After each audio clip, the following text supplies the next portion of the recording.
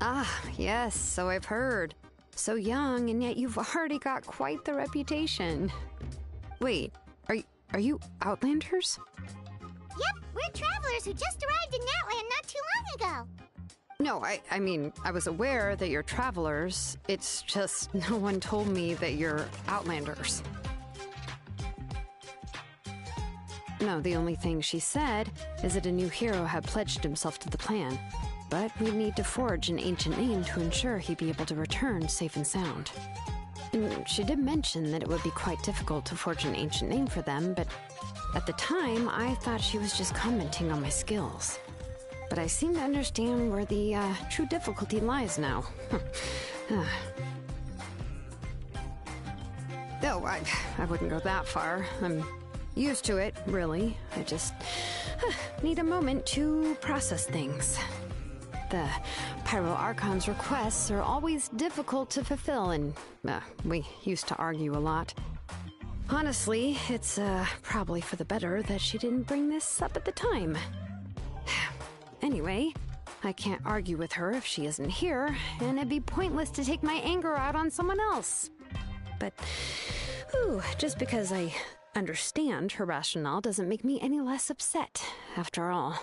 She must have known that forging an ancient name for an Outlander is an impossible task. It's impossible? As you probably know, an ancient name is a symbol of a hero's spirit and glory, which grows even richer and heavier as generations of successors inherit it. We forge ancient names by engraving the heroic deeds of an individual who will become the first hero of that particular name.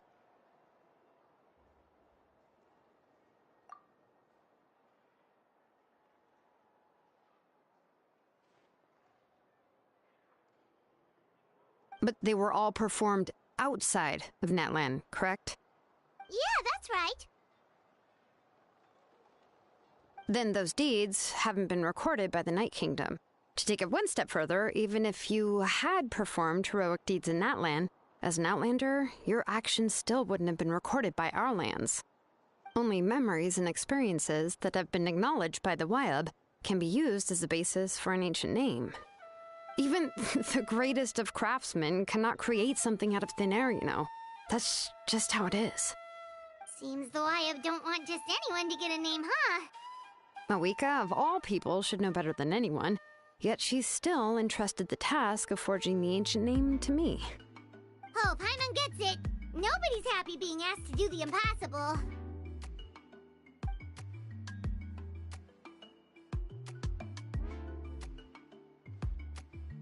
Ugh, don't remind me.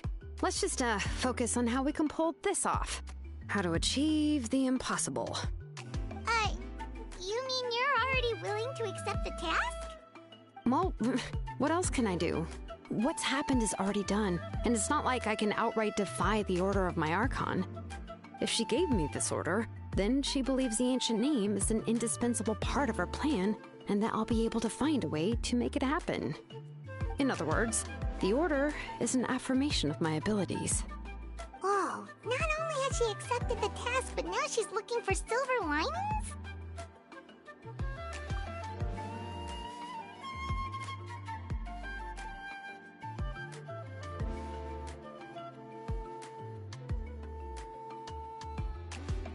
The key is getting the Wyab to somehow acknowledge the traveler's existence and record his heroic deeds. We heard the voice of a Wyab when we were in the Night Kingdom before. We even had a whole conversation with her. If we can talk to her again, maybe we can figure something out together. Well, every tribe has their own Wyab. How do we know if the one you met is indeed the best one for us to talk to? Plus, considering the unprecedented nature of this situation, I have a feeling that the acknowledgement of one Wyab alone would probably not be enough. I don't know. That requires a level of knowledge that I do not possess. We need to find a consultant who's an expert on all things Night Kingdom and Wyab. The first person who comes to mind is Seatlali at the Masters of the Nightwind, the one we call Granny Eatstali. Oh, we've heard that name before. We used her Spirit Speaker's Stone to find Kachina's ancient name. A person who can make something like that must be pretty impressive. I'm unsure she'd be able to help. Still, she's older now and quite eccentric. It's hard to even book a meeting with her, given that she's constantly holed up in her room and doesn't like to be disturbed. I've heard that to get her help, you have to be extremely patient with her and know how to keep her spirit up. I hate to break it to you, but... Huh. Why is that? I mean, didn't she already help you before? And you even managed to save Kachina. Well, yeah, at the cost of her spirit speaker stone being split into two.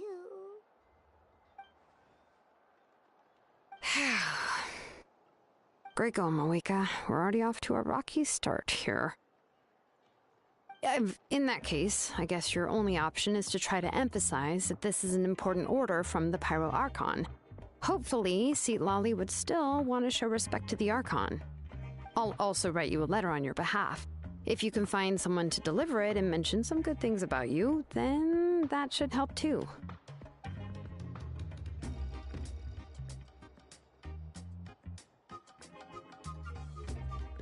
Paimon sure hopes a Hal won't interrupt when he's talking, though. All right, Kanich is a seasoned negotiator. I trust that he'll know the best things to say. Please just give me a moment to write the letter, and we can meet up near the Statue of the Seven later. Sounds good! We'll take a stroll in the meantime.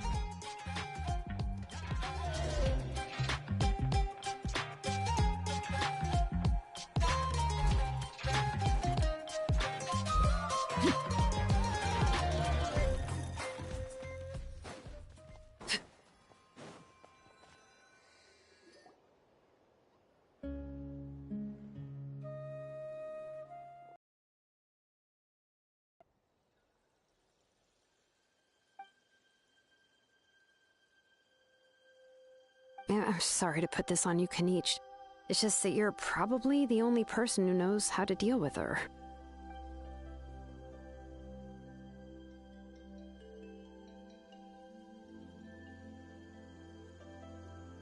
Oh, wait, so Kachina and the Traveler also know about the plan?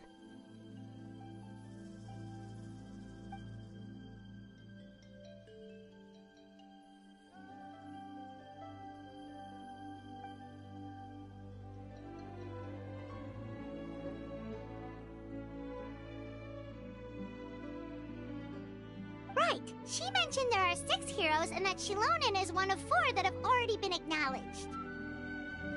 Oh, well, then I suppose there's no need to keep any secrets between us. Having companions walk by your side is perhaps the best solace when facing such a bleak reality.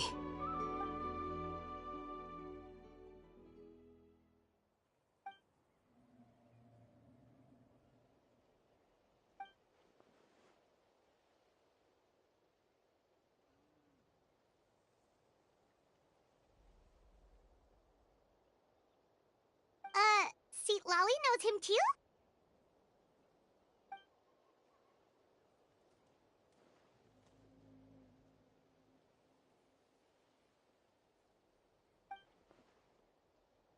Given how the Masters of the Nightwind love to babble about dreams and revelations, they're already a pretty strange bunch to most. I've never met Auroran, but if they consider him the odd one, he's got to be pretty far out there.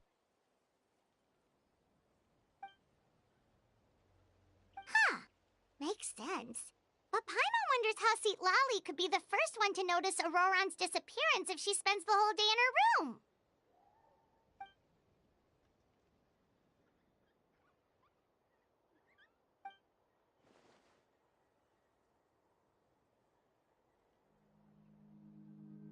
Huh, so if I'm following, you mean we'll help her investigate Auroran and the captain's whereabouts?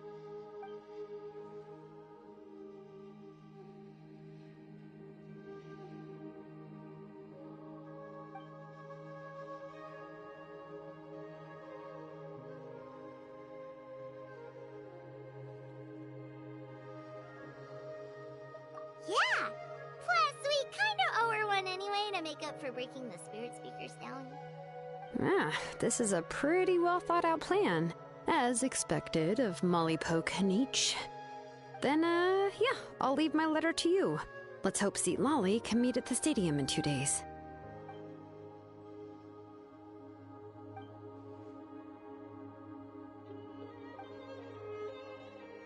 Okay, then let's part ways for now. I'll see you in a couple of days.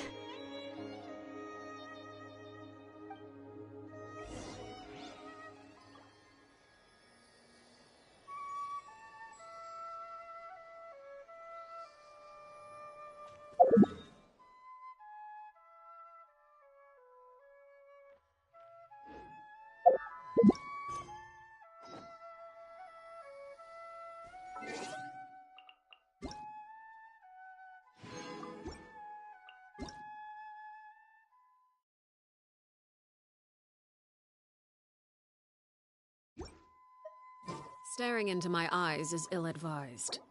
I can't come. It's your light.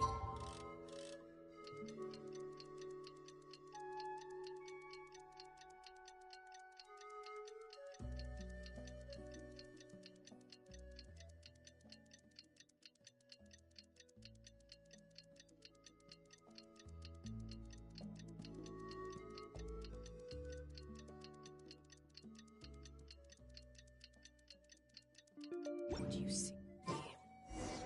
Oh, it's time to meet up with Shilonen. Let's ask her how things have been going. Okay. Hey,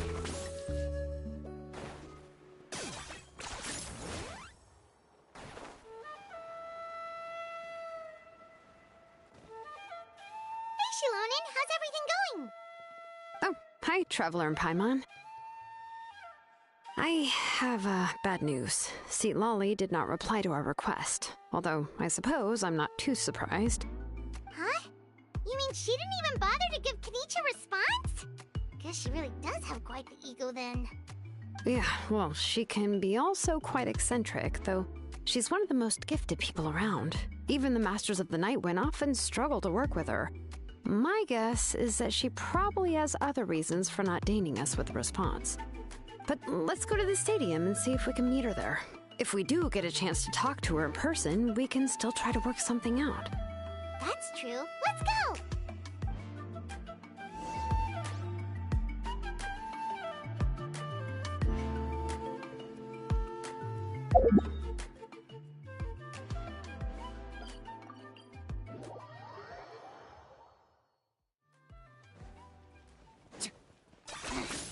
Points for agility.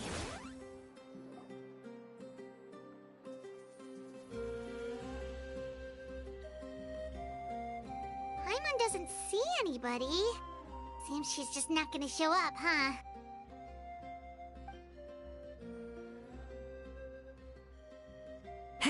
Well, we tried to be as considerate as we could, but she's under no obligation to help. That might be true, but this is still a request from the Pyro Archon, right? Shouldn't a subject always answer the call of their Archon? A subject? Well, if you ask me, I'd say we're all more like friends with the Archon. Yes, Mawika is our leader, but that doesn't mean there's any kind of tall barrier between us and her. The only thing is that she often has very high expectations of us. Huh. So even though she's super powerful, it sounds like she's actually pretty down to earth and easy to get along with. Unlike that old hag Granny Eatstily, right? Does she think she can ignore us just because she's famous? You all talk about her like she's some kind of huge deal, but she didn't even bother to reply to our letter! Seriously, if she didn't want to come, she could at least let us know! If that's what aging does to you, Paimon never wants to get old. Oh, really? So, that's how you see me? Huh? Who's there? Who's talking next to Paimon? Oh, don't mind me. I'm just a disgruntled old hag, right? Come on, relax.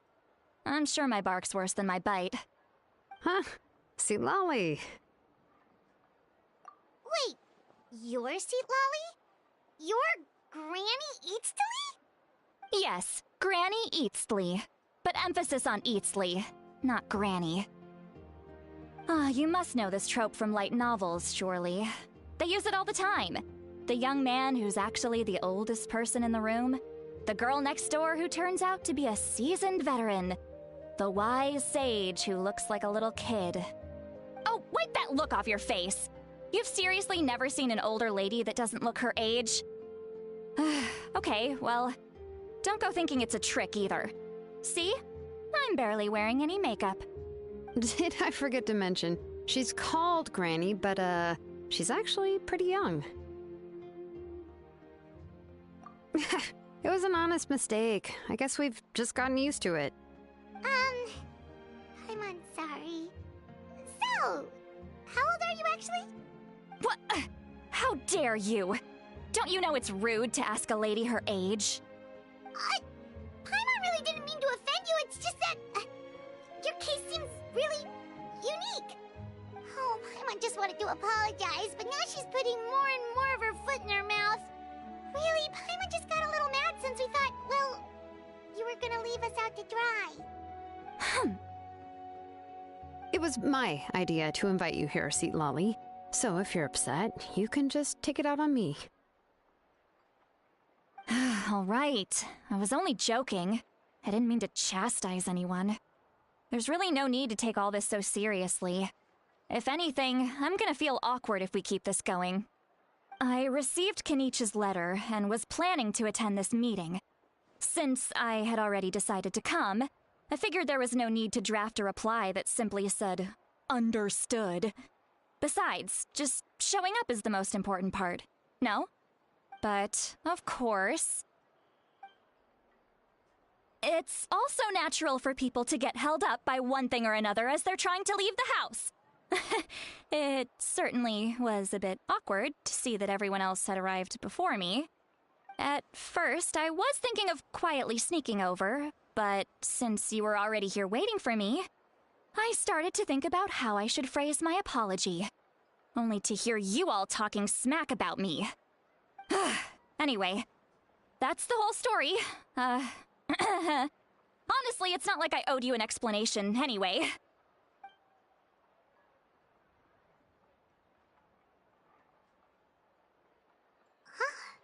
What's with that expression?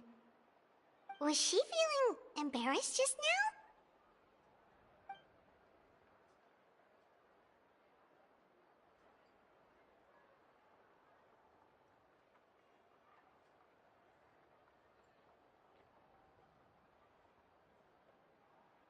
When the Masters of the Night Winds say they struggle dealing with her, I wonder if the feeling is mutual. She seems to be pretty awkward herself. Everything she does and says seems a little forced. Anyway, Shilonen, I heard that you require my help in crafting an ancient name. Correct. The situation isn't like anything we've handled before. Let me explain. I see. You to forge an ancient name for an outlander. Well, that would be a first. And you've also heard all about Auroron. I must say, he's always been a good kid. I can't see him joining the Fatui of his own volition. He must have been coerced somehow. Yeah, that's what we came here to ask you. We'll help bring Auroron back if you help us solve the problems of forging the ancient name. What do you think? I suppose I'll just call you Traveler for now. Traveler, come here. Let me take a good look at you.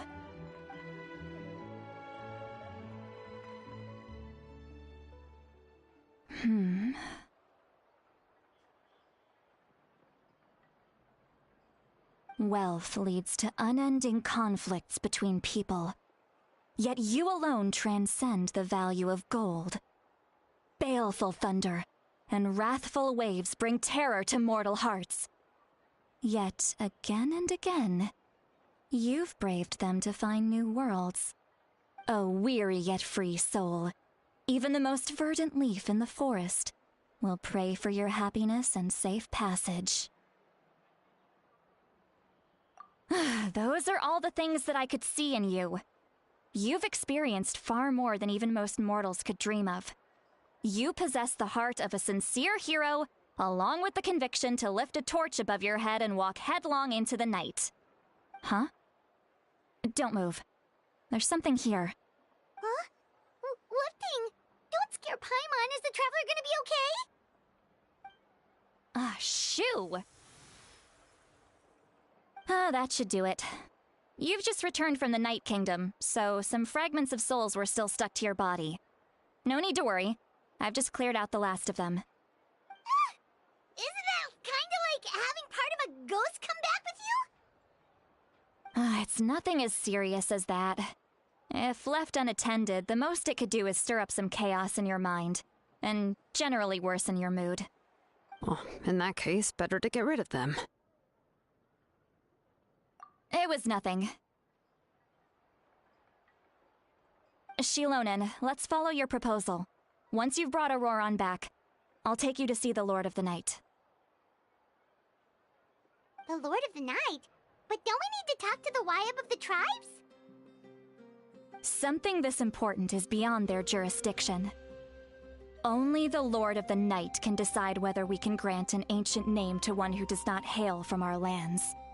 The Lord of the Night is an ancient entity that rules over the entire Night Kingdom, constantly borrowing the power of the sacred flame to combat corrosion from the abyss.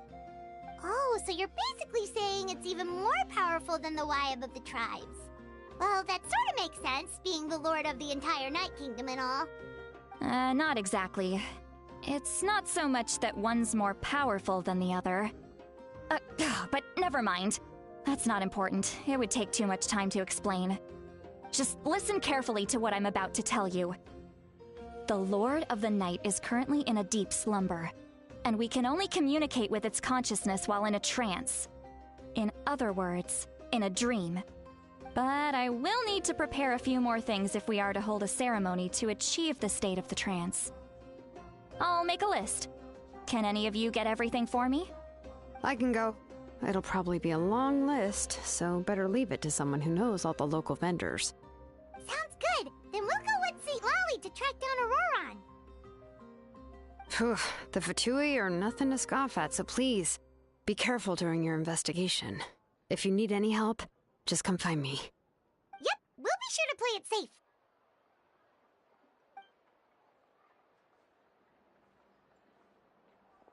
All right, now it's time for us to catch that brat and bring him back.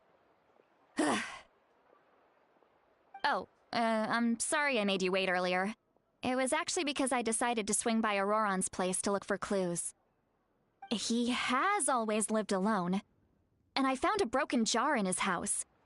There was also something off about his phlogiston aphids, which I assume is because their keeper has been gone for quite some time. And interestingly enough, I saw some slash marks in the house that did not match any of our local weapons. My guess is they were left by Snezhnayan arms. Oh, sounds like the Fatui broke into his house and took him hostage. But why would they kidnap a kid who just spends his days living in the country and raising aphids? He's only in his 20s. What would they want with him? That's not to say that I believe he's totally innocent, of course. Since he's the only one who was kidnapped out of everyone in Natlan, he must have done something to attract their attention. In any case, we'll get to the bottom of this once we manage to get him back here. I'm truly sorry to put you two through all this trouble with me. But please help me get him back. You can count on us! All right, then let's start by heading to where Auroron was seen last.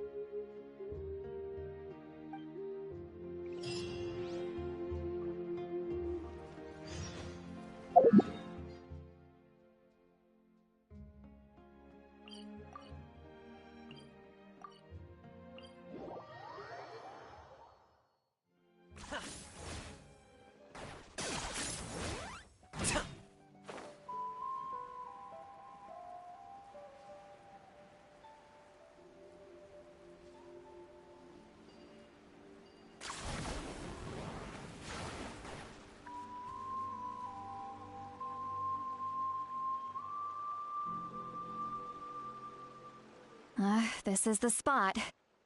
An eyewitness claimed to have seen Auroron speaking to some Fatui soldiers here. I don't know how much you're willing to believe me, but Auroron really is a good kid. I see no reason why he'd suddenly get involved with the Fatui. I'm convinced that what the witnesses saw was actually the Fatui coercing him, or perhaps trying to extract information. However, I doubt anyone would believe me, given there are no signs of a fight. Didn't Kanich say that she's a big name in Natlan? Feels kinda weird to see her so frustrated and helpless like this. Auroron? Well, he was left at the side of the road as an infant, and the people of the tribe took him in. You could say that everyone had a hand in raising him. He learned a lot from us, and once he reached adulthood, he built himself a house out in the countryside. He spends most of his days growing vegetables and raising aphids, living off of what he harvests from the garden. He's always been such a good kid. He would even get his friends to deliver whole bags of fresh produce to my place.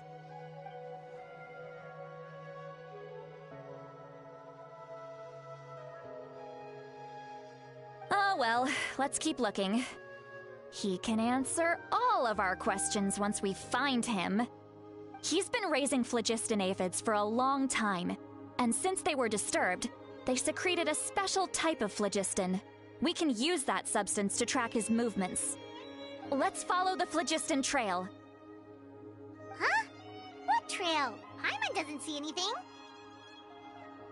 Oh, right. I forgot your eyes don't naturally perceive such things. Here, give me your hand.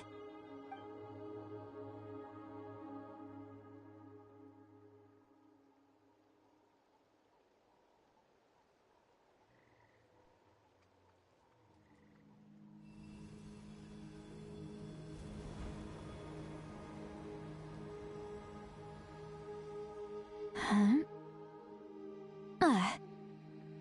How about now? What do you see?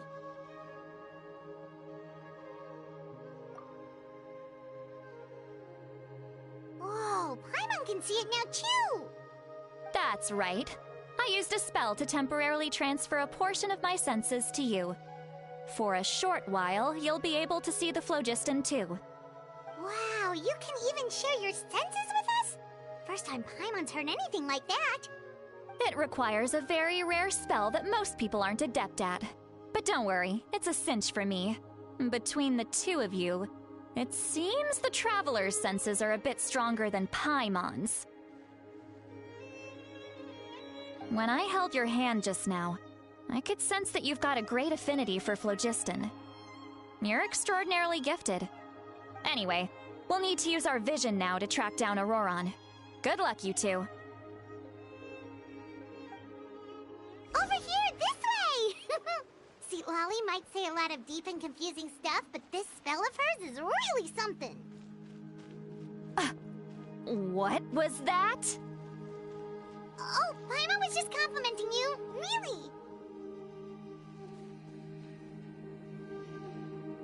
What does she mean by deep and confusing? As far as elderly shamans go, I'd say that I'm already pretty easy to talk to. Is there any other old hag who's as fluent in the language of the youth as me? But is my way of speaking still not trendy enough? I've already tried my best to match their speech patterns. But given the looks on their faces just now, or perhaps I'm still not fashionable enough? But that can't be, right? Don't tell me they're still getting the impression that I'm super old-fashioned. Huh?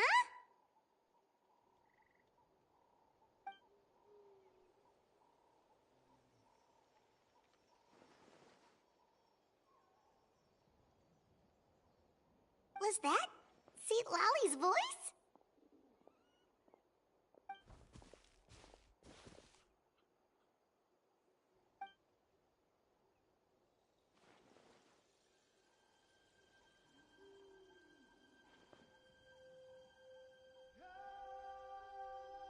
Now that I think about it, it's a good thing I found some helpers this time.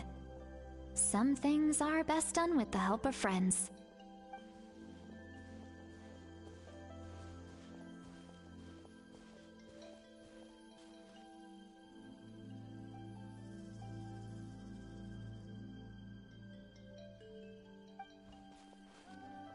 Oh? They appear to be feeling quite confident. Looks like our work will go smoothly.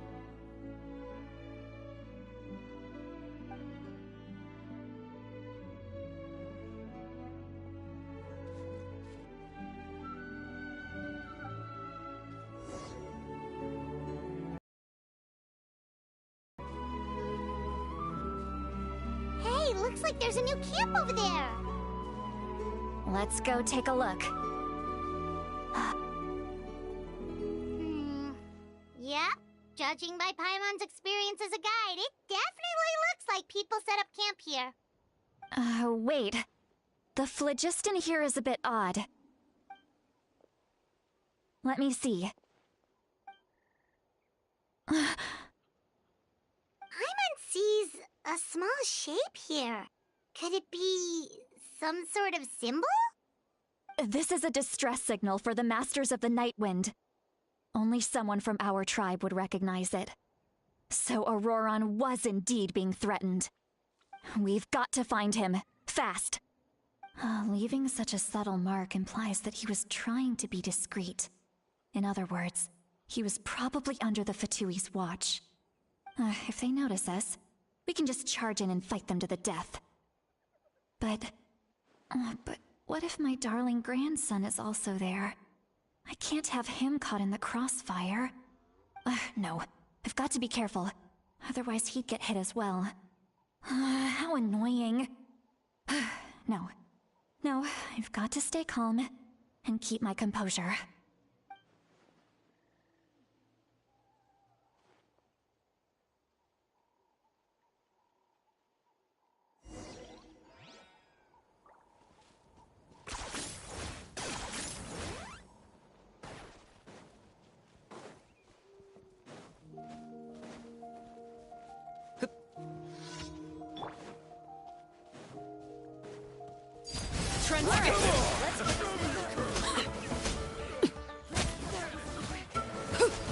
Yes, you are. Qualified after all. Okay.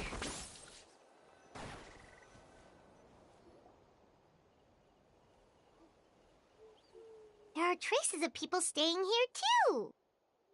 Wait a second. The phlogiston around here is jumbled up. I can also smell a mix of elements in the air. Pyro, electro, and some other elements as well. Kanich told us that you were super amazing. No wonder you can sense so many more things than us.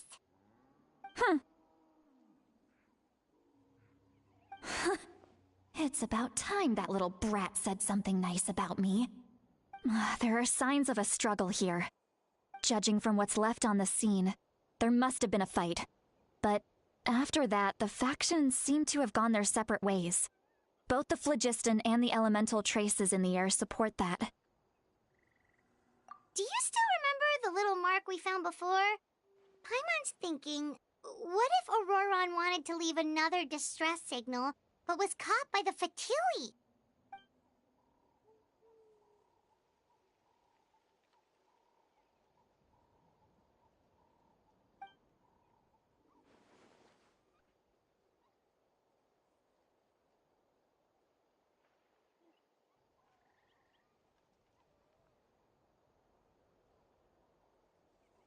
Given there are two signals leading from here, we should split up as well. I'll take this direction, and leave the other one to you. Let's meet up again later.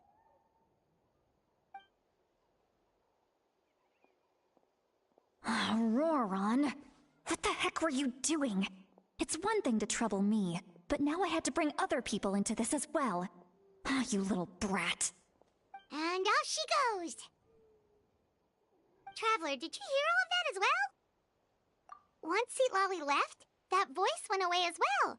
Paimon even tried calling her name inside Paimon's head, but there was no response. So you were thinking the same thing! Paimon also thought that if we could hear what she was thinking, then she could probably also hear what we were thinking in our heads. She did say that she was quite adept at this spell, and it doesn't sound like she's had any trouble with it in the past. Huh, maybe we're a special case and can hear her thoughts as a side effect. If you think about it, she's really got a lively inner world. It paints quite a different picture from Paimon's first impression of her.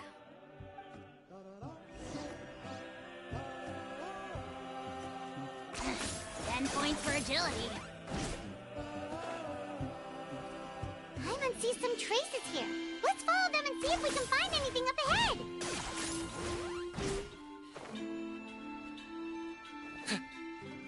Are you running away?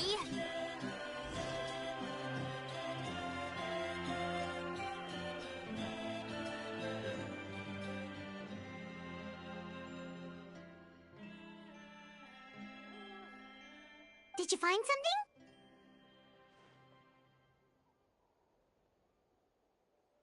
Huh. So we can't tell where Auroron might have gone from here. That's weird. The phlogiston trail suddenly stops. We can't make anything of these footprints either. But he can't have just evaporated into thin air, right? We know he wasn't alone. He had all those Fatui with him.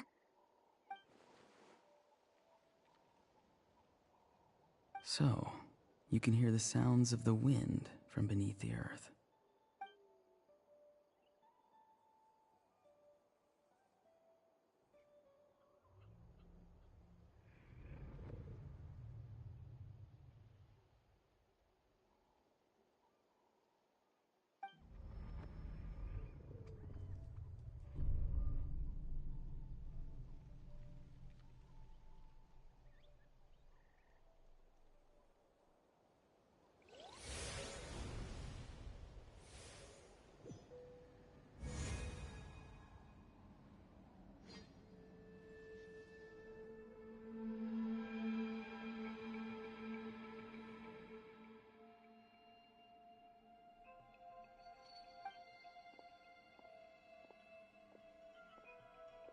I'm very sorry, but please do not move. I have no desire to hurt you. I apologize that our first meeting has to take place like this. It's just that you're much like one of those animals with ears that perk up as soon as it senses danger in their environment. And given your combat proficiency, I would not have been able to gain an advantage over you if you were anywhere else in the world. However, you're now in the Night Kingdom, a familiar domain to the Masters of the Night Wind. Hello, traveler. I'm Auroron, the one you've been searching for. Ah, the Fatui's custody. I see. So even Granny has told you that I was coerced by the Fatui. I'm afraid you've been brought here by a lie, like a false omen in the lingering smoke. My friend and I only left those traces to lure you here. Deceiving you was never our true intent, however. It was simply the fastest and most feasible way for us to set up a meeting.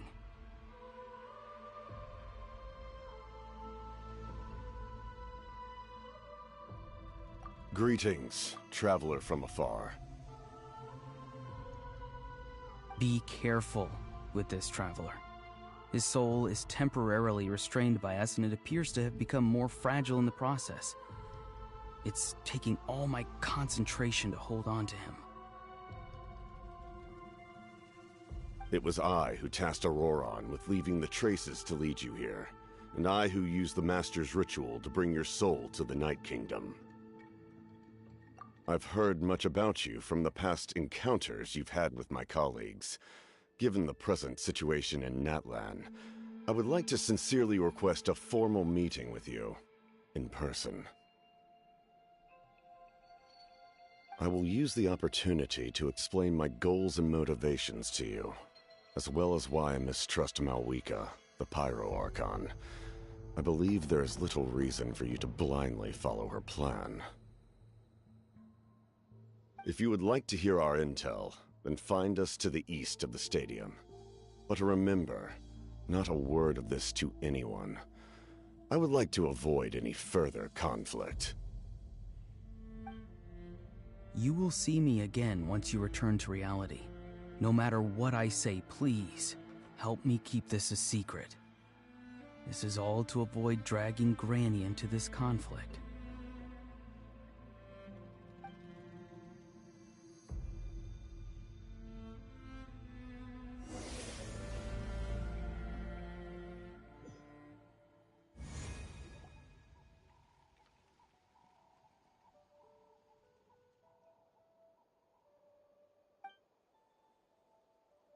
Hey, what happened just now?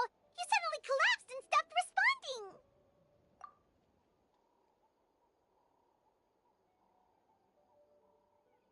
Hey, why are you sitting on the ground? Are you okay? See, Lolly! He froze for a moment and then just collapsed to the ground. Could it have been those leftover remnants from the Night Kingdom? Do you have any itches or pain anywhere? Don't worry. We can take a short break. Sorry, I know I asked for your help. But had I known you were feeling unwell, I wouldn't have taken you on this trip with me.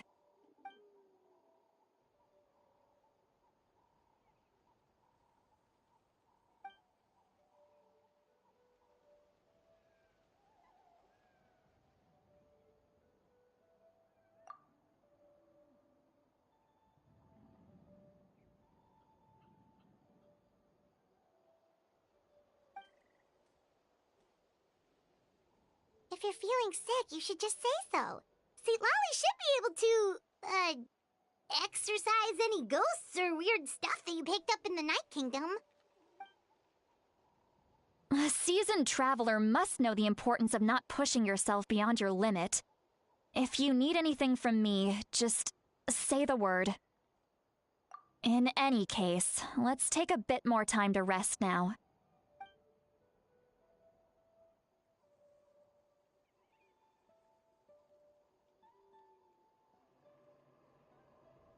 Need to be more careful next time. Feeling better yet, Traveler? All right, let's get ready.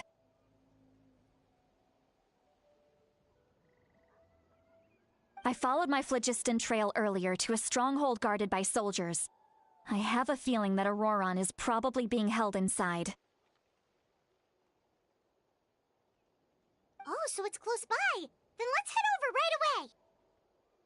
Well, I recruited you to be my helper, which means we're in this together. Like the wind and the clouds. We either move as one or not at all. But if you want to make it up to me, then just be sure to fight extra hard when the time comes.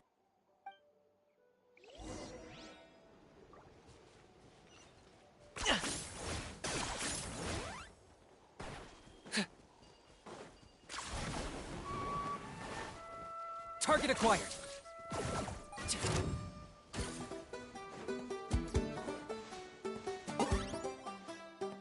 Look over there. Huh? Paimon thinks she sees someone in the middle of the camp. That's Auroron. So he really was taken by the Fatui.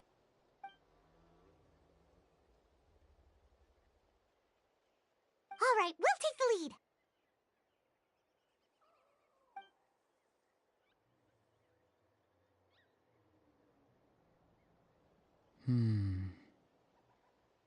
Hey, quit daydreaming. Don't you have work to do? I cannot see the sun. What? Without the sun, I cannot see the truth. You are currently blocking the light, so I must beseech you to move aside. Huh? Okay, Mr. Philosopher. That's enough mumbo-jumbo. Wow. I'm going to rip that guy's head right off. See, Lolly's struggling to control her temper now. Are you ready? Let's go kick their butts. On my count. 3, 2, 1! Still trying to resist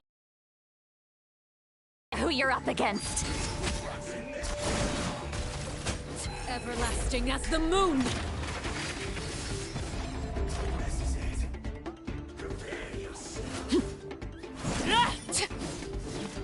Right here! Clear the area! You asked for it! Locked on!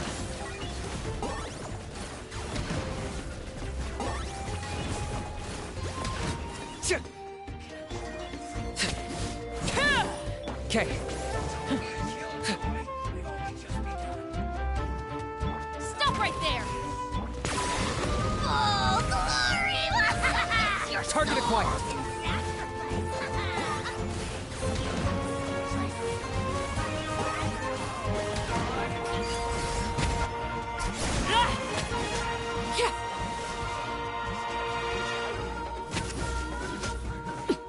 Okay. I got him cornered.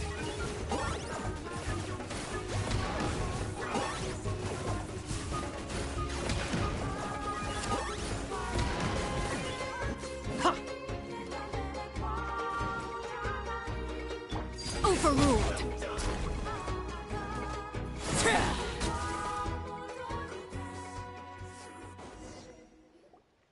Auroron! Granny! Paimon knows she's called Granny Eats to Lead, but it's still kind of weird hearing someone actually call her Granny. And greetings to you too, Gramps. What did you just call him? Gramps? Is that not right? You're Granny's friend, are you not? You seem to be approximately the same age as her, so I figured you've got to be Gramps. How many times have I told you? It doesn't work like that. There are a lot of people who look about the same age as me. You can't go around calling everyone Gramps or Granny. Oh, wait. He's not a child, is he? Don't tell Paimon he's one of those people who look like an adult but are actually only 8 or 9 years old. Oh, your words have pierced my heart like a thorned vine. Given how hard those thorns are to remove, I may just need to find a pair of tweezers. Why are you so upset? You can just say yes or no. Of course I'm not a child. It's just Granny always taught me to show gratitude where it's due. And since the Masters of the Night Wind raised me collectively, I basically see everyone above a certain age as an elder I should look up to.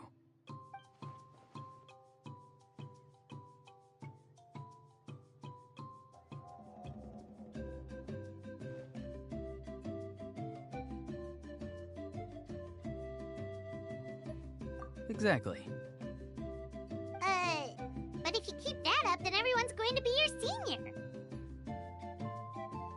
And do you think saying all of this is gonna save you from a scolding, Auroron?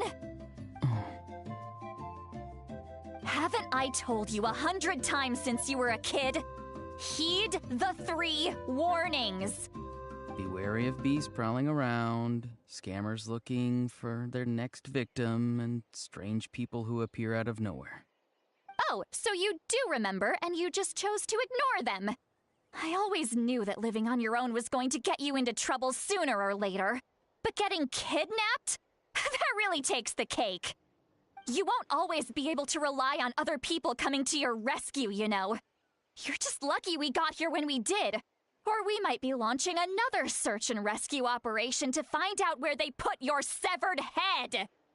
I'm sorry, Granny. I'll be more careful next time.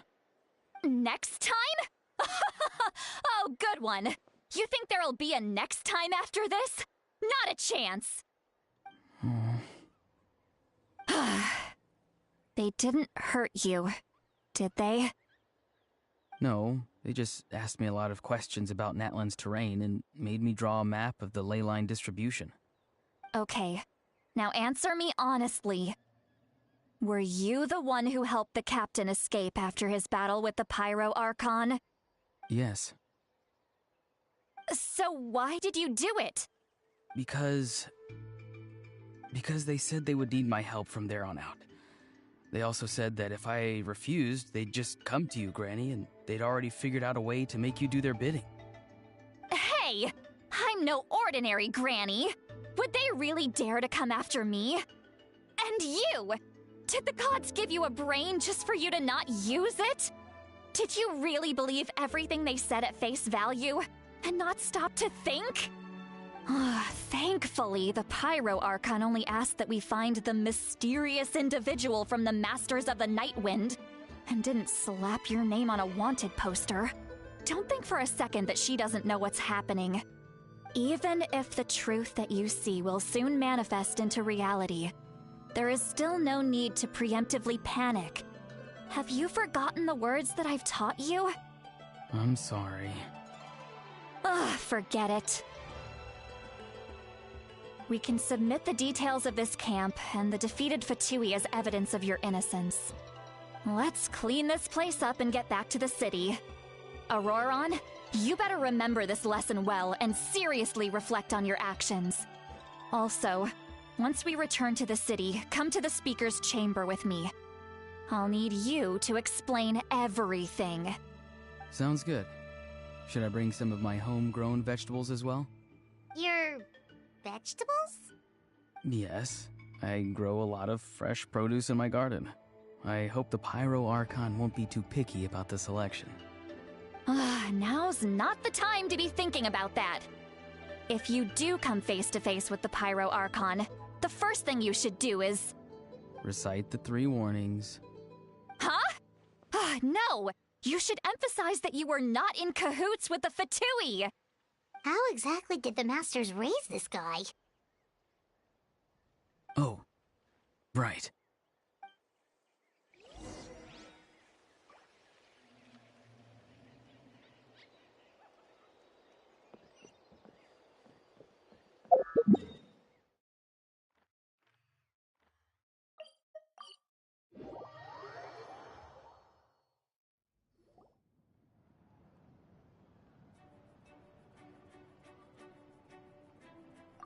I see. So Auroron came to the captain's rescue because he promised to help him in exchange for Citlali's safety. That's right. I'm sorry. Now that you know Auroron was only trying to protect another member of his tribe, could I ask you to petition the Pyro Archon for her forgiveness? We'll give her a full report. We'll let you know once she's reached a decision. Will I need to stay here? Technically, yes. But if Miss Citlali is willing to serve as your guarantor, then we can release you from custody. Sure. I'd be happy to do that. I don't have any more time to waste here. I still have other things to do. Understood. Thank you very much. Mr. Auroron, please report back to the Speaker's chamber as soon as you've received notice of the Archon's decision. I understand. Thank you. And thank you too, Granny. Well, at least you won't need to hide your face anymore. Traveler, Paimon, thank you very much for your help. And don't worry, I haven't forgotten about my side of the deal. Once Auroron is settled, I'll go talk to Shilonen and get started on forging an ancient name for you. Oh, thank you! You scratch my back, I scratch yours.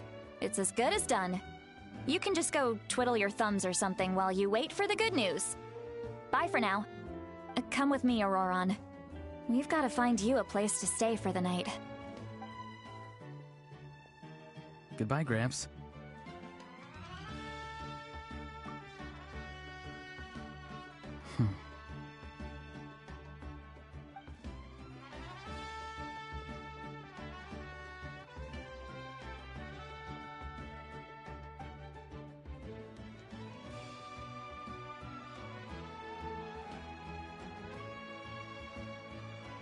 We're finally done.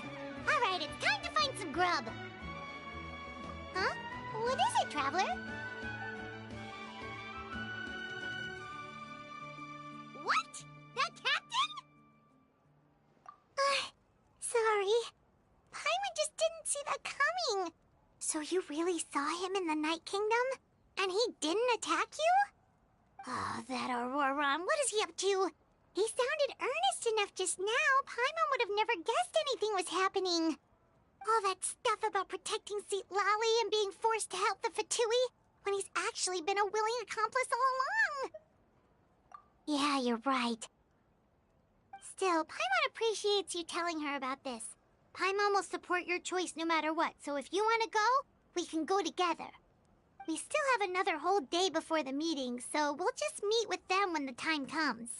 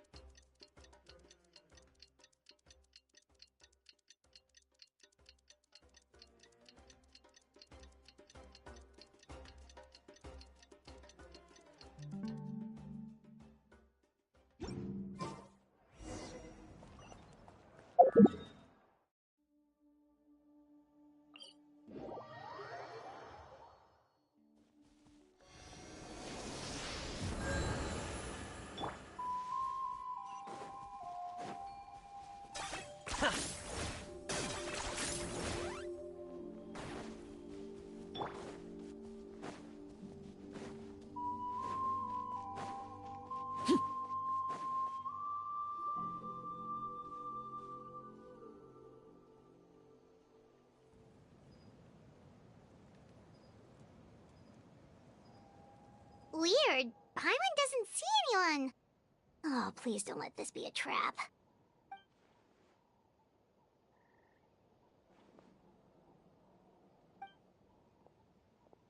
What was that?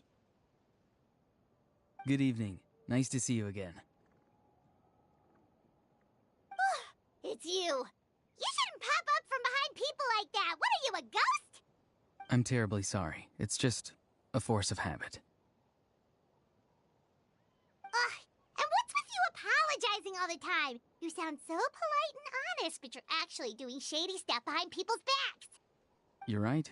Granny tells me that too. Huh. Come to think of it, you remind me of her.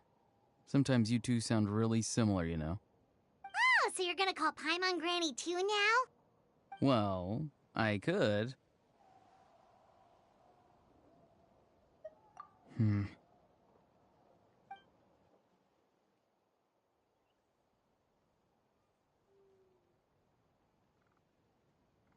It's all clear. Over to you. Excellent. The fact that you showed up proves that I was right about your character.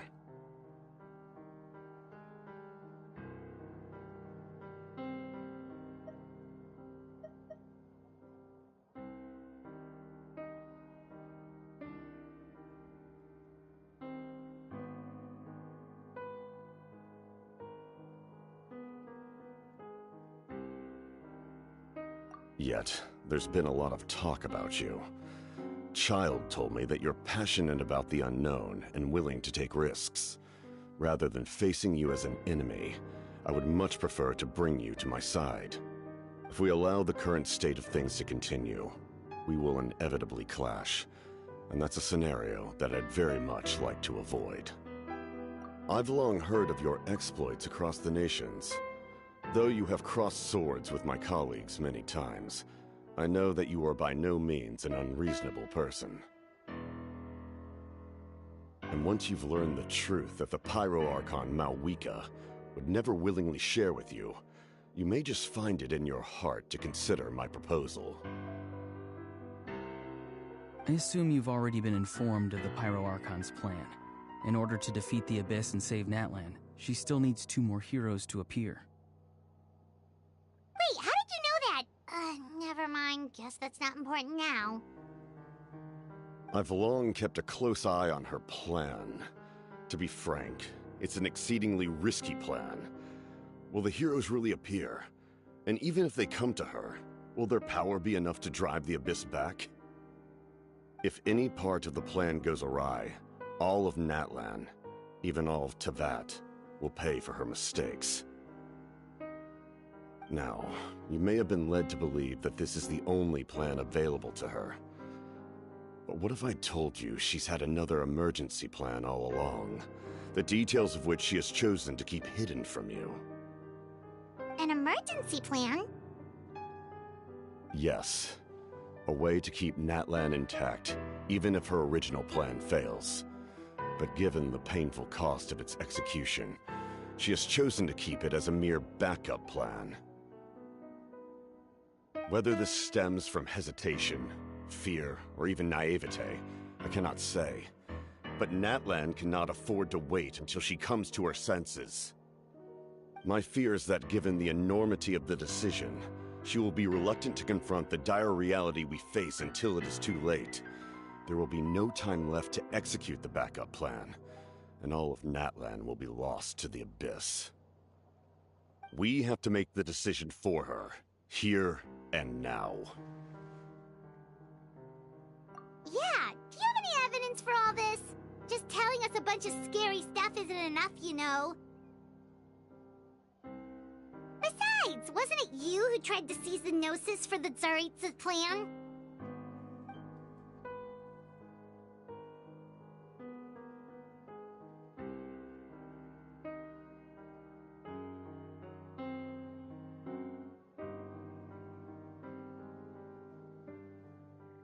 I knew you'd be clever enough to see. That's right. I did not seek the Gnosis for the Tsaritsa. Since I was defeated in battle, I must put to rest my thoughts about the Gnosis. But even so, my desire to save Natlan remains unchanged. And now, I have found a new way to solve the crisis. We can implement it immediately if we reach an agreement.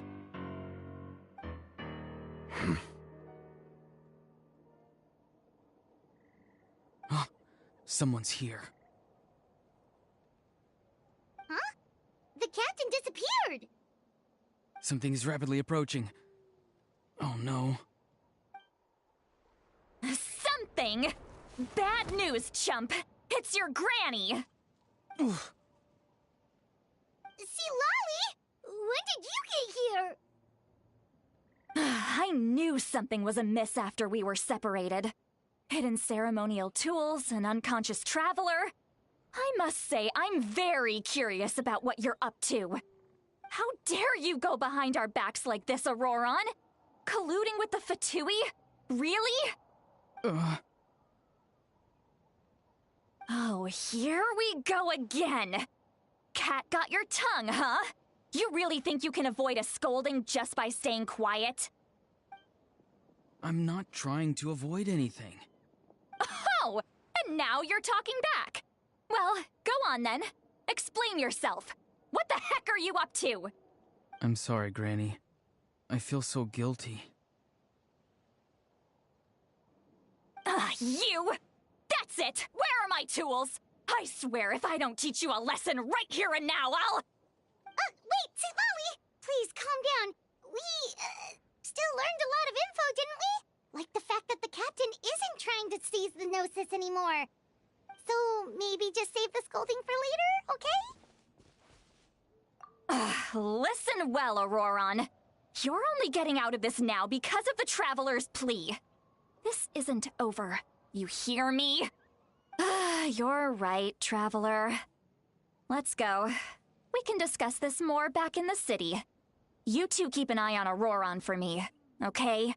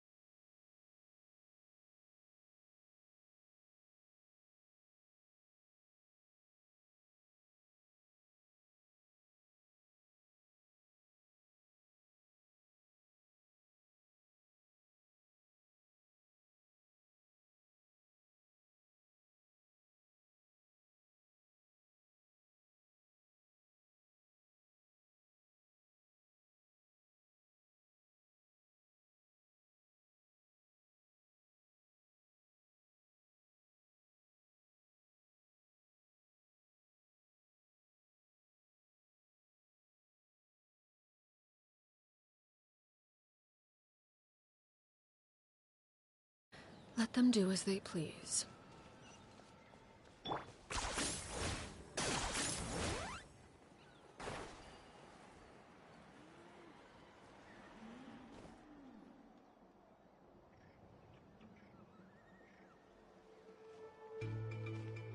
In all my years, I've never had a child cause me so much grief.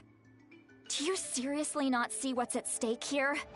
You've got a head on your shoulders, Auroron. Use it! Why did you help the captain? And I want the truth this time. No answer? Think you're being smart? Then let me ask a different question. What does the captain want? What is his purpose in Natlan? Really? You're just going to stonewall me?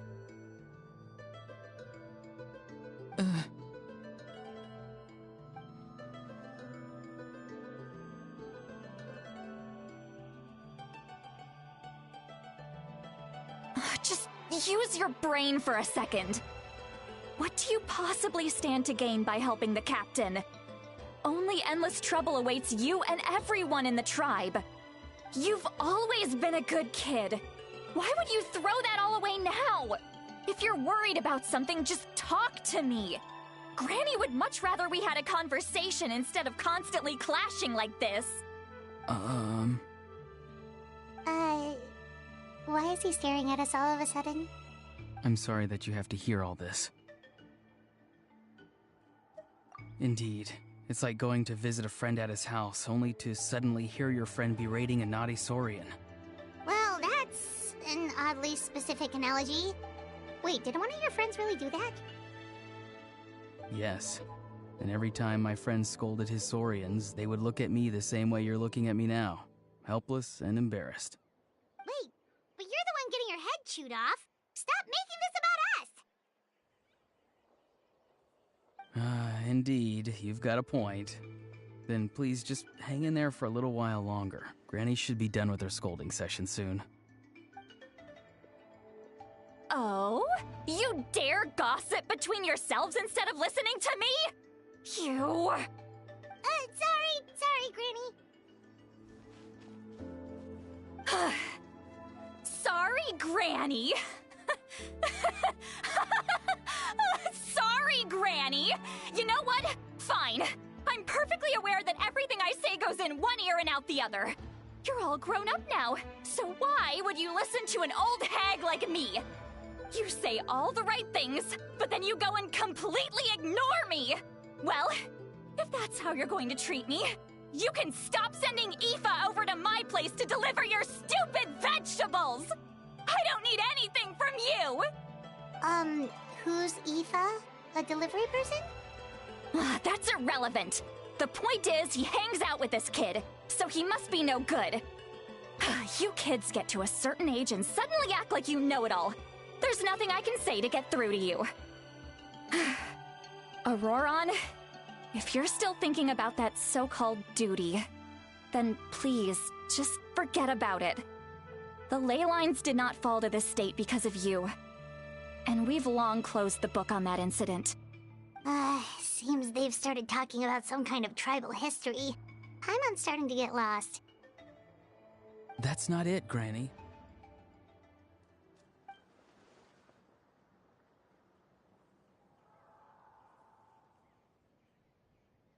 I know you tend to get down on yourself when you're upset, but I can tell I really hurt you this time. All I can say is I'm sorry.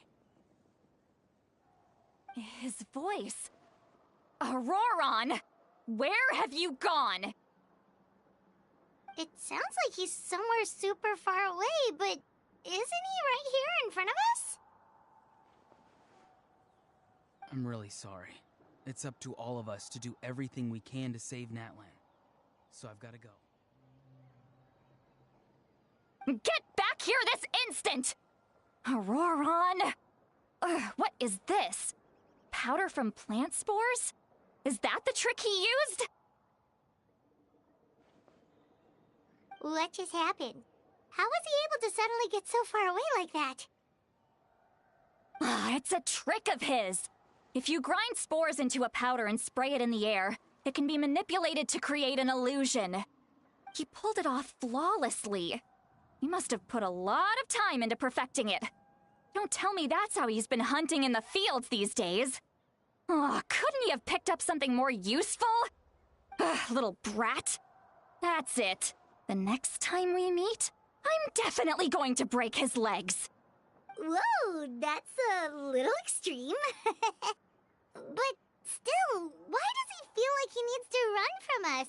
If his goal is also to protect Natlan, then can't we work together?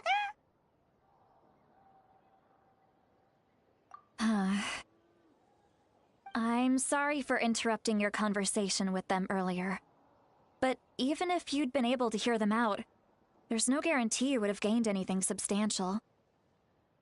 Auroron probably did everything he could to get away because he knew I'd get the truth out of him sooner or later. Ah, that brat. I swear.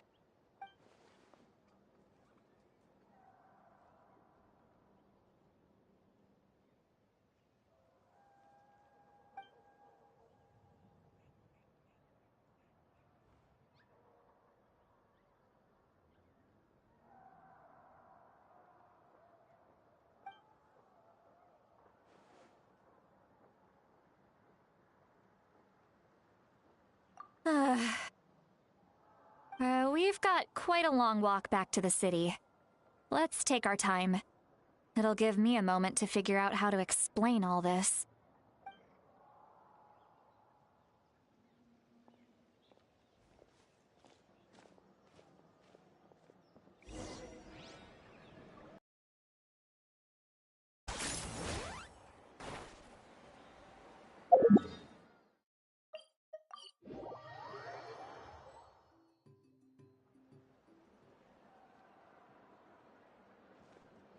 Do you two have some time? Feeling hungry? How about we get something to eat? All right, it's been a while since we last ate. Now that we can relax, Paimon just realized how hungry she is. Then let's go. We can find somewhere to sit down and talk. Food and drinks are on me. How did this become Paimonville? See, Lolly looks quite down on herself. All right. It's on Paimon this time.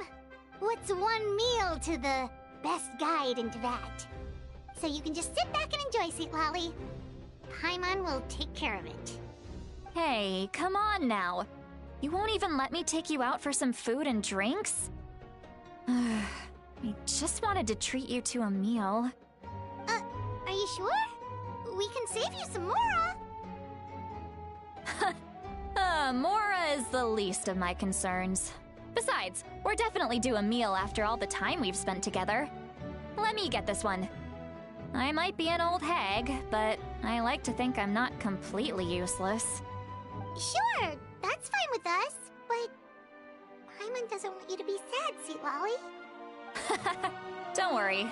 I'm sure a juicy grilled steak will work wonders.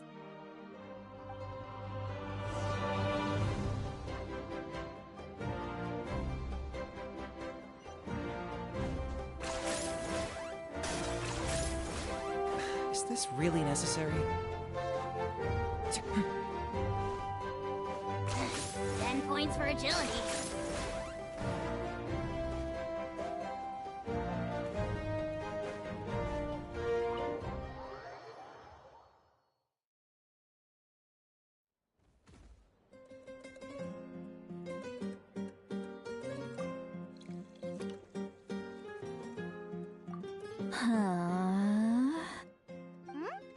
What are you looking at? Do you see two people standing by the door?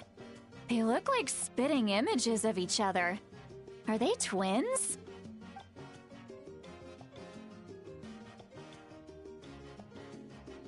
But Paimon only sees one person there. Huh? How could that be? I guess my mind isn't as sharp as it used to be. Give me another bottle, boss! Do you think she's drunk? There you go, miss. Oh my, it's not every day you get to see Granny Itzley here with some friends. Not to mention ones who've made a huge name for themselves recently. Oh, so you've heard of us? Of course I have. Aren't you the ones who saved Kachina and brought her back? No wonder you hit it off with Granny Sitlali. She wouldn't spend time with just anybody, you know. I don't even remember the last time I saw her with a new friend. Wait, so you call her Granny too? Well, given our ages, it'd probably be more accurate for me to call her my great-great-granny. She's one of the most famous people at the Masters of the Nightwind. Most days, hardly anyone even dares talk to her. Huh? Gossiping about me right in front of my face now, are you, Chonka? Oh, please, Granny, I wouldn't dare. I'm just beyond happy to see you bring over some new friends. After all, any friends of our regulars are sure to be great customers too. All right, that's enough. Go on now. I'm sure the other customers would like to talk to you as well. There's no need to keep staring at me. I promise I'll keep my alcohol down until I leave. Well then, you have my thanks.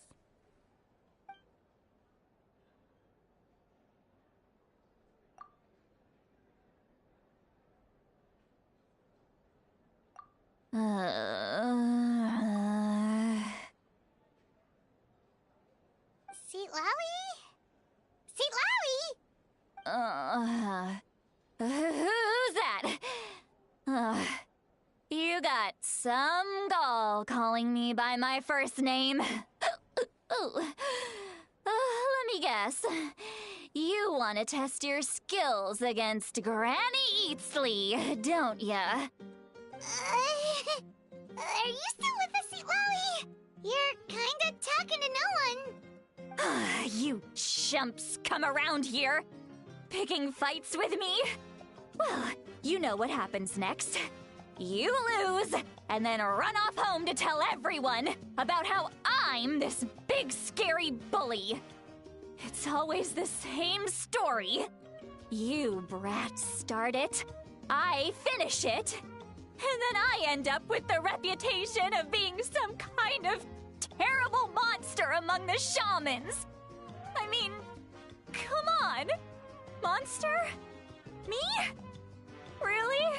What did I do to deserve that? Granny Sitlali, you're not a monster at all. Exactly. And while we're at it, I'm not some lazy slacker either. Between meditation, advising the chief, and speaking with the Wyab, I actually have a pretty packed schedule, you know. Oh yeah. And I have to mentor all the new kids. Hey, new kid. Yeah, you. Don't play dumb. Didn't I teach you how to find phlogiston? You see? I know my stuff. I'm a good teacher. You tell him. That's more like it. About dang time someone showed me a little respect. Yeah, Granny's a hard worker, all right. You can always rely on old Granny.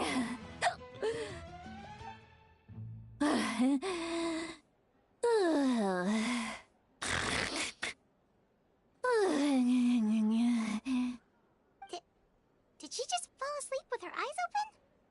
Oh, jeez. Behind this pitch-black curtain, a chapter of hatred reveals itself. Behind the smoke. The lingering smoke. She's meditating again. She does this whenever she's had a few too many drinks. Her mind's actually racing at this point. It's quite the opposite of sleep. Is this another specialty of the Masters of the Nightwind? No, I'd say it's an ability that's unique to Sitlali herself. While she can easily pick up everyone else's skills and tricks, few have been able to master hers. Warning, warning. Red, the color of danger, has now arisen within that pair of eyes. Huh? Traveler? Paimon? What's wrong? I'm gonna hurl. Hang on, just keep it in. Phew. Okay, it's passed. That was a close one. You had Paimon worried. Paimon really thought you were about to barf all over the table just now.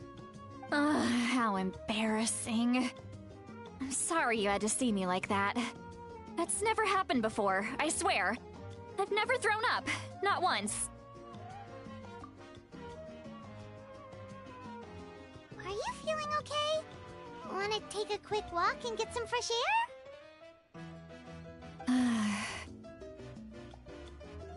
There's so much that I want to say, but I can't. Why not? Of course you can. Just say whatever's on your mind. Please, Paimon, it's not as simple as you think. We've only known each other for a few days, right? What would you think of me if I were to start dumping all of my complaints on you after we've only just met? Oh, Paimon gets it. You're hoping that we wouldn't think less of you no matter what you're about to say. No, that wasn't my point at all! Seriously, don't you youngsters know anything about shame? I'm talking about shame! I've lived all these years and still can't get rid of it! Surely, you know the feeling too? Actually, about that. Huh? Tell me what? Yeah, this is as good a time as any.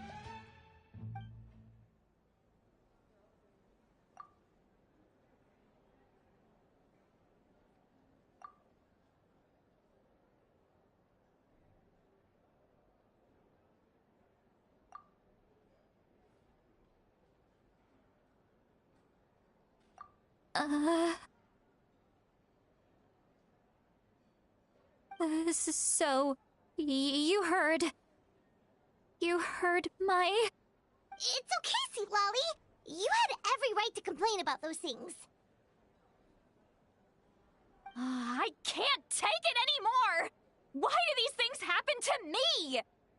Hearing me mumble under my breath is one thing, but hearing what I mumble in my own head? That's too much! It's just like when you're rolling on the floor in your pajamas, but you forget to lock the door, and someone bursts in to deliver cabbages and sees the whole thing! So that, happens to you a lot. It happens to people in general, okay? Doesn't matter if you're 200 years old or 1,000 years old. Everyone rolls around in their pajamas sometimes. I was just picking something generic. Take a walk with me. I have things to share with you. Looks like she's completely given up. Like those criminals who just confess everything and accept their fate.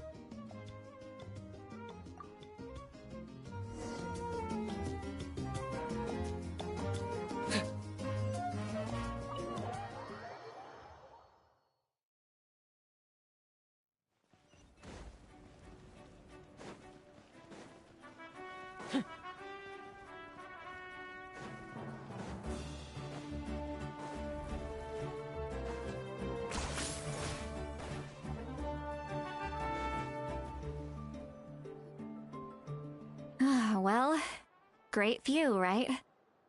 I love coming here by myself. Wow, it's beautiful! You're making me want to cry. Oh no, what do we do? Please don't cry! I was an expression, okay? A figure of speech. I'm just...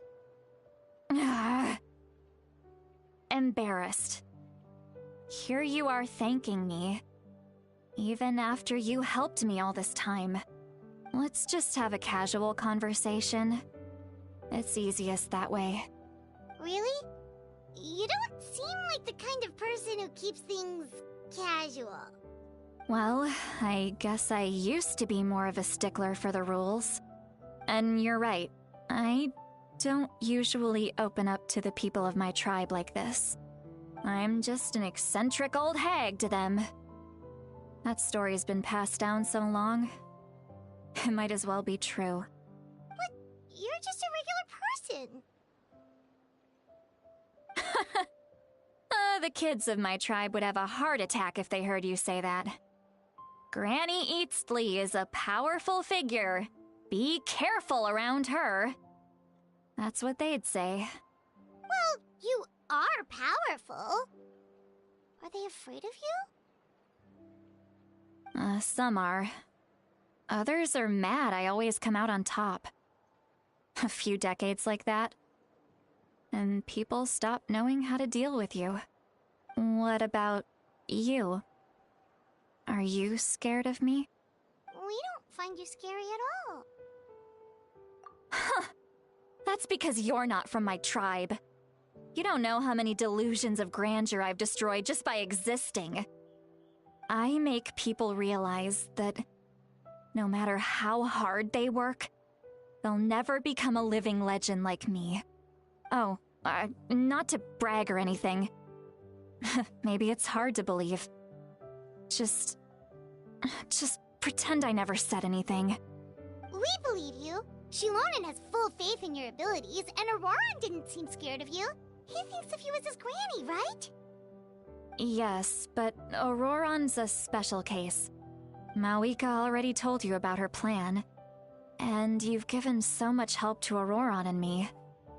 You deserve to learn the full truth. Auroran's not like other people. As I mentioned, he was abandoned as a child. The reason being, his soul is incomplete. The Masters of the Nightwind view this as a bad omen, capable of bringing about illness and misfortune. No one knows who his parents were. He was just left on a rock in the wilderness. It's a miracle he wasn't devoured by some wild beast. The Masters of the Nightwind believe they can see human souls, and in Auroran's incomplete soul, they saw a possibility for Natlan. A possibility to turn Auroran into a vessel for lost souls. The ceremony would allow lost souls to gather within him. Auroran would then be sent to the Night Kingdom to return the souls to their rightful place, strengthening the ley lines and completing the ceremony. Wait, that doesn't sound right. Now you see the problem. When damage occurs to the Night Kingdom, the souls held within disperse and remain adrift, unable to find a way back to the ley lines. This loss of souls damages the Night Kingdom even further. The ceremony can send back countless souls at once, which would benefit the Night Kingdom and the souls themselves. Of course, the vessel, Auroran, would be sacrificed in the process. I wasn't surprised the chief at the time came up with the plan. The ley lines were already in a terrible state. A suitable candidate for the ceremony appears, and now you have the chance to make things better. Of course you're going to take it. When the chief asked for my opinion, I didn't give my approval, but I didn't object either. So they went ahead with the ceremony. It failed, and Auroran escaped with his life. Pathetic, isn't it? By not objecting, I basically gave them the go-ahead. Maybe they didn't have my explicit approval, but it's not like I did the right thing. If the ceremony was successful, Auroran would probably be dead. Of course, in my tribe, death is rarely something to fear. But what kind of message would we be sending by sentencing a newborn to death? By using a human life as a tool? It's not right. So, when I learned the ceremony had failed, I was ashamed by my inaction, and absolutely relieved by the result. The plan was never a secret. Or, I guess I should say, there was no point to keeping it a secret. A simple investigation from Auroran would reveal everything. Everyone thought he would be happy he survived. And he never really said anything to the contrary. But just as I was about to put all of it behind me, he asks this question. Would Natlan have been saved if the ceremony succeeded? Wait, but it's not his fault. He knows that, but he still feels guilty. Auroron has a strong ability to perceive souls, more than any of us. He understands just how dire the situation with ley lines has become. Maybe he chose to work with the Fatui because he still thinks he owes a debt to Natlan. I can only imagine what they told him. Traveler, didn't the captain say he found a way to solve the crisis? Maybe that's what brought Auroron into this. Anyway, we can't just let things go on like this. We have to convince him to come back! You don't look so good, Seatlolly. Maybe you should head back and get some sleep. Probably drank too much. It's okay. The fresh air is doing me good. Okay. Forget that. I need to go home. I hit it a little too hard. You've helped me so much already. How do I even begin to thank you? Hey, we're friends, aren't we? Besides, you already said you owe us a favor, so you don't need to worry about us. Good point. Well, I'll go home and get some sleep. We can figure out our next move in the morning.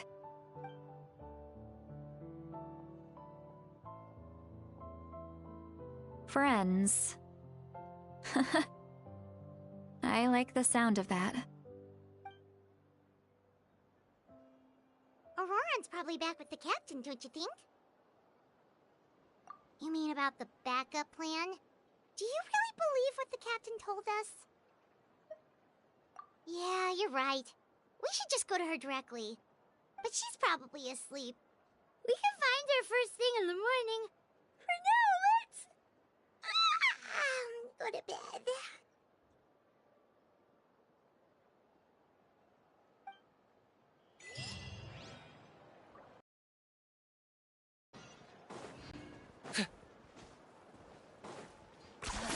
You really are a one-trick pony, you know.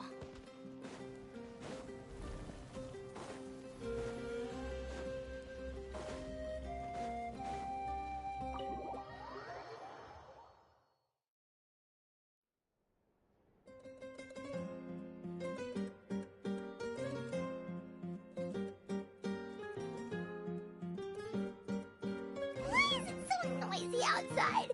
I would still have to sleep. Well, guess we should see what's going on.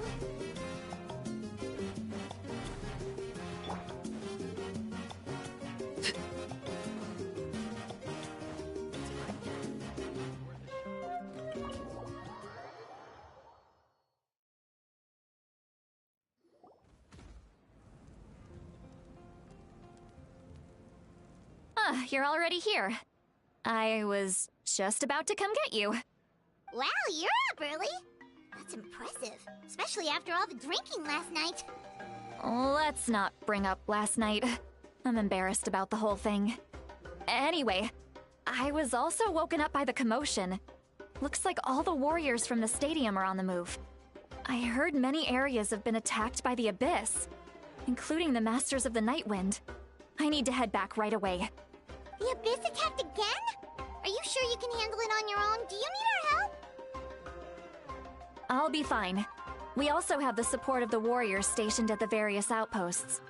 Given the quick response, things shouldn't get too serious. The stadium could always use more manpower, so you should join the forces here. I'm done making excuses for him. He's not a child anymore. He needs to take responsibility for his actions.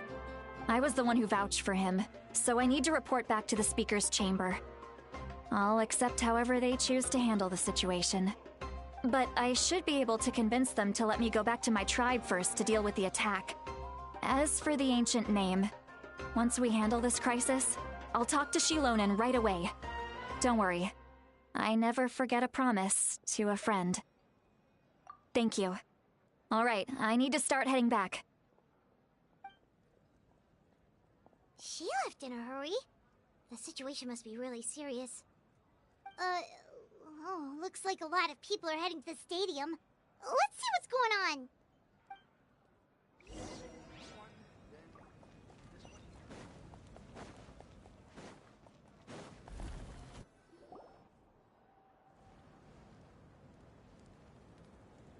Traveler, over here!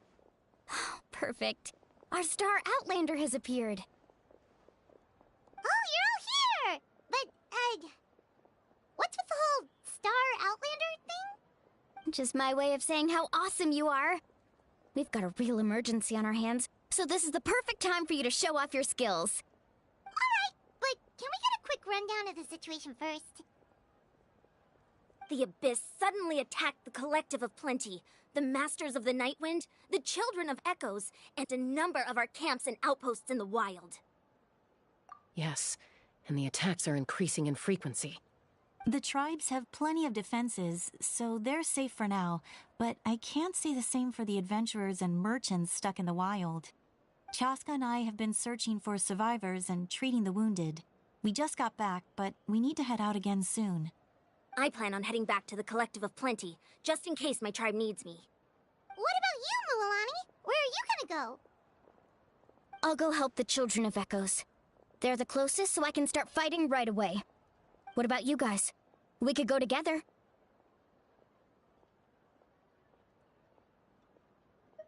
Yeah, that does sound important. No worries. Just leave the Children of Echoes to us. Who knows? Maybe yours truly will have the Abyss on the run by the time you're finished. That would be pretty great, actually. I hope my tribe gets through okay. It'll be fine. Your tribe doesn't do all that bodybuilding for nothing. Let's part ways here for now. And most importantly, be careful, everyone. Oh, and some of us need to avoid getting contaminated by dangerous-looking substances. That will make my job a lot easier. Koichi, do we really have to do this now? It's alright. She's just looking out for everyone. Alright, let's hurry up and talk to the Pyro Archon so we can help the others.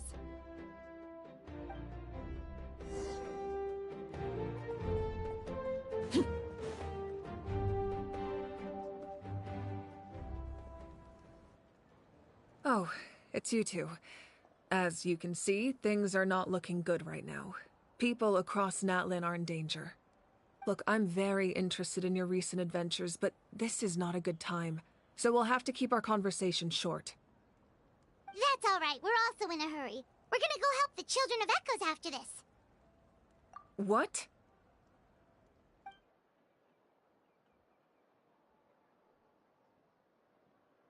So he thinks my plan is too risky. He thinks I'm being stubborn. I shouldn't underestimate the Fatui's ability to gather intelligence. The Gnosis does have that function, but there's more to the story. I will answer you honestly, but you must help me keep this a secret. I can use the power of the Gnosis to save Natlan, but it comes at a heavy price. The Gnosis would drain all the souls and memories from the Night Kingdom and weave them into a giant net, which would surround the ley lines and protect them against abyssal corrosion. Wait, you can use souls to weave a net? But does that mean... Yes. It means sacrificing those souls in the process. Souls are just another form of life. The cruelty of this method is self-evident. The Night Kingdom not only houses the souls of the dead, but also our memories and legends. Using the Gnosis means converting all three into material for the net, erasing our history and culture. Even then, the net can still become corroded. If we cannot find a way to repair the damaged ley lines before that happens, then all those sacrifices are for nothing. Given the enormity of the price, it's a solution I refuse to consider right now. I want us to win, but I also care about how we win, and what that means for us in the end. Now it's true, both plans come at a risk, but after weighing our options, This is our best bet. Natlan is unique among the nations of Teyvat. Given the ever-looming threat of the Abyss, the Pyro Archons had to account for the worst-case scenario. Having a contingency plan is our duty, not just to the people of Natlan, but to all who live on this continent. Still, this has always been a well-kept secret. I'm very curious how the captain learned this information. Oh, one more thing? The captain said he found another way to solve the problem. Could be equally as extreme, though. Without the Gnosis, he should have no other option. But I see no reason for him to lie. Seems like our only path forward is to track him down, so he can answer that question for us.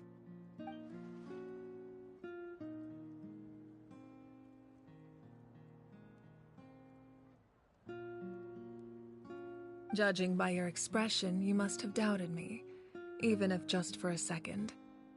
Not even a little! We would never— Wait, what are you talking about, Traveler?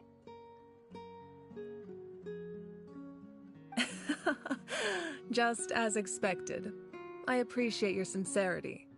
Maybe it was out of caution, anxiety, or simple curiosity, but know this. No matter what, our goal remains the same. We both want to save the people of this land. So now that you have your answer, do you still doubt me? You scared Paimon. You've really got a lot of guts, Traveler. That's a good thing. Oh, and feel free to call me Mawika. It's what all my friends call me, and I like it that way. As for the captain, the intelligence officers we assigned to the Fatui should be back soon. We'll get our answer then. That's great! Sounds like we just have to wait a little longer.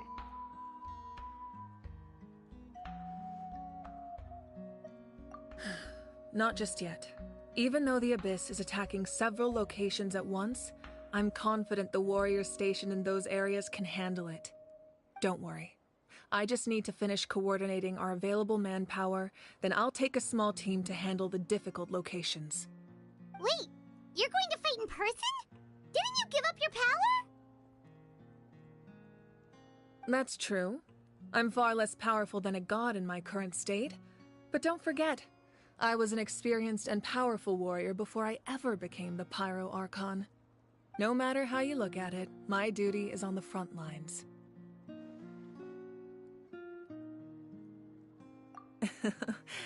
I just think there's strength in numbers.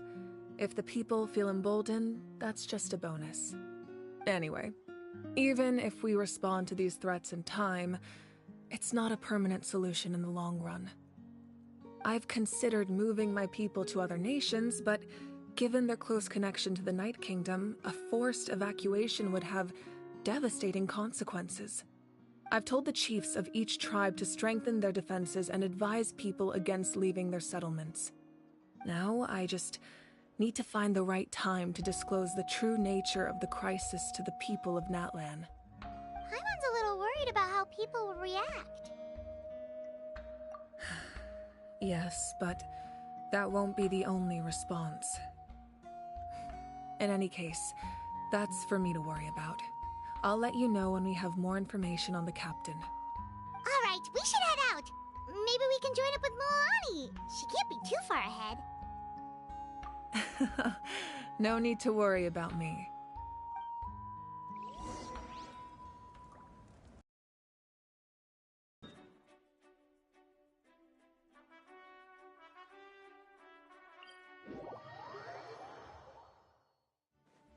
Okay.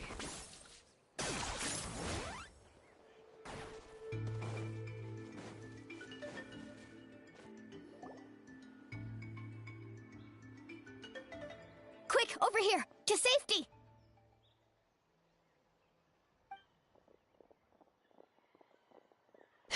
Kachina, how many people do you have left?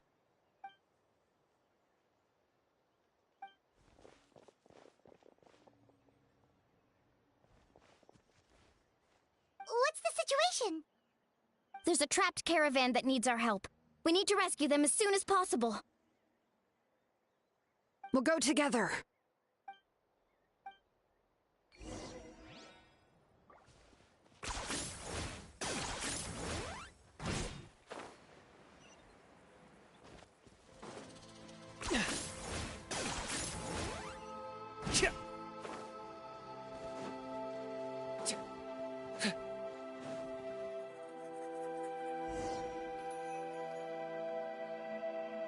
Stay safe. We've got this.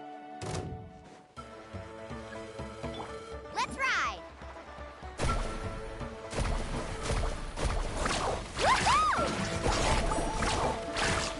Check this out! Best of luck!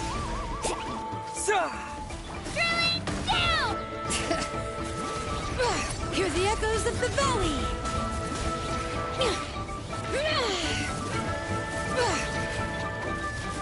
Let her rip! Woohoo! Amazing! Ho! Ha! Ha! Ha! Carving waves!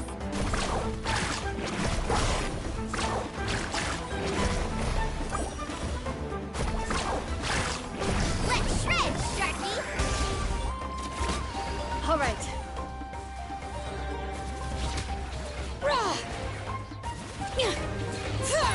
Letting brave names echo! I really thought I was done for. I can't thank you enough. Don't worry about it. We're just glad you're okay. Let's see. Your goods look fine too. Guess the Abyss isn't after Mora. That should be the last abyssal pylon near the Children of Echoes. By the way, where's Lolly? I thought she would come with you. The Masters of the Nightwind also got attacked, so she went back to help her tribe. She said we can deal with the ancient name later. Yeah, that makes sense. The attacks are more urgent. Alright, this isn't a good place to talk. Let's head back to the tribe.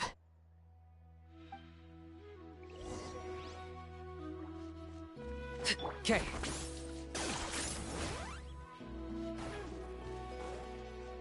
Are you running away?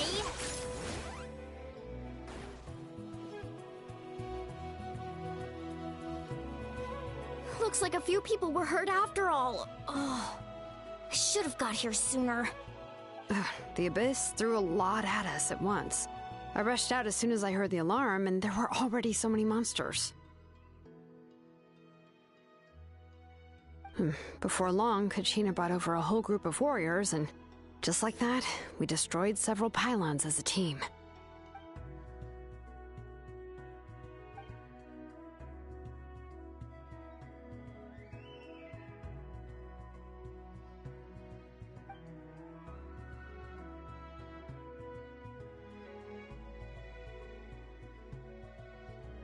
You mean the situation in the Night Kingdom, right? Yeah, I feel the same way.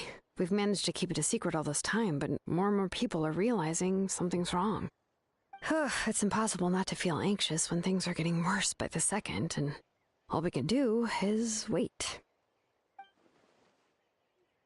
That just means we need to buy the Pyro Archon more time. Keep pushing, everyone. Every battle is worth something. You really are an eternal optimist, Mualani. You always find a way to cheer people up. Why, thank you. I guess it's one of my better qualities.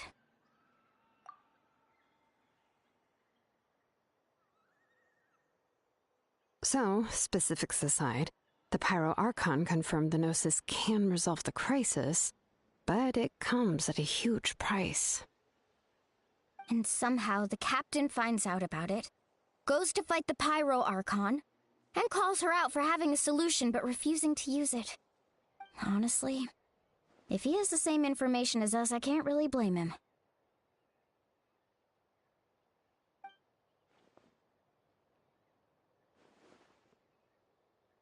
We talked to Malika before we left the stadium. According to her, the cost of the captain's plan is too high. And, well, it makes sense. If that was truly the better choice, she would have picked it. Yeah, I trust the Pyro Archon. When I was upset about Kachina's disappearance, she was really sincere and patient with me. Plus, she burned down all those precious mementos for Kachina. She's already proven how much she values even a single person's life.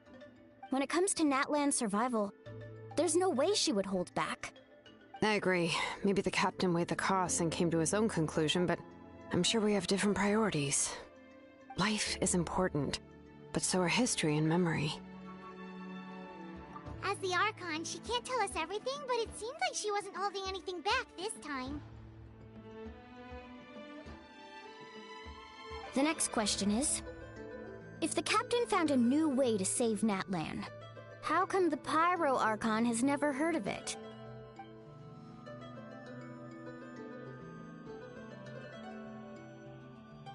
This is all super confusing. We still don't have enough information. Once we figure out what the Fatui are doing, we'll have our answer. Let's head back then. Moika said her intelligence officers should return soon. With how many Fatui there are, someone's bound to give something away. Sounds good. I have a few theories of my own. With a bit more information, we just might get to the bottom of the whole thing.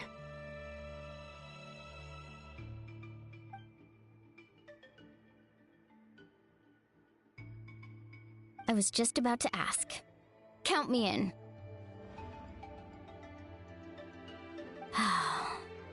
If I was just a bit faster, we could have prevented a few people from getting hurt. People who could help us in the next battle. It's all a chain reaction.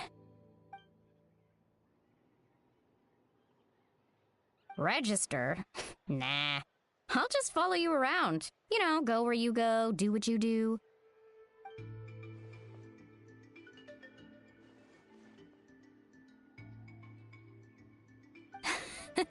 You got it. I just don't want to make the trip back. It's so far. Alright.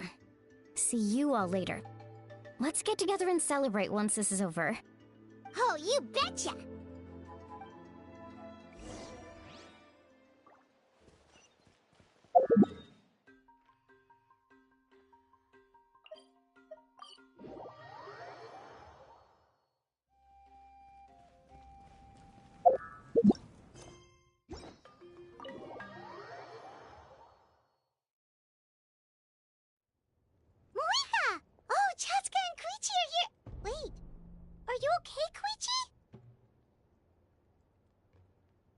I'm fine. No need to worry.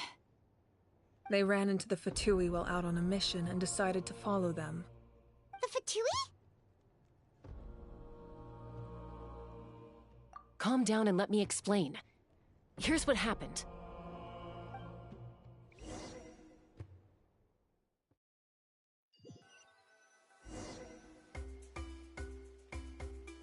Watch out. It's the Fatui. Were they attacked by the Abyss? No, wait. It looks like they're protecting a group of travelers. Over there. Do you see? You're right. That's a traveling group from Natlan. Could they be trading for something? Let's keep observing for now.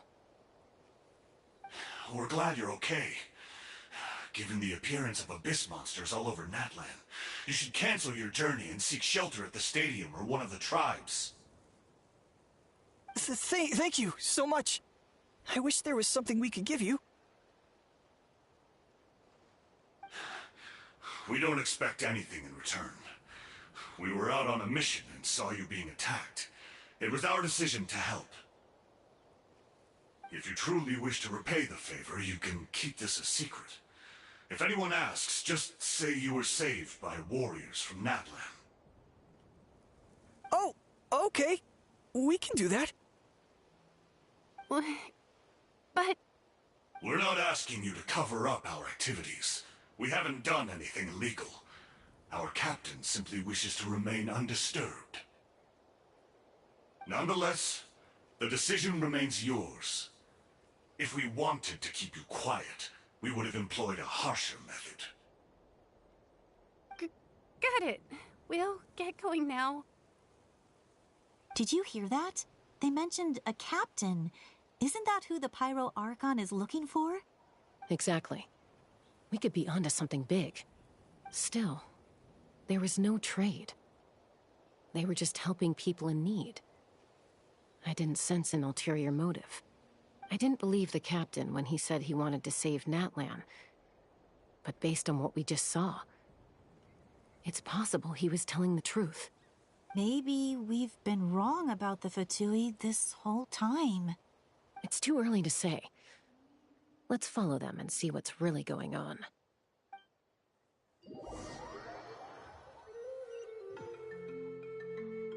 So this is where they were headed. Looks tricky. It's heavily guarded on all sides.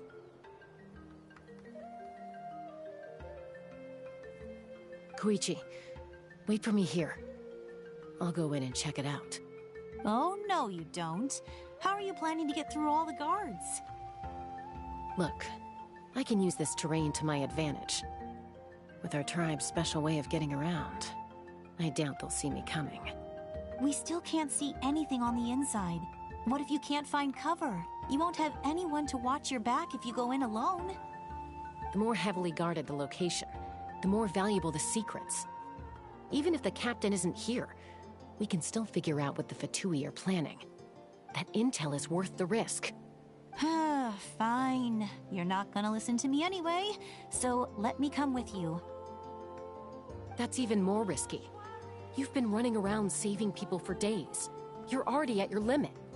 I'm confident I can protect myself. I'm not sure you can say the same. At least right now. I can. You really believe that? Fine, don't believe me. But you can't honestly tell me infiltrating a heavily guarded Fatui hideout all on your own sounds more reasonable. You know, growing up, even if I insisted on doing something, it never gave you any trouble. I'm not sure you can say the same. All right. If we start arguing, this will never end. We can't let this opportunity go to waste. Guess that means I win. Don't worry, you're not the only capable young person from our tribe. I can handle this. All right, same plan as usual. We split up, communicate with hand signals, make sure our blind spots are covered, and support each other once we strike. Got your ropes? Yeah, let's go.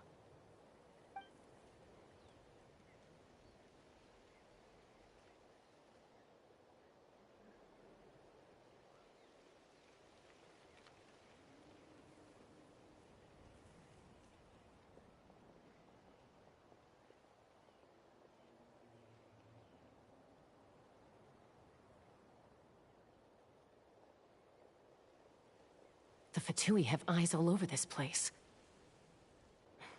I should wait for Koichi's signal.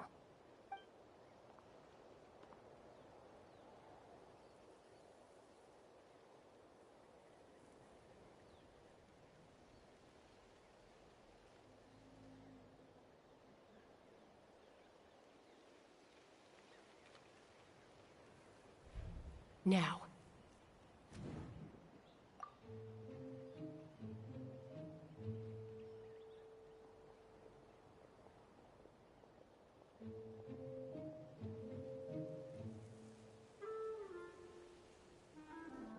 Not sure how many chances I'm gonna get. I need to act.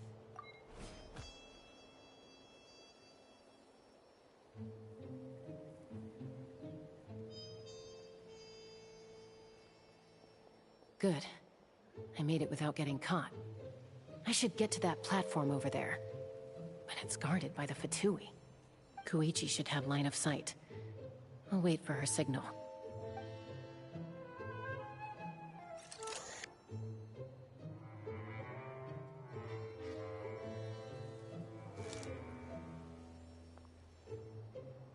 That's it. Now's my chance.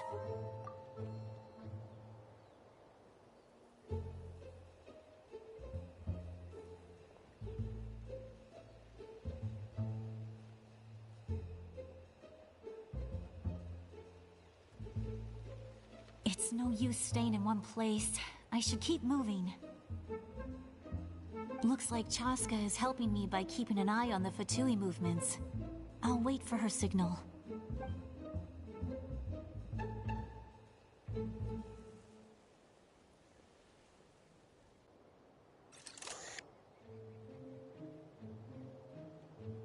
Time to move.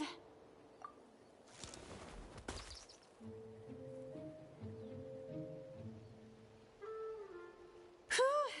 That was close. Almost got caught. Probably can't make it over in one go. I'll wait for my next chance. Now's my chance.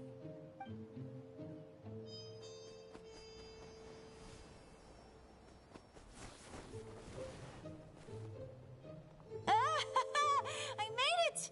That'll show my sister. Let's see. The Fatui's occupying all the best locations. If we could just get past them somehow. Wait, I've got it!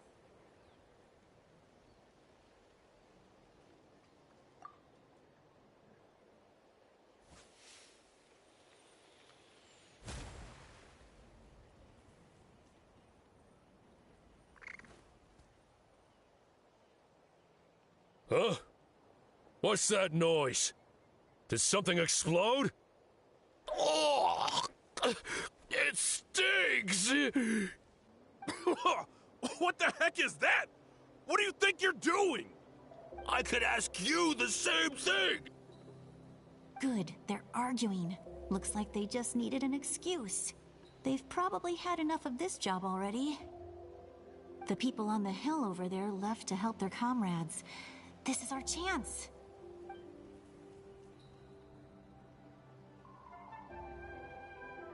Come get me, Chaska. I hope she gets this hand signal. That's Koichi's signal. Smart idea. Alright, time to move. Give me your hand, quick. Coming!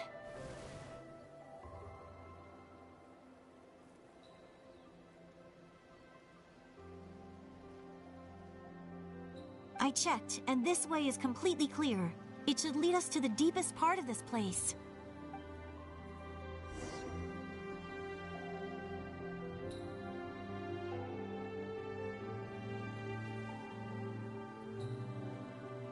Well, I was pretty helpful, right? You know, everyone usually jumps at the chance to work with me.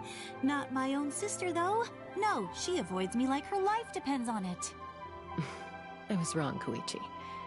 You've done well. Wait, you're just gonna admit it? Now I look like the mean one. Let's focus on the task at hand. We're in the heart of enemy territory. The more time we waste, the more dangerous this becomes. All right. If you're not gonna take the bait, then I'll drop it. Looks like the Fatui are here to dig something up. I'm surprised they mobilized this many people. I doubt it's because they're interested in our culture and history. It seems like they're looking for a dragon relic called the Source Mechanism. The device is ancient. Barely any information survives to this day. And even people from Natland don't know how to use it. Why would this be the Fatui's target? Not bad. Looks like it's in good shape. This should be what our Lord's looking for. Took us long enough. Come on, let's get this thing back. Back? Back where? Should we keep following? You really want to keep going? Of course. We make a good team, don't you think? No reason to stop now. What was that sound? Uh-oh. We've been spotted. Time to go. Falling rock incoming! Watch out for your gadget! What? You'll regret that! After them!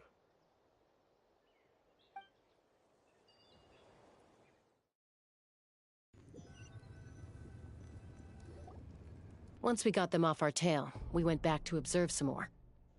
They'd collected several identical pieces of something. It looked like they were waiting, though. So we decided to come back. So, Koichi got injured trying to get them off your tail? She pushed herself too hard and collapsed on the way back to the stadium.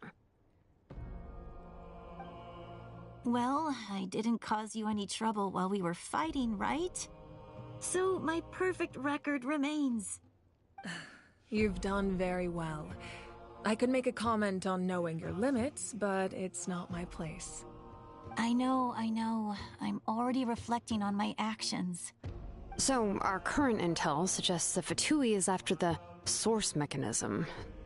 the device is a complete mystery, even to us. What does the captain want with it? I have no idea. But it's safe to assume the device could serve a similar purpose to the Gnosis. Shilonen, I need you to gather every scholar in Natlan familiar with the secret source. I'll get right on it. Thank you both for your hard work. Koichi, it's time for you to get some rest. Oh, and there are gifts from your patients waiting at the speaker's chamber. I've prepared a small gift of my own as a token of gratitude. I'll send it to your home along with the others. My patience. That's so nice of them. Guess that means I'm doing something right. You don't need to give us anything, Archon. We were just doing our duty for Natlan. I should take Koichi home now. Well, if Koichi doesn't want her favorite Saurus crackers, then... I accept. Thank you, Archon. What am I gonna do with you? There's some for the rest of you as well. They're one of my favorites too, so don't be shy.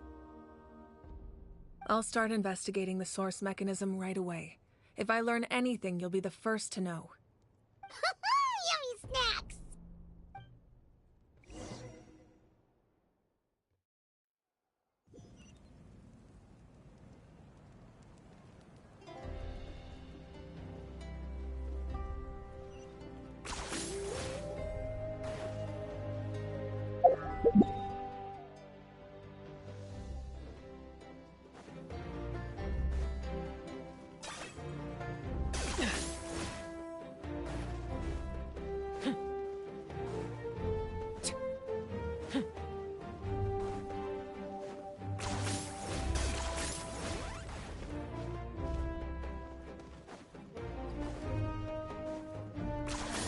You really are a one-trick pony, you know.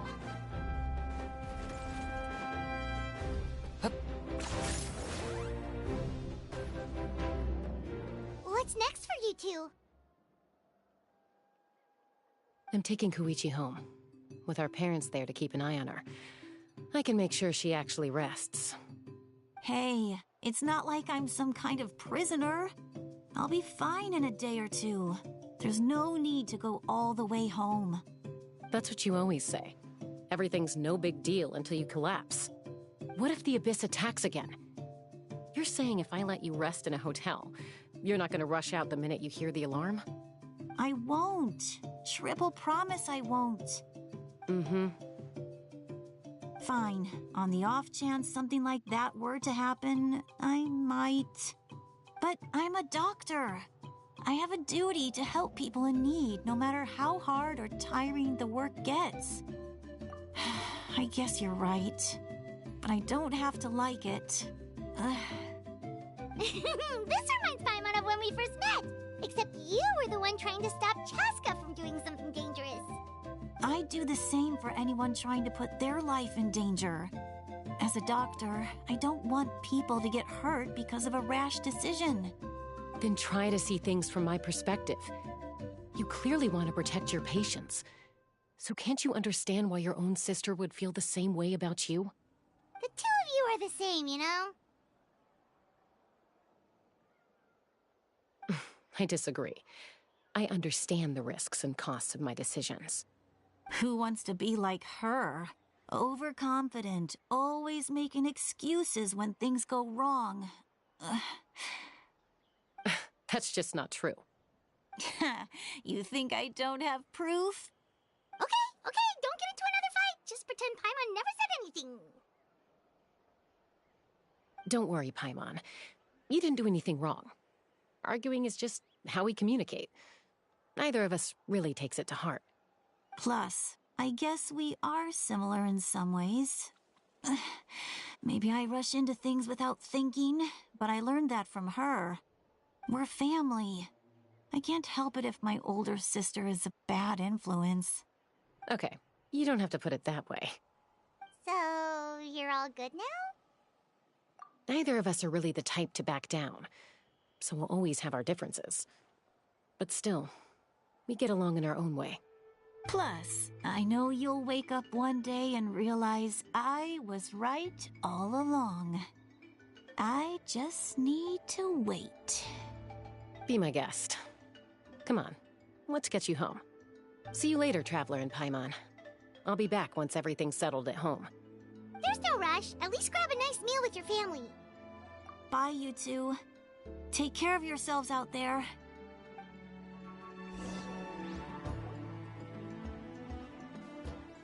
Those two will probably make up for real at some point, right? Well, we've learned a lot. Let's go over everything that we know so far.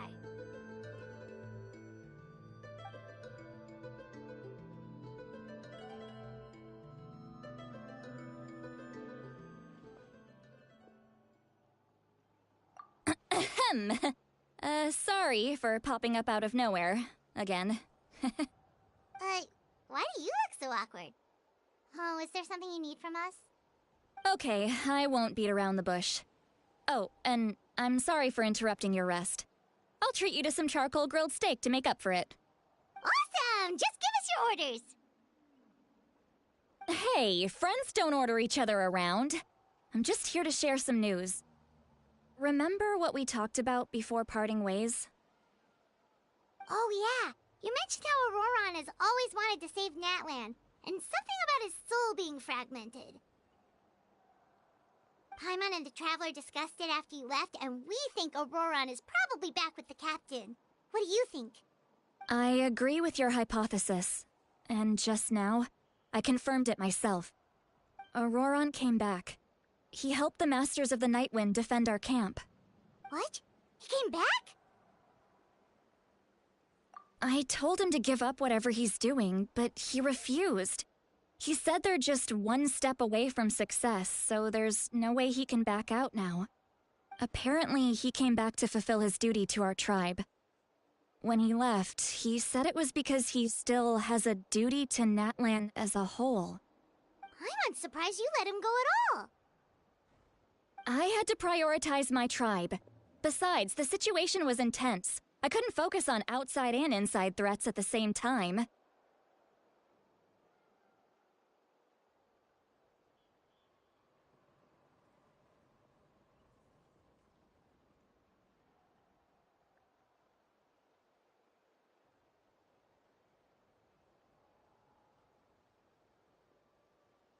Plus, he was on guard. He knew I would try to go after him, so he made sure to keep his distance. I kept an eye out for a good opportunity, but it never came. All these years of calling me Granny, and I couldn't do a single thing for him in the end. Don't say that! Your tribe all raised him together, right? That couldn't have been easy. You're right. Seeing him come back reminded me of when he was little. Running around the tribe, dropping by random houses right and left. He's not only a child of the Masters of the Nightwind, but a child of Natlan. It's only natural for a child to want to do something for their family. Besides, Auroron is my apprentice. He might have a few tricks up his sleeve, but I guarantee I know every single one. Wait, what are you saying?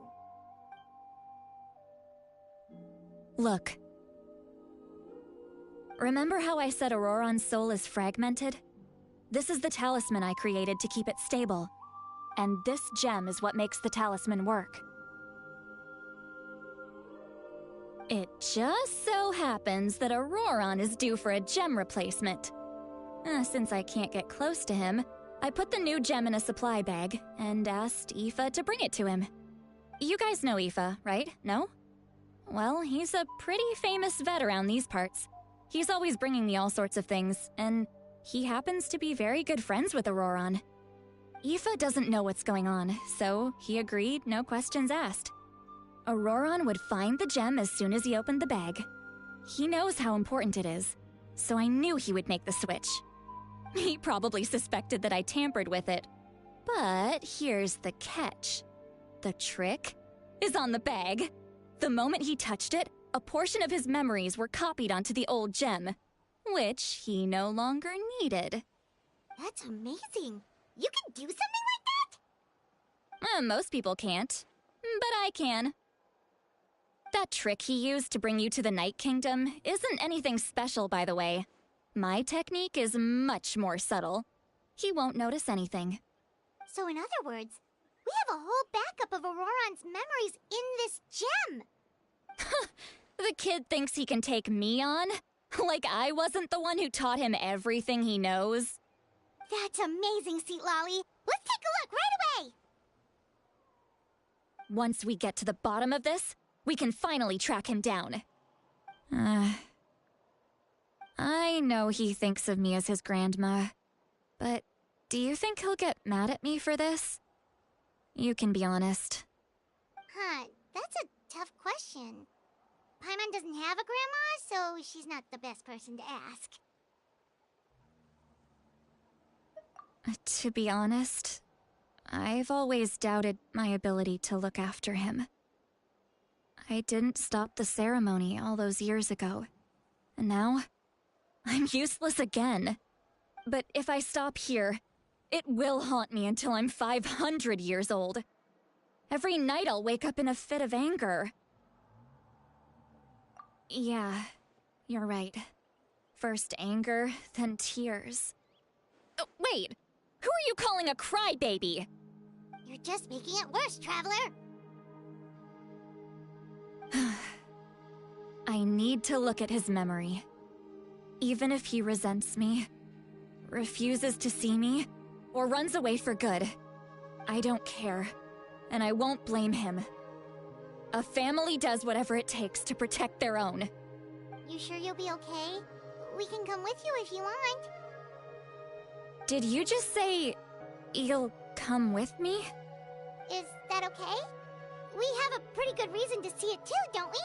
Because, right, we need leads on the Fatui. You really mean it? Fine, you can come. Just promise me you'll see this through. No backing out. Got it? Don't worry, we're professional adventurers. Then I place my trust in your professionalism. All right, time to sneak into someone else's memory and engage in some, unwanted spying. You heard it here first. I wouldn't be doing this if I had any other choice. Are you ready?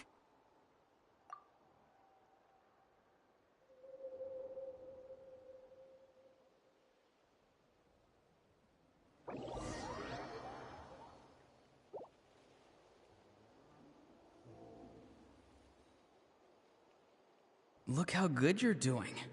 You'll grow into nice big radishes in the future. And you? Aoife says you're taking up too much space, but I think you're a good tree. What do you think? Hey! How's it going, Auroron? Good. How are you, Uncle Okanbi? Can't complain. What you up to? Naming your vegetables again? No, just some idle conversation. Sounds fascinating. What did they say? They told me you were coming and that you would take some produce with you. Only if you're offering. By the way, I ran into Aoife yesterday. He told me Chaska's fostering a saurian at his place. Said the thing trampled over a part of your radish garden. I hope you two didn't get into a huge fight. No, don't worry. I'll find a way for him to make it up to me. I've already wrapped your share of the produce. Here you go. You really knew I was coming. That's pretty amazing. Light up the smoke and you can see the path through the shadows. That's what everyone says. Hey, have you seen that strange group of people that just appeared out of nowhere? Appeared out of nowhere? I don't think so. It's the Fatui. Their leader seems like a big deal. He didn't bring many men with him, but they're all elite warriors. It seems like they're looking for someone, but I wouldn't go around asking too many questions. If you run into them, be careful.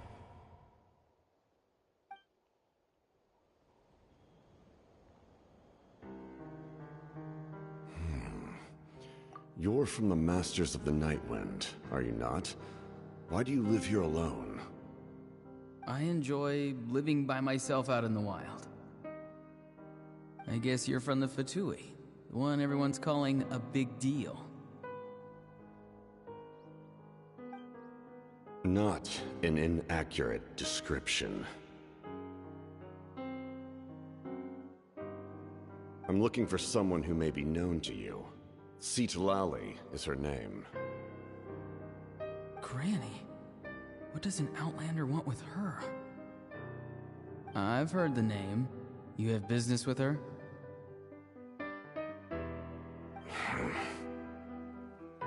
There's no point to further questioning if you insist on hiding things from me.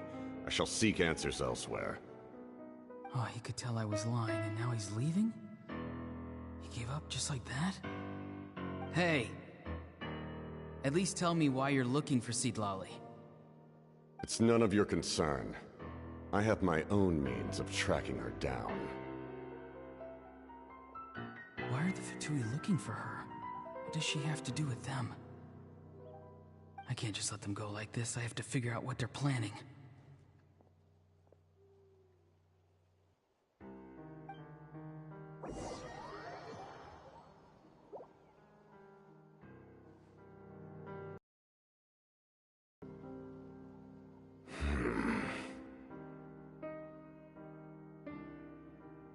They've just been studying the ley lines and asking for leads on Granny. I can definitely rule out some sort of invasion. The situation has seen no true improvement. The Pyro Archon did not fulfill her promise. My lord!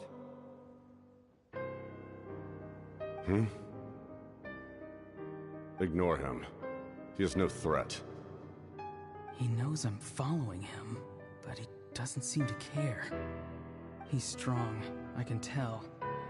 But there's something unusual about him and also familiar in some way.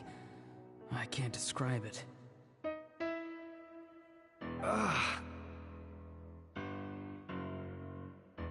What is it?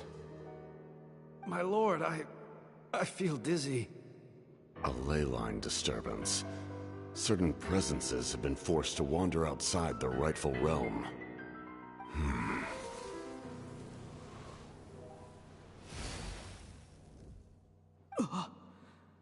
That was a spell from the Masters of the Nightwind. How did he know that? Is he sending those escaped souls back into the ley lines?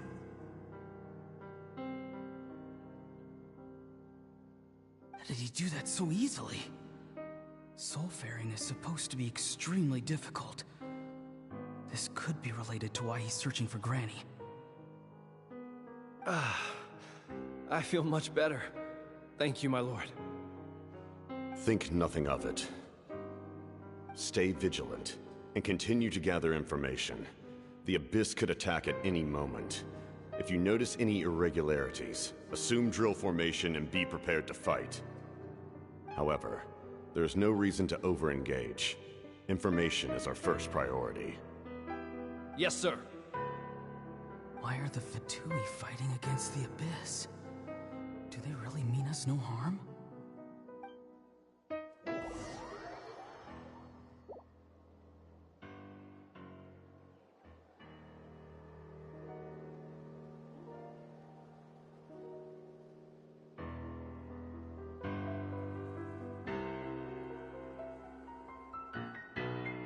I've been following him this whole time and still they ignore me? Do they really not care? It seems like his subordinates referred to him as the captain. Never heard of him before. And now he's headed to the stadium. That's unusual. Oh, what is he gonna do? You two, with me. Everyone else, wait here as instructed. Send word to the other teams to retreat immediately if this fails. Yes, sir! He's going inside? But the Pyro Archon is in there. What does he want with her? Forgive me, my lord. Allow me to check one more time. Do you truly wish to do this? The time for idle observation is over. It now falls on me to act. This nation is out of time. Yes, sir.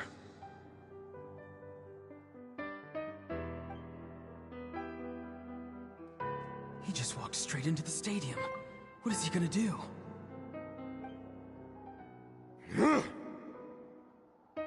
They're both incredibly strong. How long will they have to fight until someone comes out on top? Wait, this feeling. Just like the other day near the ley lines, it's faint, like a soul's trying to escape. Where is it coming from? Is that why he's looking for Granny? If he dies here, then all clues will be lost. I can't let that happen.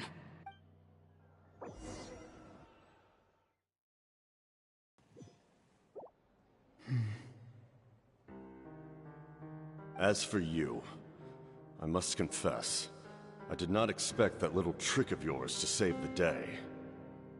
No matter how dense the fog, as long as the sun remains, we cannot turn day into night. She could have dispelled it. She simply chose not to.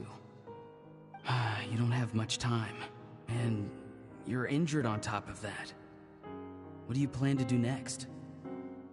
I'm beginning to see just how useful you may turn out to be. You heard something from here, didn't you?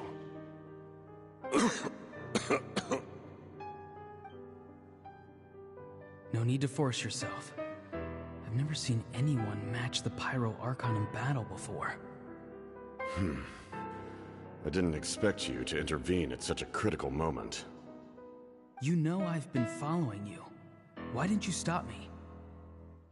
When walking in the forest, it is only natural to encounter wild beasts. However, not every beast has the courage to come out and bite. And yet, one of those very beasts saved your life. Then speak. What do you want? I didn't save you because I wanted something. My soul is more perceptive than others. I can sense that the ley lines are extremely weak. I don't know what the Pyro Archon is planning.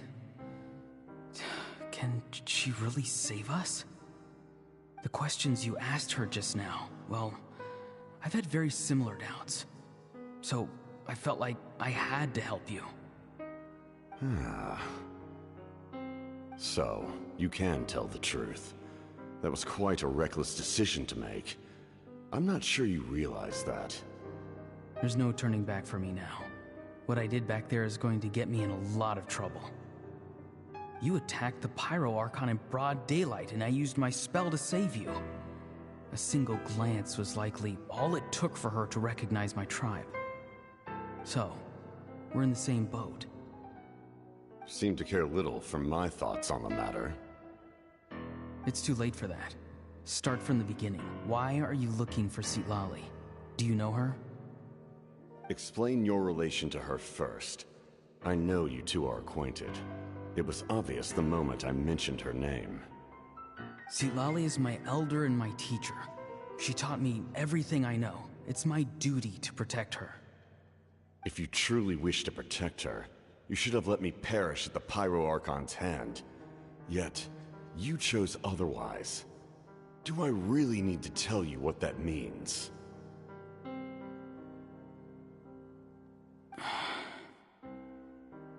I want to do something to change Natlan for the better. Something I can accomplish with my own two hands. You're stranger than anyone I've ever met. But maybe, just maybe, you can show me the way. Strange?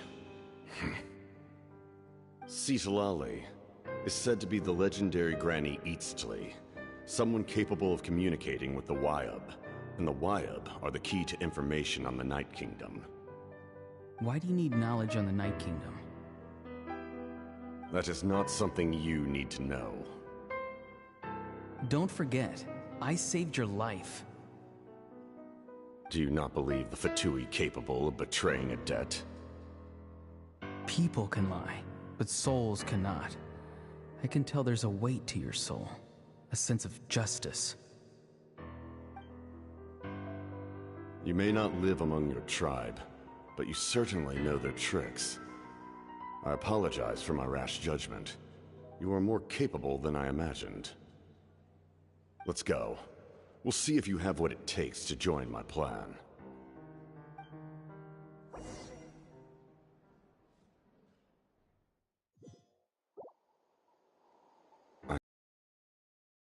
Approach. Worth trying, I think. Rather than weaving a net to protect the ley lines, this method would address the root problem by reconstructing the ley lines themselves.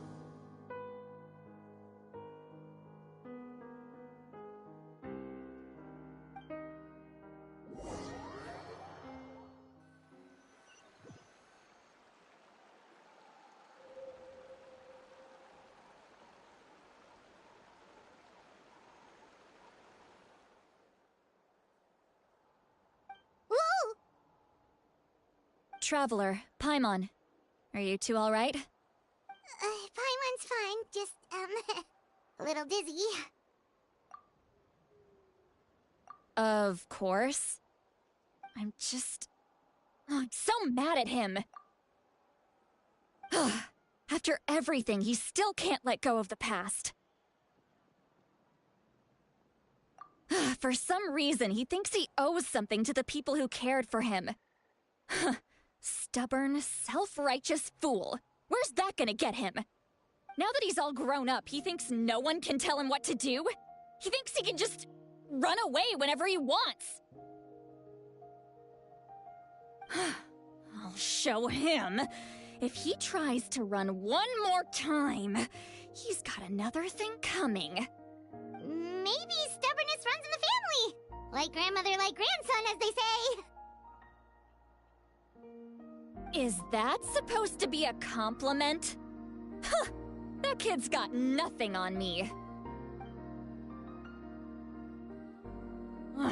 Anyway, back to what we just saw. I don't even know what to make of it. Yeah, the captain seriously wants to reconstruct the ley lines? What does that even mean? Something like the loom of fate, maybe? But how does that help with the abyss? The loom of fate? Oh, it's kind of hard to explain. Basically, it's a device from Conrio that has unbelievable power. Anyway, if he really wants to manipulate the ley lines, everyone in Natlan will be affected. Oh, this is big.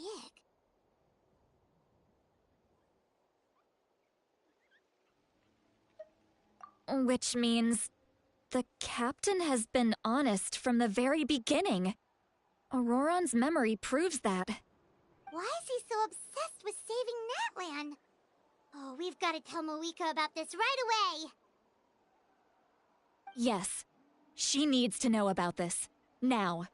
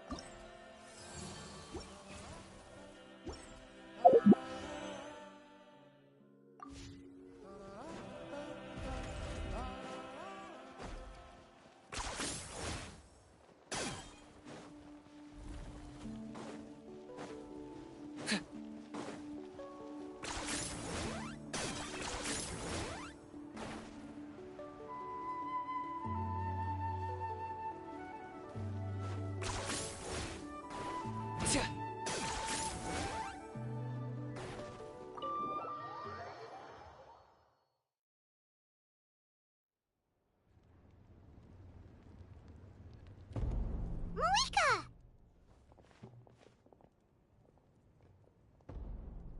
Traveler, Paimon Sitlali. Perfect timing. I've located the captain. Oh, really? That's great! We also just took a peek at Auroron's memories and discovered something huge! All with his granny's permission, of course. Or no, actually it was... Calm down, Paimon. I'll take it from here.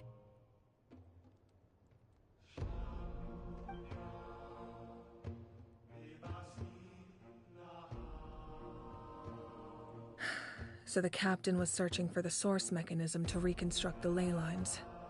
If his plan is already in motion, that means he knows exactly how to accomplish his goal. We have to stop him. Is reconstructing the ley lines a bad thing? Yes. It's not a simple fix.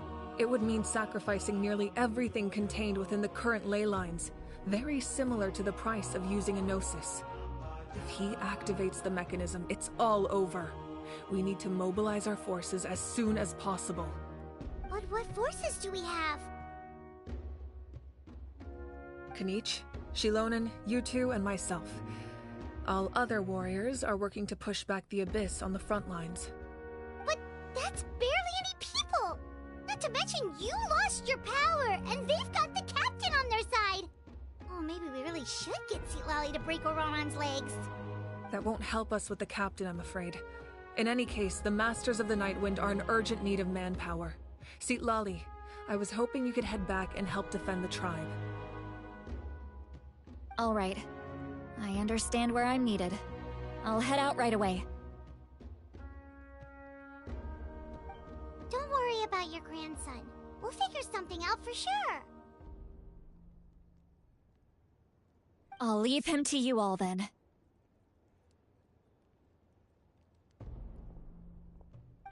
All right. Back to the matter at hand.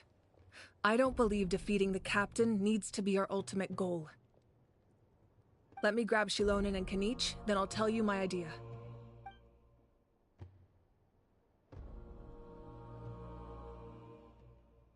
As you all know, Auroron is working with the captain and we need to stop their plan. The captain is a formidable opponent, but that shouldn't deter us. In any case, a head-on confrontation isn't the best way to solve the issue. Their plan hinges entirely on a single element, the source mechanism. If we leverage our forces, we can destroy it, and then success is ours. We'll head out together. In the event that a confrontation becomes inevitable, I'll stall the captain while you advance.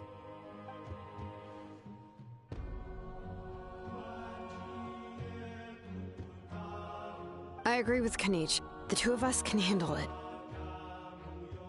Listen to my plan first.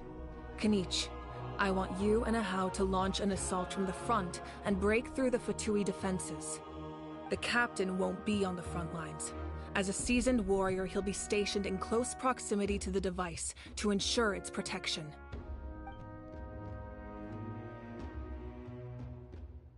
No. The purpose of the frontal assault is to gather the Fatui forces in one place. That way, it's easier for the rest of us to avoid them. Shilonen, I need you to do what your tribe does best, and dig a tunnel from the outskirts of the ruin. Once we get close to the device, we just need to destroy it.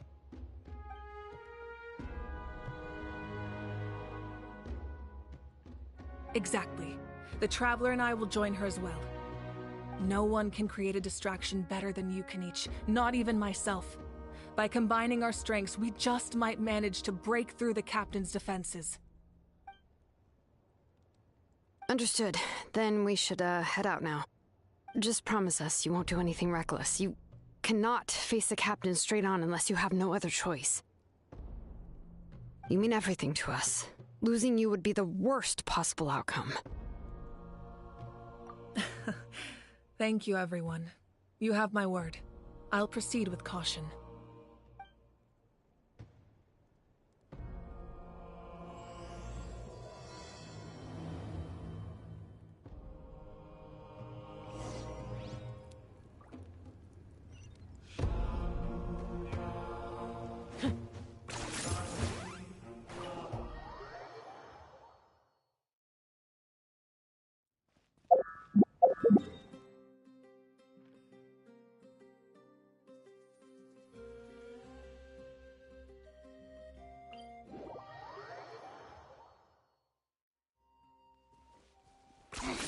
10 points for agility.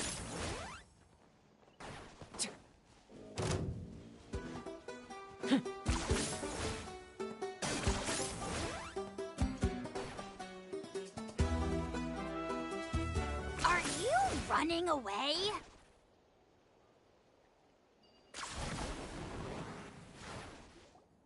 All right, this is the place.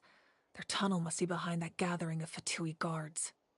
Any of the nearby mountains could be a good infiltration point, but if we want to stay under the radar, we should approach from the side. There are only a few Fatui stationed around the perimeter. We should take care of them first so they can't alert anyone.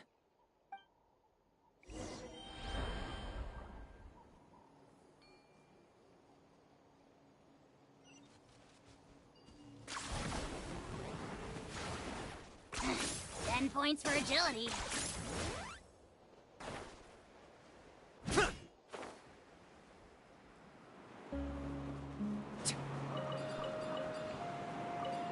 Are you running away?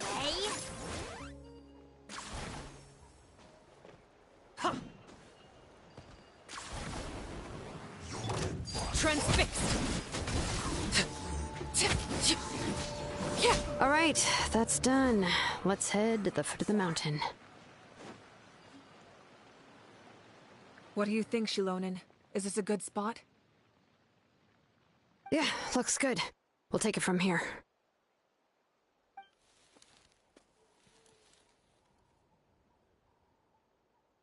I can see the inside!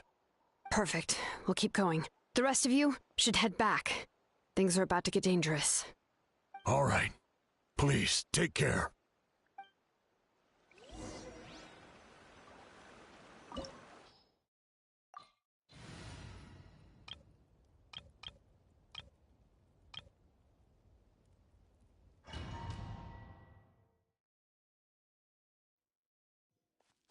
The Fatui wouldn't concentrate all their forces in one place. There's sure to be guards on the inside, so stay sharp. Ooh, nice job smashing those rocks, Moeka! You look super cool. Ah, that was some expert level rock clearing, even by my tribe standards.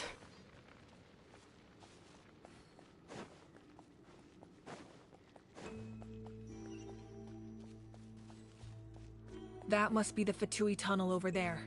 We should steer clear and approach from the side.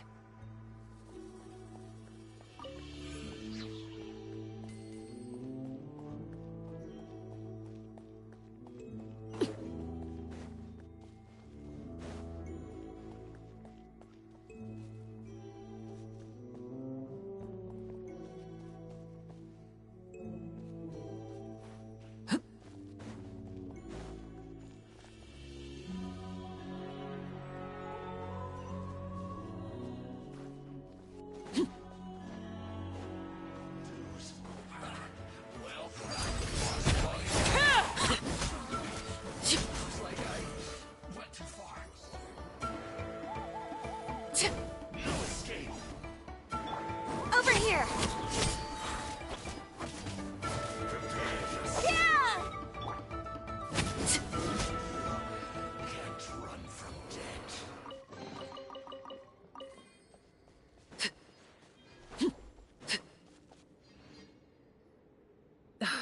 This spell is from the Masters of the Nightwind.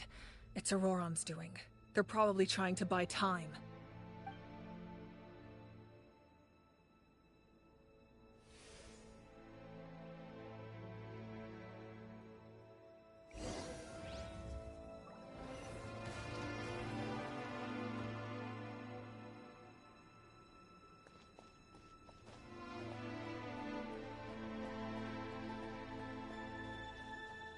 These wheels are relics from ancient times. We should try to restore them. These mechanisms probably control that wheel, right? Let's give them a try.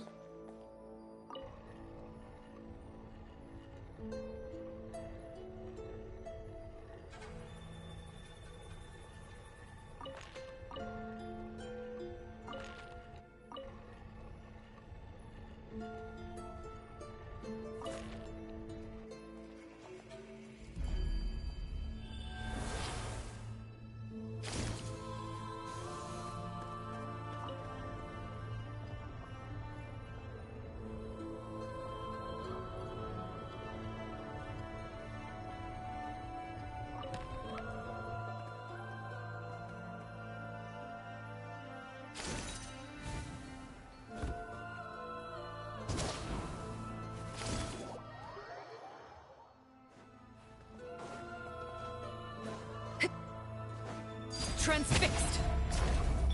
Step on them! Surprise! Huh? Busted. Gotcha.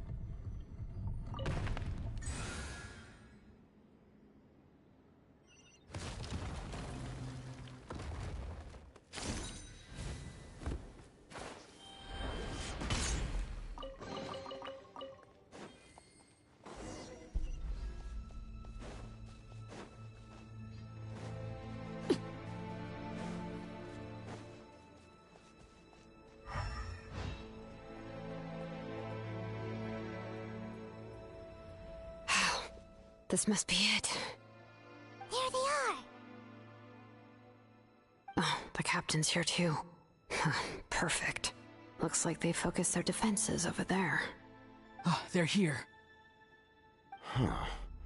I thought the Pyro Archon would choose a frontal assault. It doesn't matter. They're too late anyway. Stop! It's too late. We need to turn it off! I won't let you do this!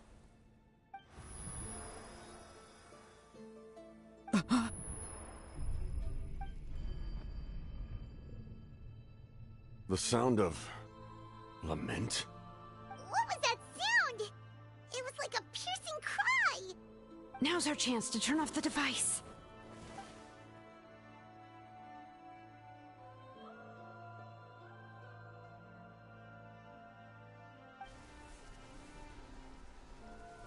Oh, Auroran? How did he just...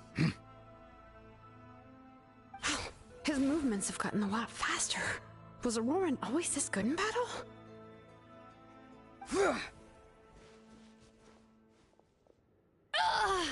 This ends now! Huh?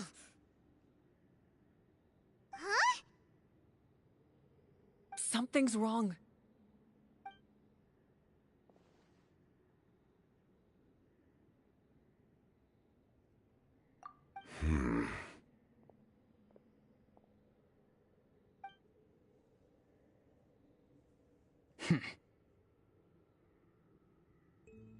You are not Auroran. Who are you? What? Commander. You...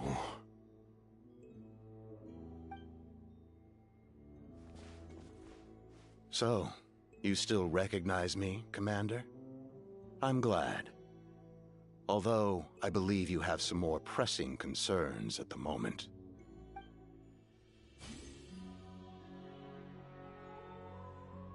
We did it! You see? You indulge your sense of honor for just a moment, and now you've lost your chance. Even now, you're still the same as ever. His voice is completely different. Is someone inhabiting Auroron's body?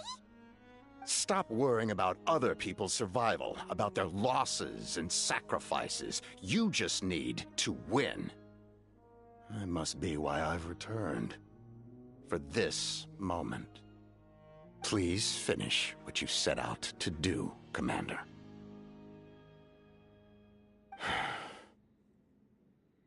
I didn't expect to see you here, but I have to disagree. Abandoning one's comrades is not the way of a warrior. Why do you care about a doomed man? I know you can see it. He's already close to death. After all, his soul has been incomplete from the start. Oh,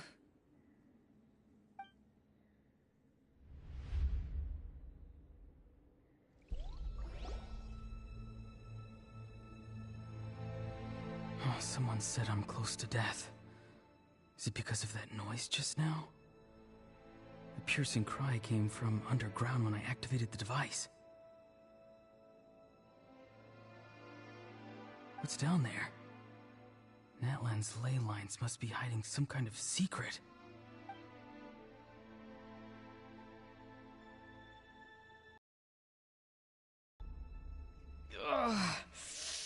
Am I dying? Oh, no. It's too soon. Ah, Auroron, it's you. What'll it be today? Oh, why the long face? Don't tell me you still haven't let that go. I knew it was a bad idea to tell you. I heard everyone wanted me to be the savior. Savior? Ha! Sounds nice, doesn't it? But, does such a person truly exist? Even if they do, why would you have to become that person, hmm? Auroron, is that you? Oh, here, have a seat. Let Granny cut you some fruit. We just got a fresh batch. Can I get you anything else? Some grilled meatloaf, maybe? Ask for anything you want. We've got plenty of ingredients. What about those spiced rub mushrooms you made me last time, Granny Kuimi? Ah, you liked those, did you? An outlander taught me that recipe, actually. A merchant, to be exact. Never thought about going into business yourself, my boy? You could travel all over. Our Auroron? A merchant? He's far too honest for that line of work. Well, at least an honest merchant like him wouldn't prey on old-timers like us.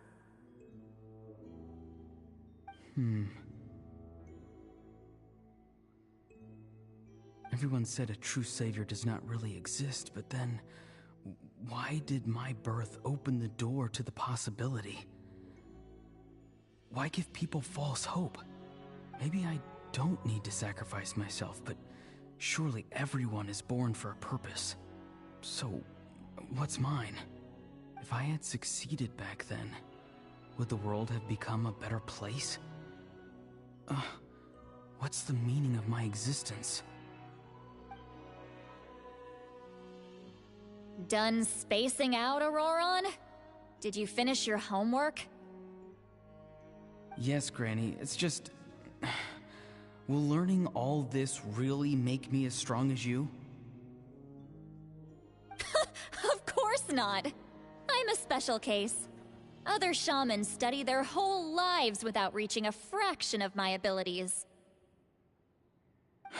Because you're a genius, right? You could say that. Or maybe I've just been alive longer than the rest of them, and picked up a few tricks that they didn't want to touch.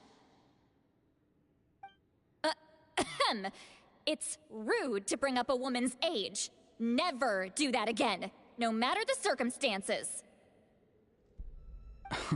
I wasn't the one who brought it up. Anyway, class is canceled tomorrow. Go have fun. What about my homework then? Do what you want. What use is it being as strong as me anyway? You've seen how the tribe treats me. They're all afraid. I try to go about my business, and they practically tremble in fear. Not the most fun way to go about living one's life, I'd say.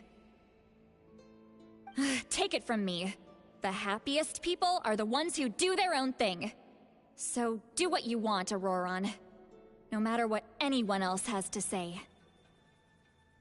Granny didn't say it outright, but I think she was trying to comfort me. Don't force yourself. Don't beat yourself up over the past. That's what she always says.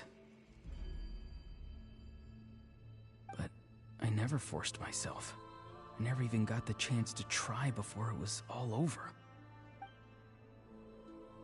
Hey, you zoning out over here again?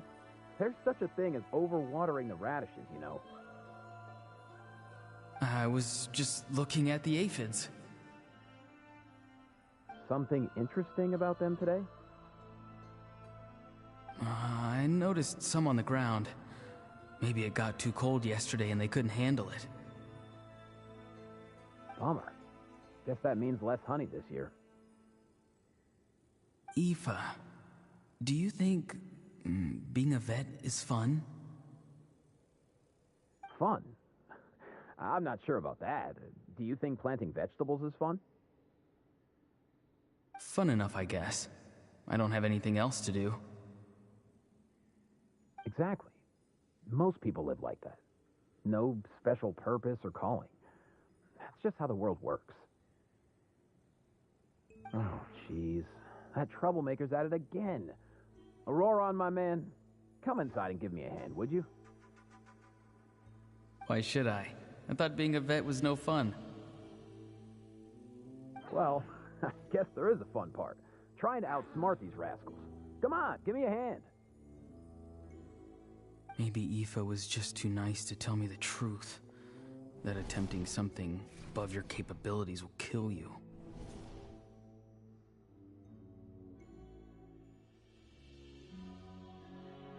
My soul is unstable. I only survived because I had people to help keep me in one piece. A part of me has always been missing. That's why the other spirits said I was close to death, but... Why struggle? It's a miracle you were even born. Just close your eyes and wait for death. It was you, the thing that came out of nowhere. Thing? I'm a warrior, far stronger than a weakling like you. I'm not weak. There's just a limit to what I can do. And that's exactly why your fantasy is so ridiculous. You really think a useless thing like you can save the world? Useless? Savior? Ha! Sounds nice, doesn't it? But, does such a person truly exist? Even if they do, why would you have to become that person? Hmm? Exactly. Most people live like that. No special purpose or calling. That's just how the world works. Take it from me. The happiest people are the ones who do their own thing. So do what you want, Auroron. No matter what anyone else has to say. But I don't want things to end here. Auroron? It's all right. We'll take things from here. Every time they marched into battle, I had to stay behind.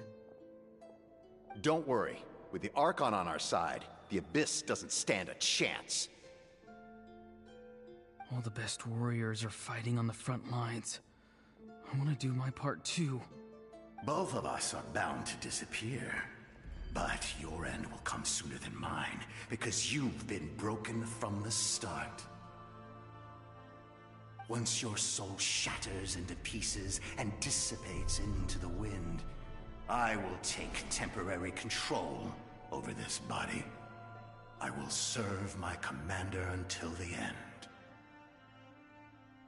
No. No, this isn't right. My life can't end like this. I still haven't done anything important with my life. My end will not come first, and I'm not giving up. I can't die here. No! I won't die here!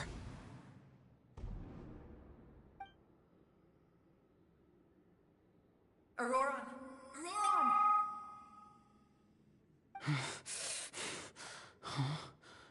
That voice. Control your mind. Feel the ground beneath your feet. This is not your end.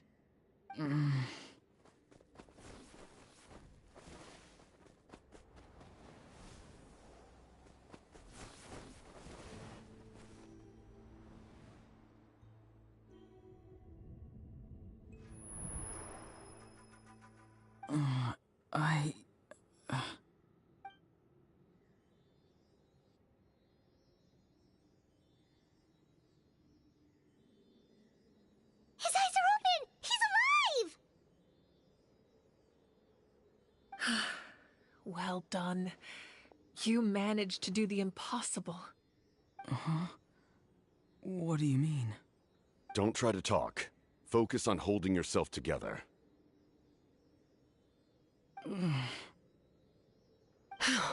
I can't believe the captain did that. Maybe he thinks of Auroran as a comrade.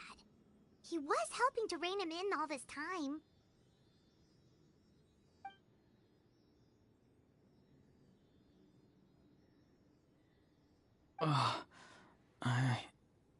I'm fine now. Damage to the soul is a tricky thing.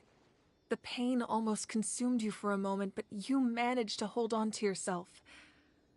That's no easy feat. The worst appears to be over.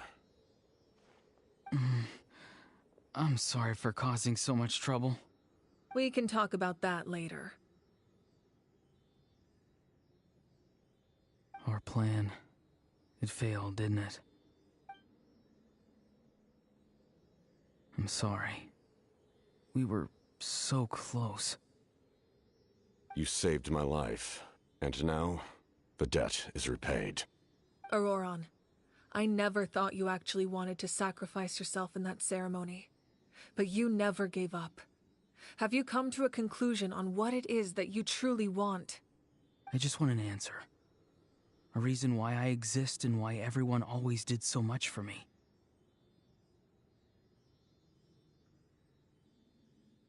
No one is born a hero, and no one should be treated like one from birth. I had a chance to do something important back then, but I failed. All I want is to find some more ways to make up for that.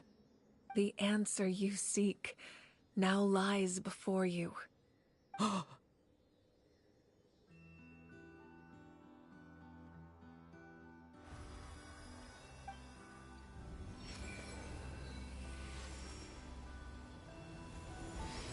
You are the inheritor of my name. The hero from the masters of the Nightwind, who shall fight for this generation. Fascinating. You're not the person that the others thought you were. And yet, you're also not the kind of person that you thought you were. It can take a lifetime to truly discover who we really are. Like you, I never thought I had what it took to be a hero. I was too cunning, too self-absorbed. But in the end, I sacrificed my life for this nation. Now, remember your name. Even if others will see a different meaning, it still symbolizes your nobility and yearning. My ancient name. BD. It means devotion. You will give your all, not for the sake of a heroic death, but to do justice by the answer you found for your life. For that answer, you will offer all of your strength and be born anew. Through your devotion, you will prove your worth. Having foretold his own death, the omniscient man holds a feast in celebration. Let us raise our cups in honor of his heroism and send him off with this final tribute. For at last, his wish is now fulfilled. It's nice to see you again, Sunhudge. With your recognition, we now have the 5th hero of this era. I am happy to see your plan advance one step further. It seems that my cry did not cause irreversible damage. What is that voice? Just as I thought. The Lord of the Night has awakened.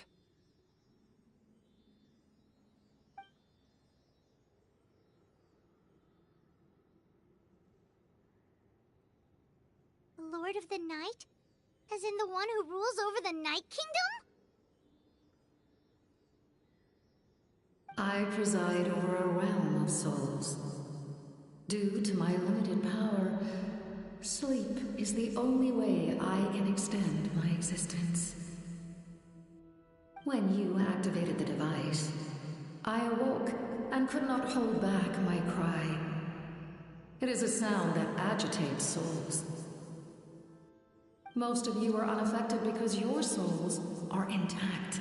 But with a damaged soul, the effect on your friend was heightened, and his soul almost shattered as a result. And yet, his soul remains in one piece. He managed to overcome this obstacle through sheer strength of will. A truly impressive feat for a human. So, was that what caused all his strange behavior earlier? No. An additional soul was affected. It tried to take refuge in the missing part of your friend's soul, but was ultimately expelled. However, this soul does not hail from Natlan or the Night Kingdom. Its origins remain a mystery to me. Activating the source mechanism was supposed to reconstruct the ley lines. Why did it awaken you instead? Because I was the one who originally constructed Natlan's ley lines, otherwise known as the Night Kingdom. The ancient battle between the Descender and the dragons destroyed the corner of the world, allowing the Abyss to invade. Natlan's ley lines took the worst of the damage. To aid the people of Natlan, the Lord of the Night used the fragments of the old ley lines to reconstruct a similar network. That's how the Night Kingdom was born. The first Pyro Archon, Xbalanque, strengthened that realm and established the rules that aid our fight against the Abyss. The Ode of Resurrection and the Pilgrimage, both of which are practices that survive to this day. Oh, right! You said before it all came from the power of the heavens. The ancient dragons tried to use this device to strengthen the ley lines by imbuing them with power. Back then, this method was rather ineffective. They lacked the skills to navigate the intricate structure of the ley lines. And now, the structure of the ley lines has also completely changed. I am the only possible vehicle for the power generated by the device. It was an incredibly crude and painful method, but I managed to absorb some of that power. Now, I can speak to you like this and provide you with aid. Such as rebuilding the ley lines once more, at the cost of my own existence. But why would you make that kind of sacrifice? The people of Natlan worship me. and call me their lord. In the ancient past, before we died out, we were also known by a different name. Angels. But adventurers like you are probably more familiar with our devolved form. Seelies.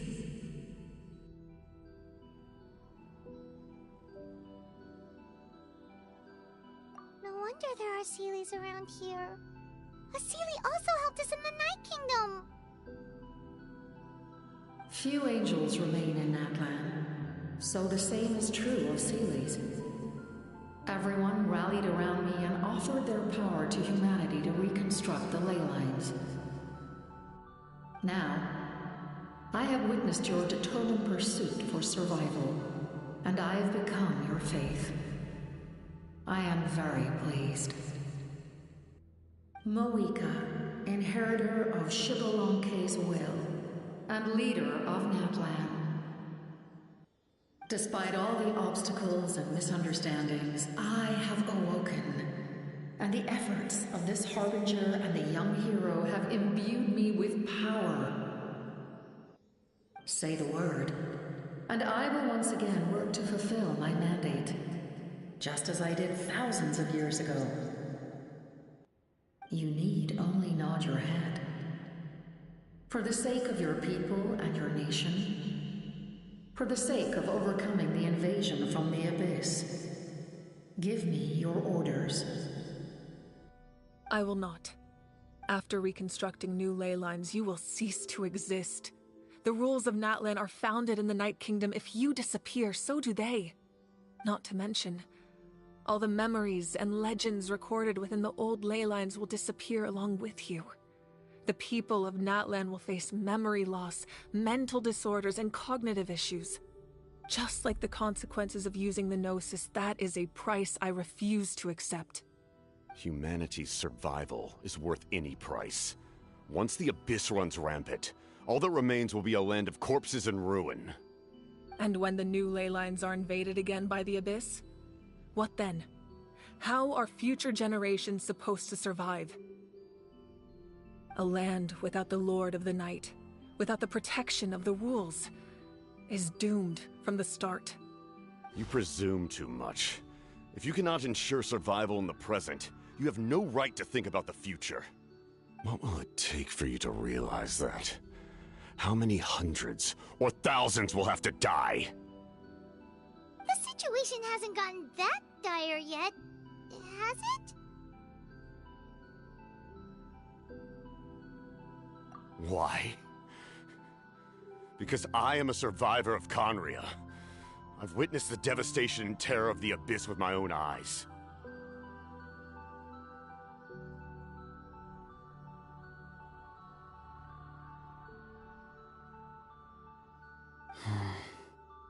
Conria?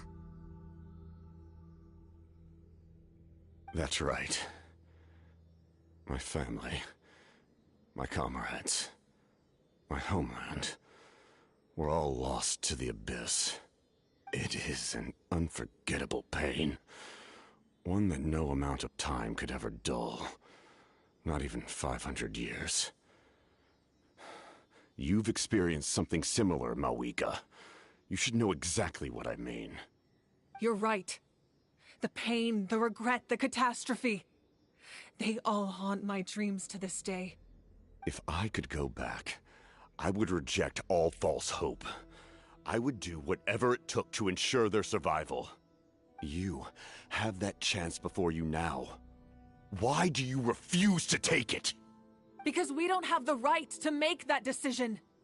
We love this world because it contains everything we hold dear. Everything that has happened here has moved us, shaped us, and turned us into who we are today. Giving up our memories and history would mean rewriting everything. The people of this world would then become fundamentally different beings, their physical bodies the only connection to their former selves. Even so, given enough time, a new civilization would inevitably flourish. If you believe in humanity, you should trust in their ability to create a new future. Or, history could repeat itself. The Abyss could invade once more, and it would all be for nothing.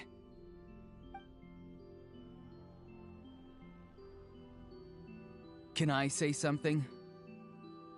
I once carried the hopes of many people, and I was also desperate to save our nation. In the captain's plan, I saw a chance to ensure our survival.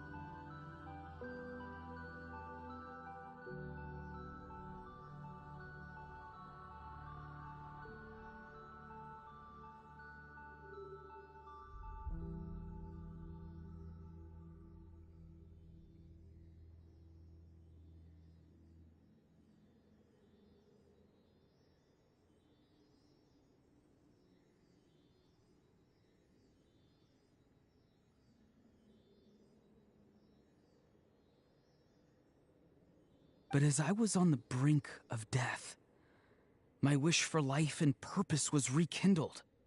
I've been very fortunate to be well cared for by all the people in my life. I refuse to forget that.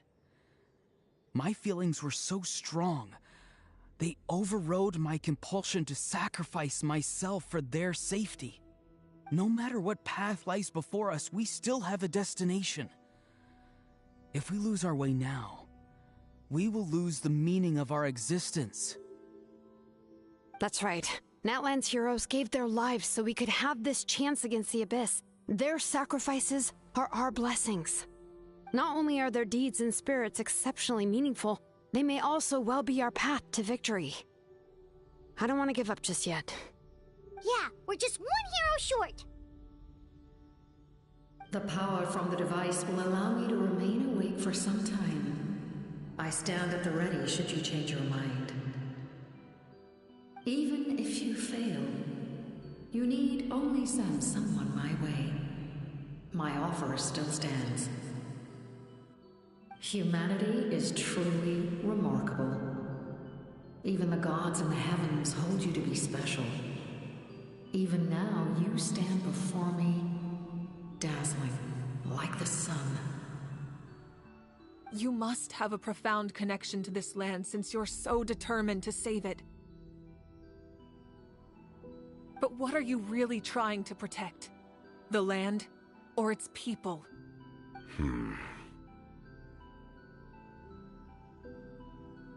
Pretty sure he wants to hear what you have to say, Traveler. Fine. I suppose we can wait. Now that Auroron has inherited the memories of his forebear, there's only one hero left. Your plan does have the potential to generate the best outcome. In the meantime, you shall have the aid of all the Fatui under my command. Thank you. Having such a powerful harbinger on my side is a big advantage. I know we may never completely see eye to eye on what it means to protect life, but for now, I'm willing to fight by your side.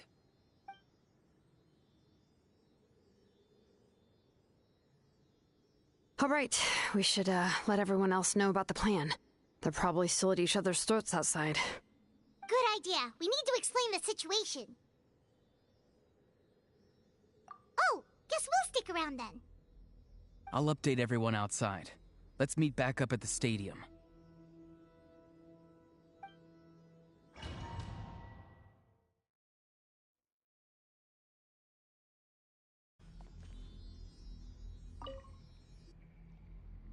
You come to me with many questions, and you should be rewarded for your bravery. Ask, and you shall have the knowledge you seek. They do not like being mentioned by name by any living being, be it an ordinary human or one of the seven. They prefer to remain in the shadows as shades.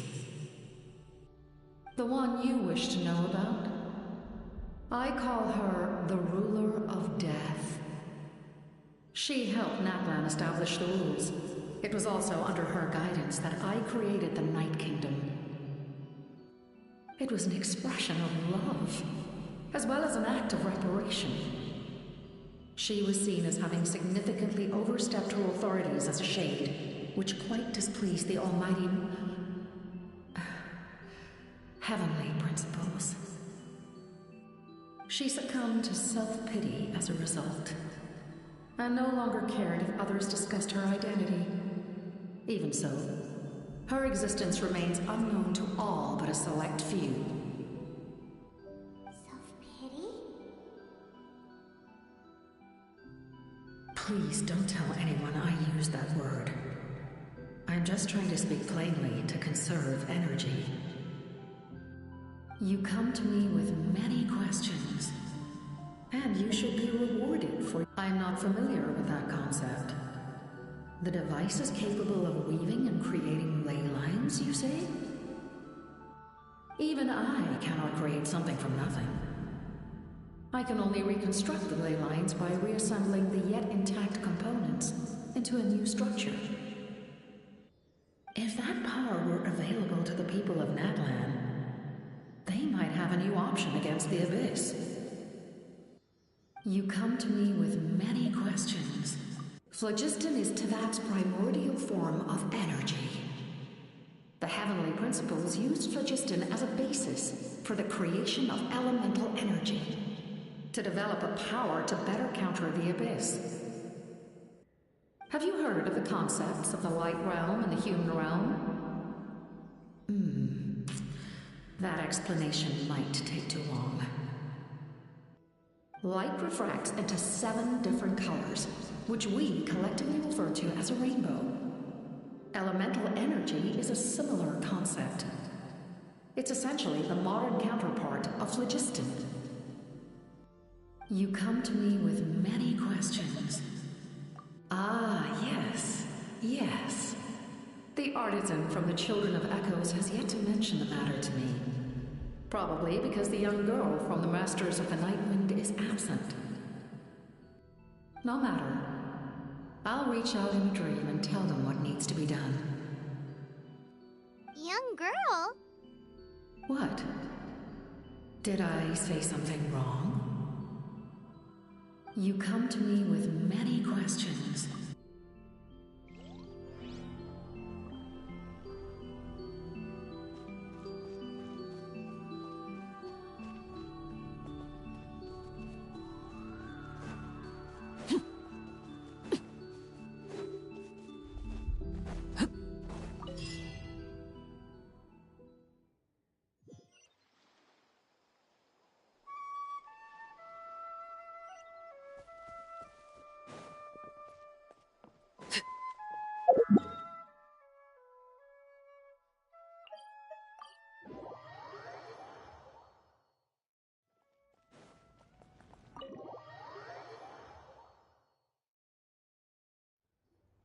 In that case, allow me to formally welcome the Fatui to our cause. We now face a common enemy. It's time to put our differences behind us and look to the future. As for Auroron, his actions may have been out of line, but I don't intend to punish him right now. I'd rather give him a chance to prove himself. A magnanimous decision. We're back! Whoa, seeing the two of you chatting like this, Paimon almost feels like she's dreaming. This may be an unexpected outcome, but a favorable one nonetheless. Now that we're all here, I have some questions of my own. Tell me, how did you discover the source mechanism? We weren't getting any closer to obtaining the Gnosis, so I had my men scour Natlan for a different option. Auroron helped as well. We tracked down 3 scholars, Aberawa, Bosomtwe, and Kushtal, and combined the results of their research to locate this ancient device. I've never heard those names before. Seems like my own investigation failed to locate some critical personnel. I'm just not sure how I missed them. Strange. Perhaps they simply live in seclusion. In any case, their results speak for themselves. That's true. Now we have another option at our disposal. Compared to using the Gnosis, our current plan will buy us some time. And if all else fails, we still have this plan as a last resort. Even though executing it will come at a heavy cost. But that means making everyone forget their past! We should definitely try to avoid it if we can. Oh, actually, speaking of the Gnosis, how did you know what it could do? That story begins with the Cataclysm 500 years ago. I failed to save Conria from the rampage of the Abyss. When the situation became unsalvageable, I fled to Natlan with the remainder of my platoon, only to find that Natlan had fallen victim to the same tragedy. I defended this land for quite some time, and, in the process, met the chief of the Masters of the Nightwind, Aizu. I'm sure many people viewed Conria as the cause of the tragedy, but Aizu was kind to me all the same, and even helped me in my time of need. From that moment, I made it my mission to aid Natlan. In battle, a warrior fights to win. Even though my homeland was lost, I was already committed to this fight. Together, Aizu and I fought many battles and overcame countless hardships. However, he was unable to escape his fate, and, in his final moments, told me the secret of the Gnosis. So it was him. He recommended using the Gnosis on several occasions, even before the tragedy. But I turned him down each time. You knew him, and you fought for Natlan all those years ago. Why don't I recognize you? It must be the mask. Even without the mask, my past appearance is long gone. Even with the curse of immortality, the flesh still rots. Wait, do you know someone named Dainsleif? That problem doesn't seem quite so extreme for him.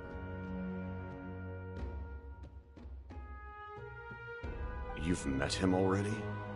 Yeah, a bunch of times. Sounds like you know him too. During the age of Conria, all I knew was his name. The last time I saw him in person, he was traveling with a princess. He carries a degree of pain and hatred that far surpasses my own. Yes. You're the brother of the princess. Given the role I held in Conria, I would prefer not to harm you. Although, this is likely a self-imposed burden. If the princess saw me now, I doubt she would even recognize me.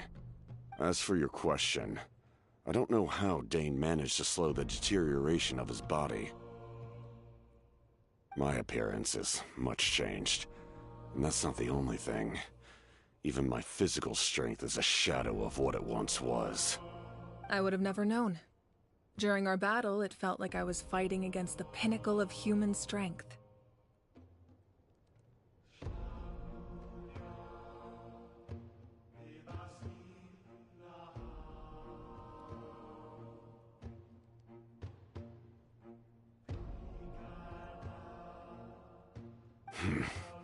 And I still lost. I deserve no praise for that outcome. Still, it's a shame we never faced off 500 years ago. You could have seen what I was truly capable of. I agree. Had we fought then, I'd also have been more motivated to go all out. So, all that commotion back at the stadium, and you're saying neither of you were using your full strength? I'd say we're evenly matched. If we face off again, victory will come down to who wants it more. I imagine you held back since there were spectators around that could have gotten hurt. But capitalizing on that situation would have only led to a hollow victory. It would have been no different than taking hostages. My goal was the Gnosis, and I failed to obtain it. That means I lost, plain and simple. Her Majesty the Tsaritsa allows every Harbinger the freedom to pursue the meaning of their existence. When the time comes, that freedom can take precedence over her orders. That's why our methods can be so radically different, despite sharing the same goal and the same sovereign. I needed the Gnosis because I came here to save Natlan. That was my primary motive. Once Natlan is saved, if the Gnosis still remained in my possession, I could bring it back to Snezhnaya. My decision regarding the Gnosis will not change. So let's focus on the Abyss for now. Right!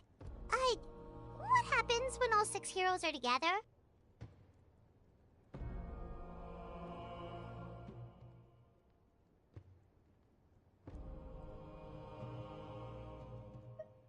We will unleash a great power that can be used to thwart the Abyss. But only once. It's a power that Xbalanque gained from Renova. Renova is a god whose existence predates any Archon. You can think of her like an emissary of the heavenly principles. She controls the power of death. Wait, is that why you have the Ode of Resurrection? Yes. Renova also orchestrated Natlan's rules. As for the Divine Throne, like I said before, when a human ascends to the Divine Throne, their inner flame will awaken. The size of the flame depends on the person's potential.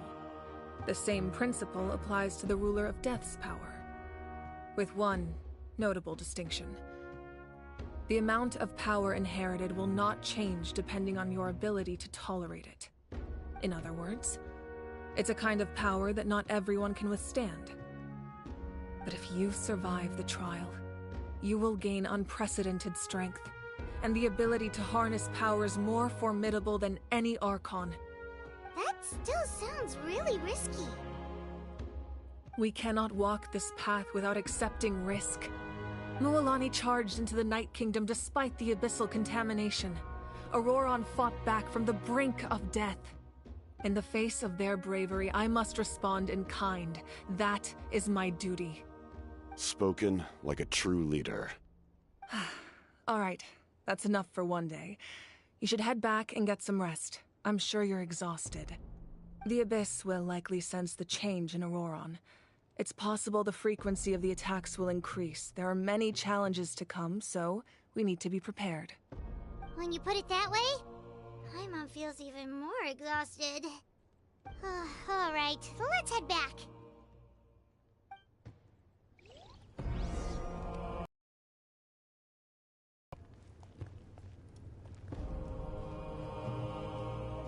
Now that we're working together, we'll need to coordinate our efforts. I'll leave a portion of my forces for you to command. That will definitely help relieve some pressure. You're sure they won't object? It's an order. I will make that clear. Excellent. I appreciate your trust.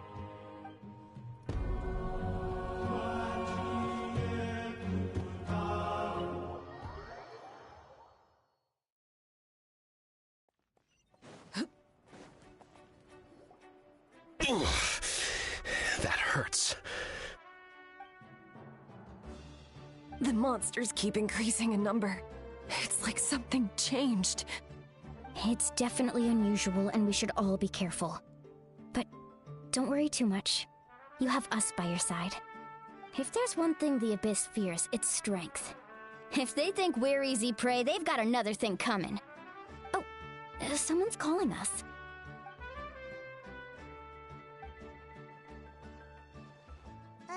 Something wrong, Traveler?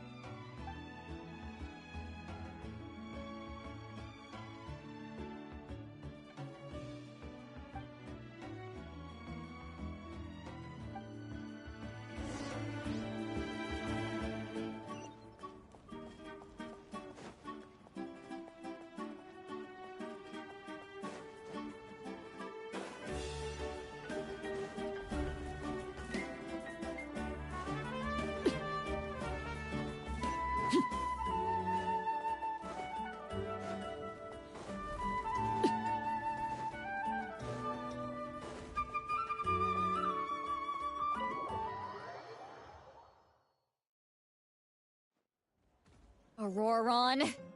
Granny? What's wrong, Granny? It looks like you have something to say. You know exactly what you did. You need some sense knocked into you, that's what I think. Now, where do I even begin? I'm sorry. Now that you have nowhere to run, that's when you apologize? You couldn't wait to run off last time, and the time before that. Pretty sure I apologized those times too. What exactly were you thinking? Being a wanted criminal is one thing, but then you also tried to pull off that whole thing in the ancient ruin. I'm not the one who needs an apology. Apologize to yourself for risking your life. Okay. I'm sorry. I don't have anything to say for myself, Granny. Yell at me all you want. I know I messed up. You better be sincere. This is an incredibly serious matter. I'm being sincere, I promise. I've seriously reflected on my actions. I know what I did was risky, and I know I made some bad choices. But I don't regret it. I just had to do something. Not because I thought I was special, but because I wanted to help Natlan as much as I can. Of course, in the end, I just ended up causing more trouble, so you're right. My apology doesn't mean much. But I don't know what else I can say. You even had Aoife bring me that gem. A simple thank you isn't enough, but still. Thank you, Granny. You're welcome. Just make sure to thank Aoife sometime. I will. Anyway, don't feel too grateful. I tampered with the bag to copy a portion of your memories. Oh, I didn't notice. Of course you didn't. You forget how many years I have on you. Like you could uncover one of my tricks. Anyway, I have something else to tell you. The Pyro Archon has discussed your case with the others. Many of your actions violated the rules of Natlan, and you should understand you'll have to take responsibility for that. I understand. But your efforts weren't entirely meaningless in the end. In addition to giving us another failsafe, you saved yourself with sheer force of will, and managed to become a hero. Huh. Not too shabby, grandson. Did the Traveler in Paimon tell you to say that? What? No! I said that because I mean it! I can't believe you're complimenting me at a time like this. You normally let your fists do the talking. You're not off the hook just yet. I told the Traveler I was going to break your legs, and I meant every part of it. Could you not? I still need them to walk. Trying to negotiate, are you? All right. Make me an offer. Given all the good things that I managed to accomplish, can you let me off the hook this one time? I promise to do better in the future. Fine. I can let this slide for now. But I'll be watching. We'll see if I change my mind. Oh, Traveler, Paimon. Didn't expect to see you here. Hello! Yes. Looking after these little rascals is rather exhausting. Taking care of the Traveler isn't easy either. Paimon's life is an uphill battle. Traveler, Paimon, I want to thank you for your help back at the ruin. I won't. Let's get together sometime. If Auroron really wants to thank you, he can treat us all to a tasty meal. Sounds great! We'll be there!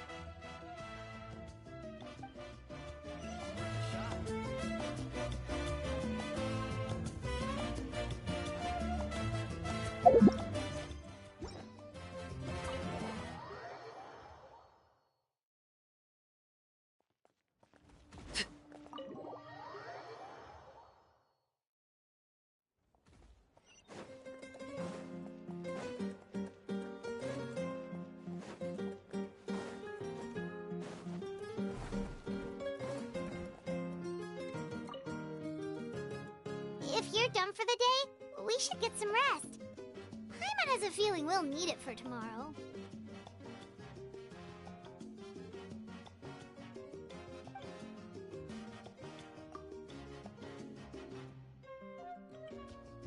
You ready?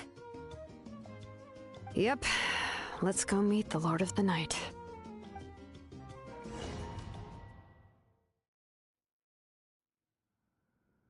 So, this is where you heard the Lord of the Night? Guess that means she really has awakened. Hopefully we made it before she falls asleep again. Fret not. I'm still here. For a weak life form, falling asleep is no less taxing an exercise than staying awake. I'm sorry for disturbing your rest, but there's something we didn't have the chance to ask you earlier. We need to forge a new ancient name for the Traveler. But we ran into a problem. He's not from Natlan, so there are no records of him in the Night Kingdom. I see. Mawika must hold him in high regard.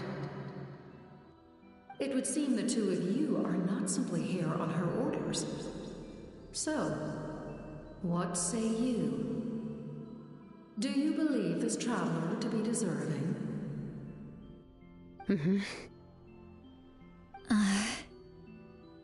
Speak your mind. There are no others here. You are both my children, both children of Natlan. I would hear your opinions on the matter. He is special. He saved Kachina and devoted himself to helping us avert this disaster. Natlan owes him a debt.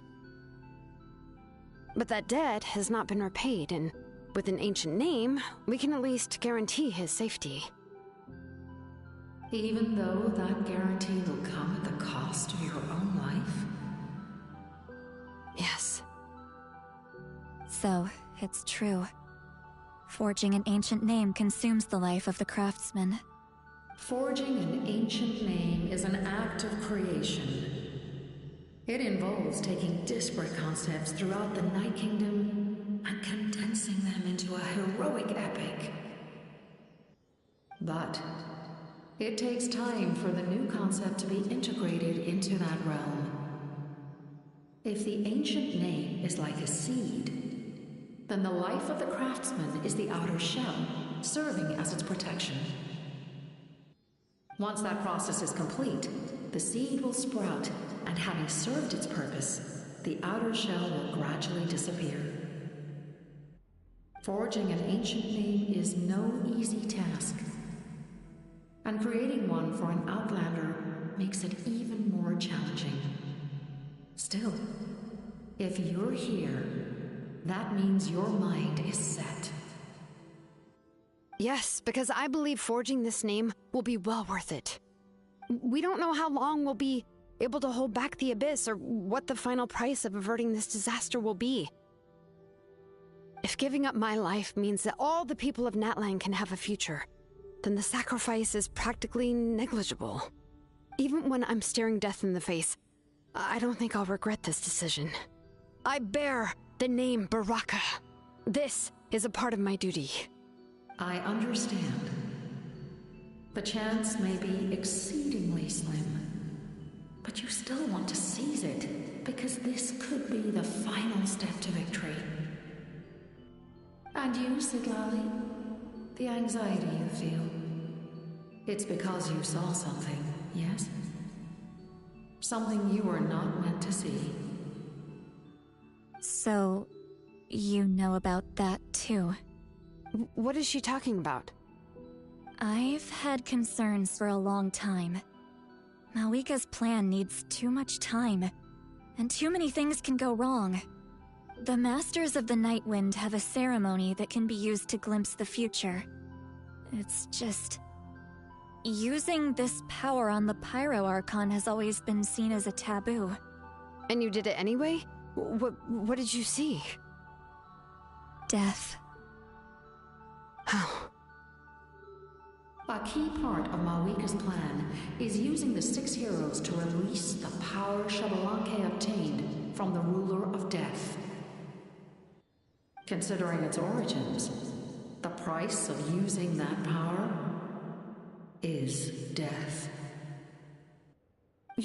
You're saying Malika is going to die in this war against the Abyss? Yes. I can't just ignore what I saw. That's why I need the Traveler's power. I need the power of a Descender. Don't forget, Sidlali. Even if it may seem like someone is fated to die, the nature of death and fate are different.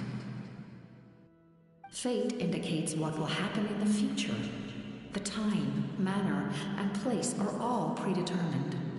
But death is different. Death is a rule. The ruler of Death's power will allow Malika to triumph over the Abyss, but she must offer her own life in the process. The ruler of Death cares little for the time and manner of a death. She simply guarantees that it will occur. Fate may be able to influence the timing, but that is all the Traveler can change. Wait, you're saying we might be able to change when she dies, but not the outcome? I cannot help you with this, I'm afraid. It's beyond my capabilities. Malika knows about all this, doesn't she? Yes. I imagine she has long accepted this eventuality. Well, I can't. She's so strong. She never gives up, never rests until a problem is solved. She's not the type of person to just quietly accept her death. The Traveler shares that quality. That's why I think this gamble is worth it. Together, I know they can overcome the impossible. Be it fate or death. We shall have to wait and see, but I will curb my expectations. My time is running out. It is my honor to witness humanity in this moment of absolute determination. We won't forget your contributions. Once we deal with the Abyss, we'll find a way to keep you alive. Thank you for saying that, but there is nothing you can do. How many years of life are enough? 10? 100? 1,000? 10,000? The Night Kingdom will disappear. The humans will continue to fight against the Abyss, and in the end, all cease to exist. When you consider all of that, extending my life is meaningless. That's what makes us different. Even if our end comes tomorrow, humanity will still do whatever it takes to survive today. Exactly. Times like these always fill me with admiration and reinforce my commitment to the mandate I shoulder. My creator was right in esteeming you as special above others. Here. This is my gift to you and an extension of my will. It can record the traveler's experiences in this land, whether from the past or the future. With it, you can forge the ancient name you desire, and the traveler will also become a hero forever recorded in the memory of Natlan. Thank you. We're sorry to ask this of you when your strength is already all but spent. Really. Thank you so much. Your thanks are unnecessary. This is the least that an angel can do. Time for you to leave. It's getting dark.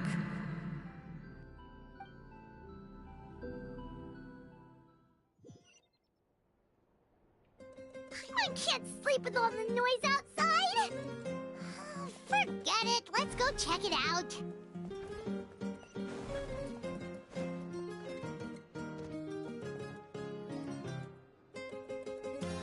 Shilon and Lolly, is there a reason you're up so early?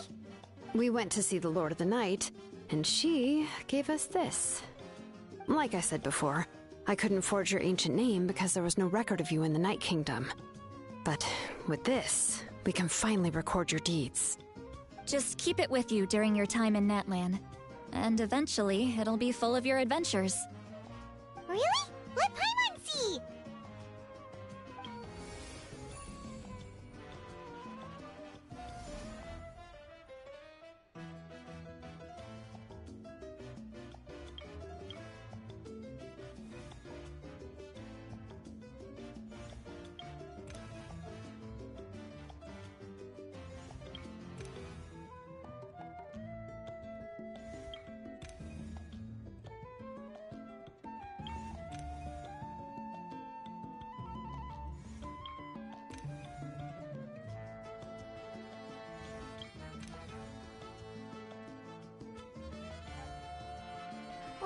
It's the two of us!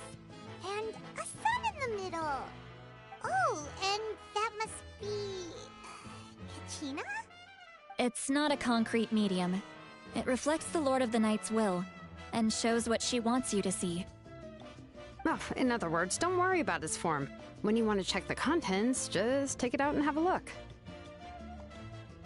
Sounds convenient! It's also super light and doesn't take up too much space! This is a really awesome gift! Oh, yeah.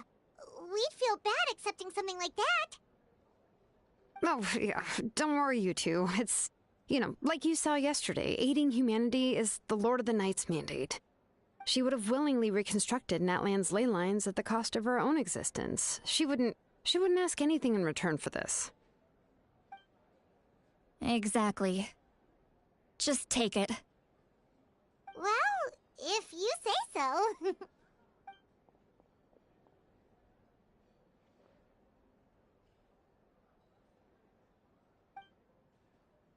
So soon? We just fought them off. We can figure that out later. Let's go!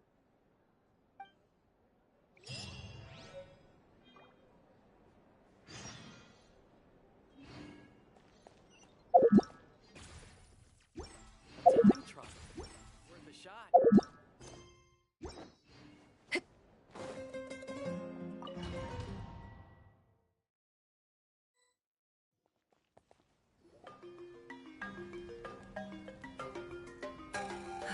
I see.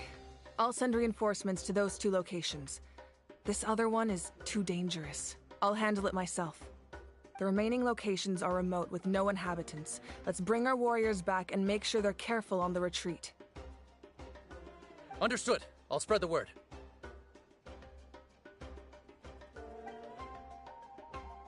We're here. What's going on? Kachina said the Abyss attacked again? Yes, it's not looking good. Our forces have always been able to handle the sporadic attacks, but now, there are more monsters than ever, and the attacks are more frequent. What about the scale? What areas are they targeting? All of Natlan. Not just around the stadium, but even the remote areas of the Collective of Plenty are reporting attacks. Could this also be some kind of omen? If things continue like this, then... We won't last much longer, I know. What we're seeing now is the desperation of the Abyss. It knows we're only one hero short. I don't have the strength to fight it right now. This is its best opportunity and its final chance. You're saying we just have to hold out for as long as we can? It'll be a long fight. Our current focus needs to be on protecting civilians and conserving manpower. There are caravans and adventurers trapped in the wild. Many of our warriors have already left to rescue them, but they'll need reinforcements. All right. Shilonen, Kachina, head to the camp near the Children of Echoes. Citlali, you're needed in the Masters of the Nightwind. As an important figure in the plan, Auroron will stay here. Your tribe is too far from the stadium. Understood. I'll leave right away. I prepared a hot air balloon to take you where you're needed. Messengers from the Scions of the Canopy are traveling all around Natlan. Update them once you've completed your mission, and they'll compile the information into a battle report. As I receive intel from the various regions, I'll plan your next move. All right, no time to lose. Let's go!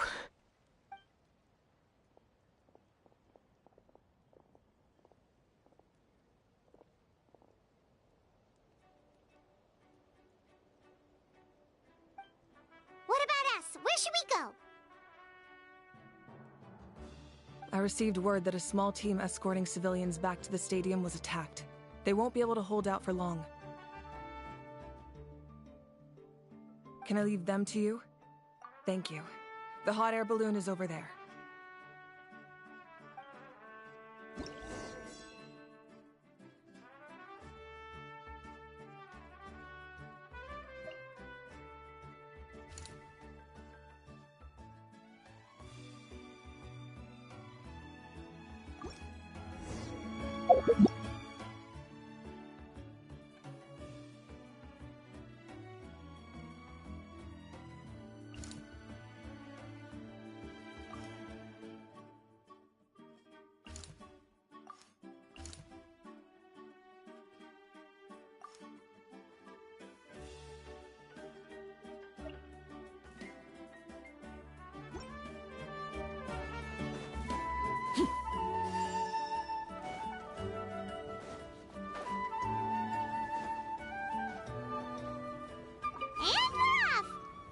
This thing is pretty convenient. It's not only fast, but also saves us a lot of energy.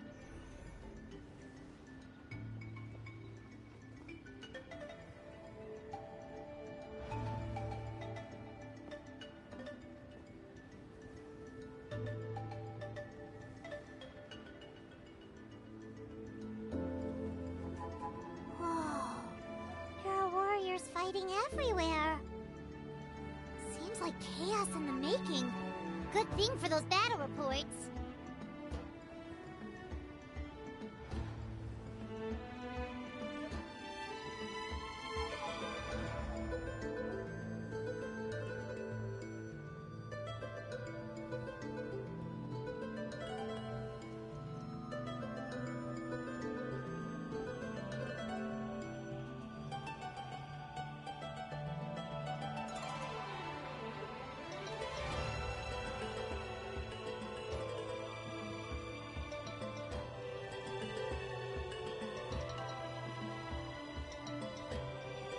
Look, they must be trapped. Let's go help.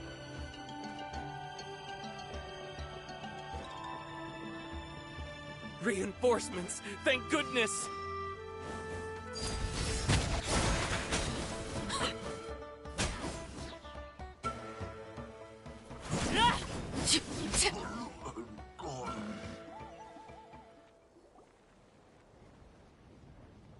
Thank you for coming.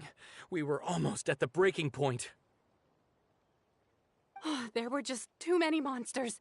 They just kept coming, wave after wave. I've never seen it this bad. At least we got here in time. You all should get going. I know, but it's not that easy. A lot of people were hurt in the battle just now. Our cart was also attacked, and now our supplies are scattered everywhere. That's not important right now. We need to focus on getting out of here alive. I know, but these were medical supplies. What if they need them back at the stadium? It's them! Over here!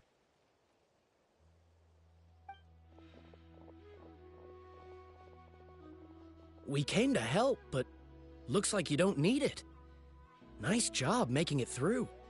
Now we can head straight to the next location. What other areas need help? Here, take a look at the latest battle report.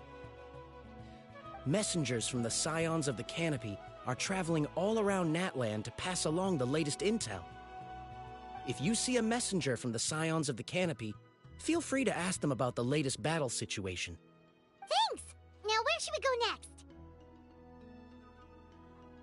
Seems like you can hold your own in a fight, so let's split up.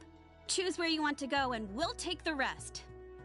Still looks like they could use some help here, though. These supplies are really important. What should we do? It's all right. Don't delay your rescue efforts on our account. But if we stay here too long, the monsters might come back. What do you think, Traveler? Should we stay and help? Paimon will do whatever you decide.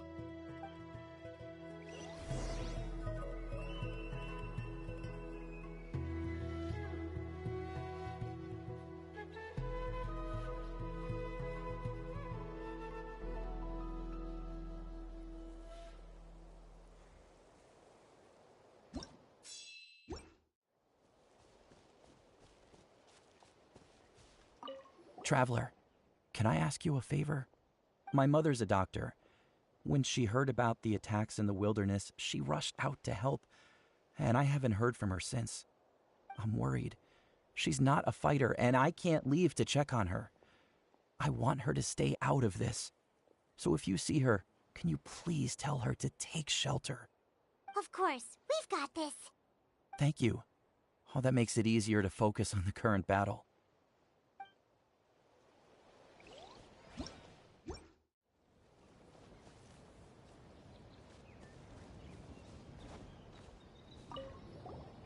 Do you get scared?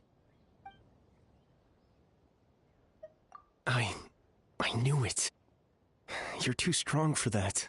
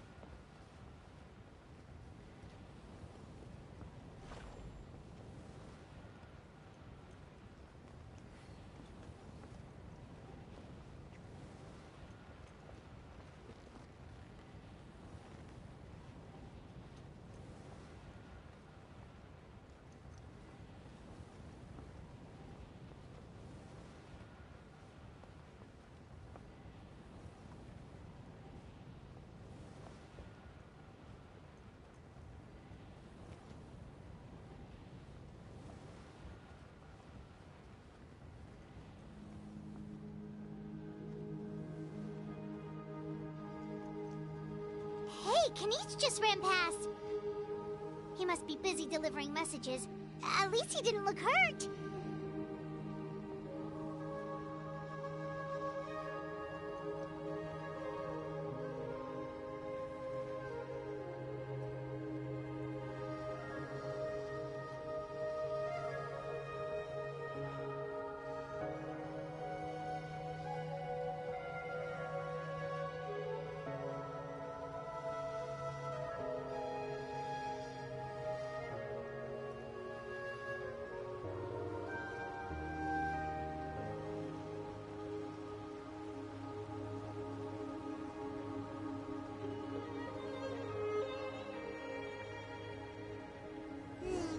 Everything looks good so far.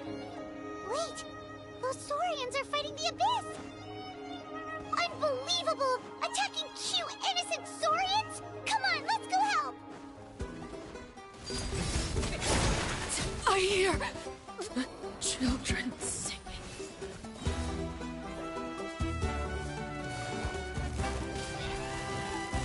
Here comes the catch. Quietly now.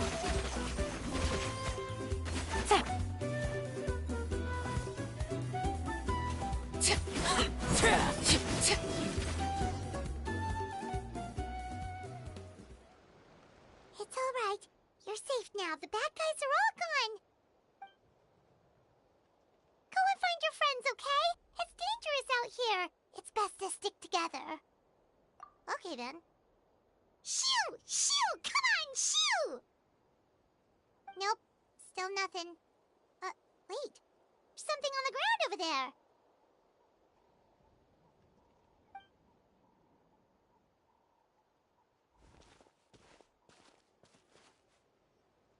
Let's see. Oh, it's one of the battle reports from the Scions of the Canopy!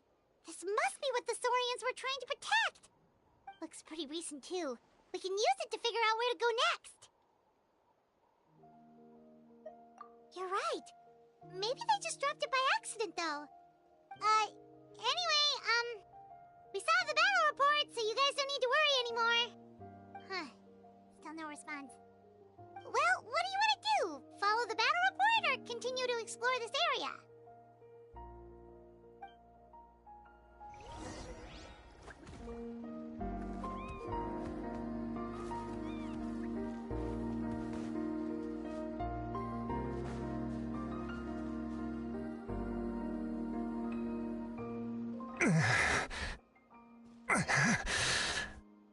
Someone's injured. Oh, that must be the messenger. Hey, are you alright? Can you still walk? The battle report! I have to find the battle report! Yeah, we got you covered. Here you go. Oh, thank you! I just hope I'm not too late. In times like these, every second counts. Even a short delay can put lives at risk. Don't worry about that. We can take things from here. You just need to head back to the stadium and focus on getting better. You're right. I can't do much else in my current state anyway. How can we make sure he'll safely get back, though? We can't let him make the journey alone. It's too dangerous out there.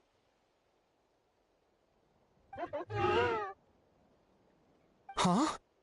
What the... Whoa, you guys sure about this? It's really dangerous out there.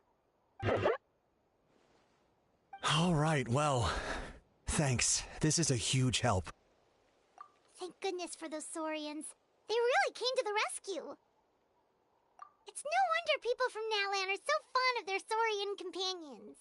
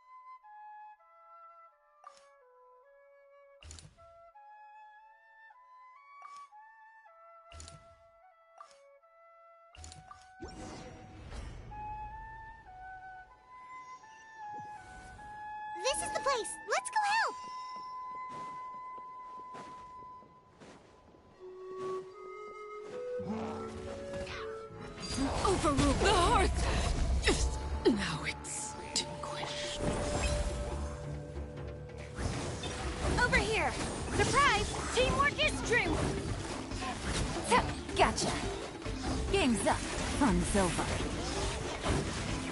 No! Cha! Ta! Busted. Ta! Cha! Everybody stand back! This shall not be my fate.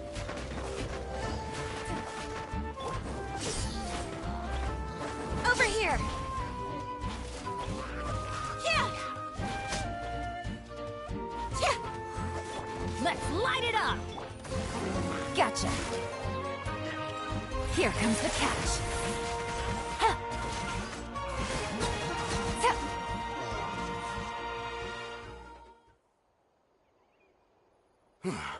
Thank you for coming.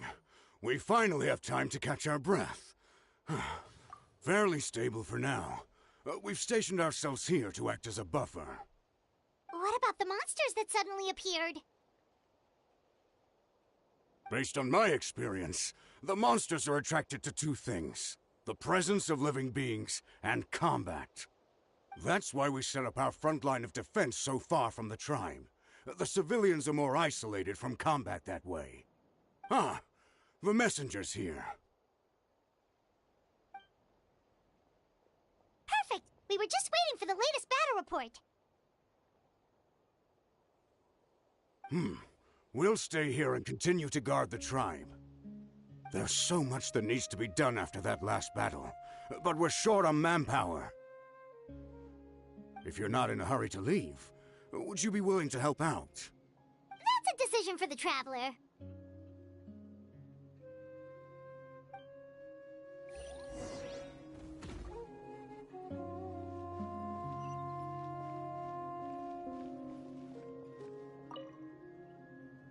Ah, by the way, I think I know where some monsters might be. It's an area nearby. If you've got some time, I'd appreciate the backup. All right, let's move out.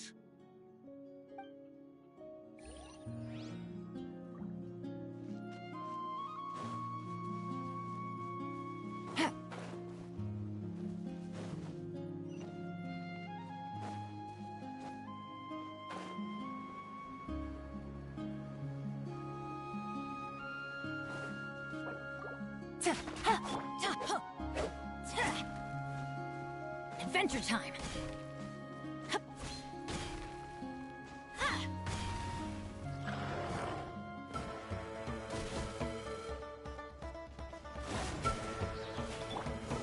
Let the magic begin! Surprise! Over here! I'm going in!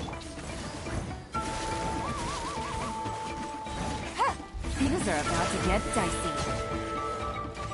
Take it easy. Laid bare. Off we go!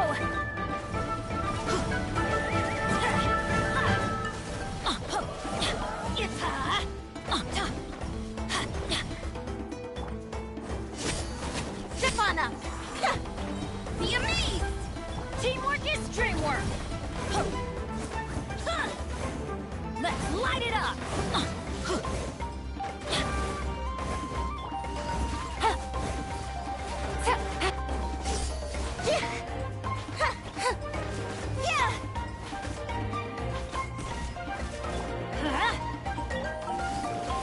Busted.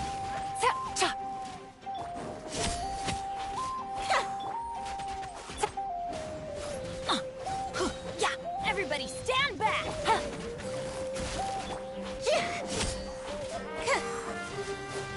Witness my rise. Transfixed.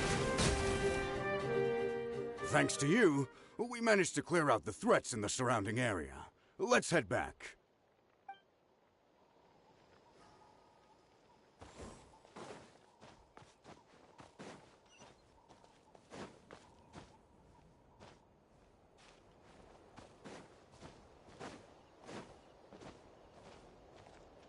Here's the current situation. People from all over Natlan are trying to make their way to the stadium, but they're being targeted by the Abyss. If you have the strength, they could really use some help.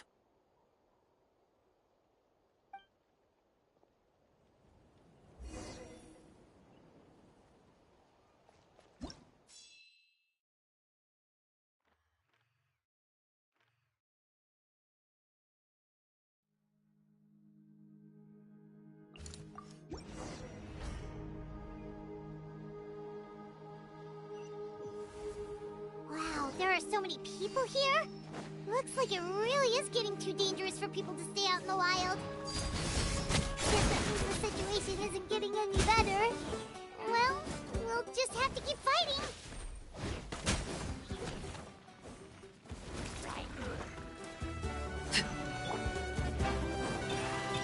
Over here! Let the magic begin! Step on up!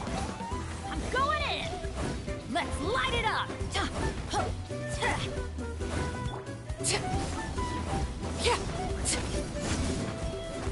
Here comes the catch.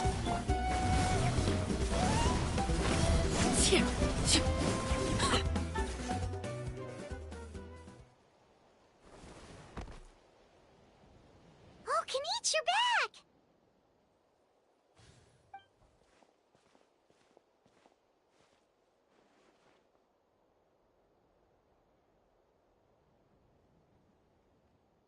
Yeah, it really feels like we're running short on people everywhere. It's so dangerous out there. Just when we think everything's under control, another thing goes off the deep end. Not that Paimon's complaining, it's just... what if things get even worse?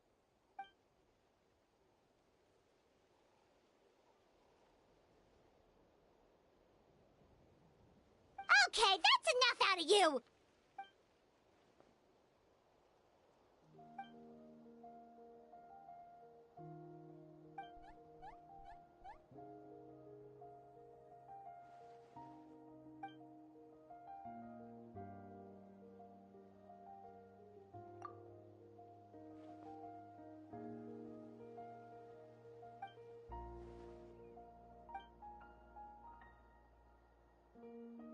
Yeah, she always seems so confident. Plus, she told us you can only become the Archon by proving your strength.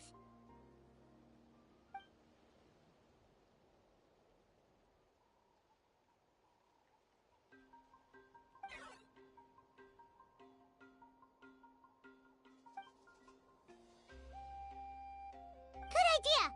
Maybe we can see if the people around here need anything in the meantime. Looks like we're on the same page.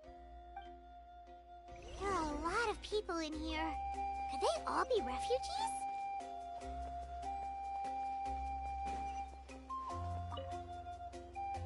Oh, it's you two! Oh, I'm so glad you're all right. Hey, you made it back! Sure did. Dargo made sure we got back safely before rushing out again. Plus, we managed to deliver the medical supplies to the stadium. I really can't thank you enough for your help.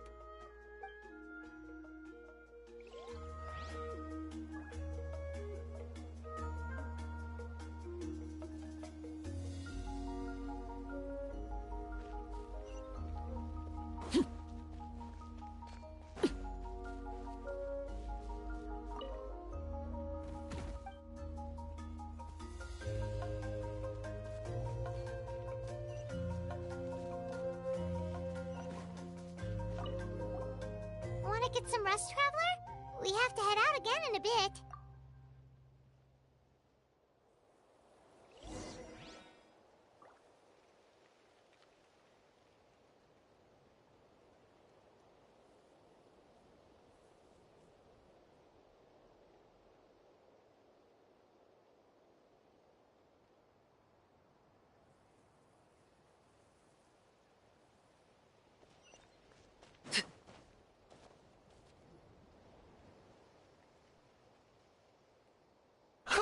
It's you two! Thanks again for rescuing me. Yeah, we ran into him out in the wild. He was injured, but luckily some saurians took him back to safety. Speaking of which, are you sure you've recovered enough to be out and about like this? I got really lucky. My injuries were just some flesh wounds. The doctor said they should heal on their own as long as I get enough rest, so I figured I'd try and keep working if I could. But, it didn't take me long to start regretting that decision. Everything's hurting now. As soon as I've delivered this battle report, I'm headed right back to go lie down.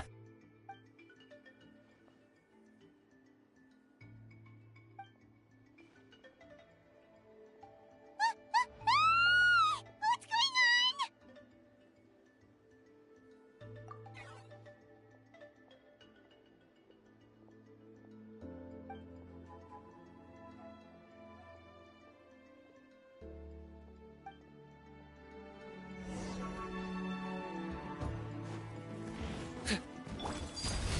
fixed! Everlasting as the moon!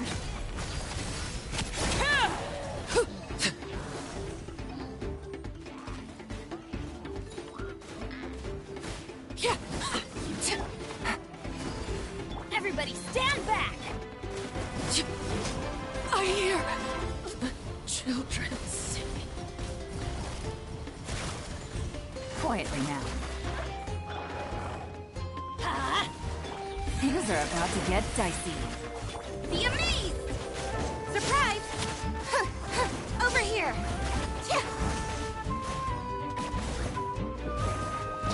There are too many of them! They just keep coming!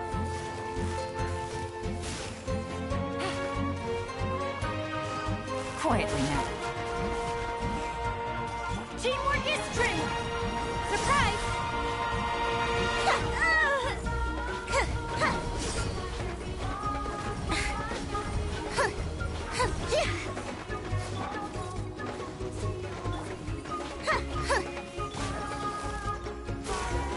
Busted. Here comes the catch.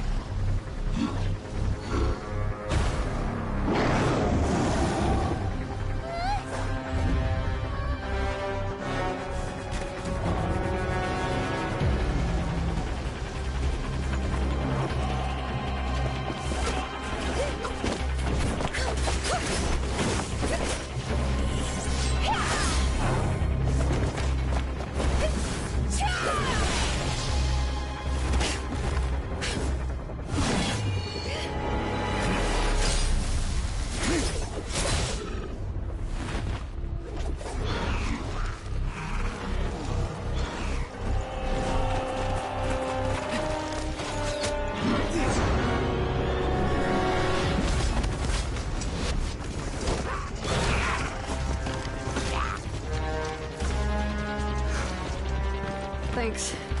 The situation is grave. Hold this position. Keep the people safe.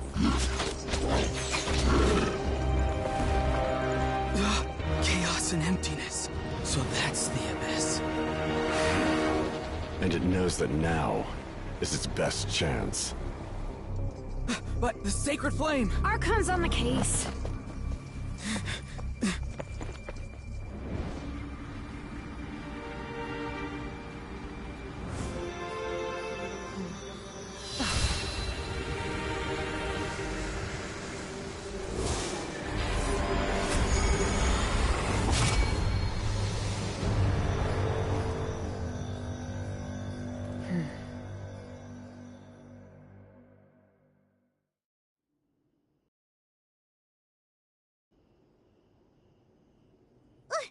What was that?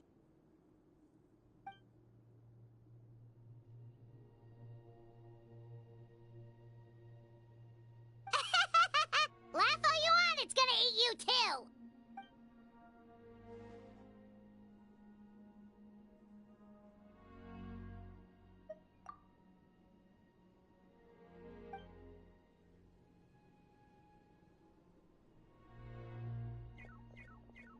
The fact that Deadpan Kaniche is this nervous just goes to show how serious this really is. Oh, let's go. The disaster's really happening.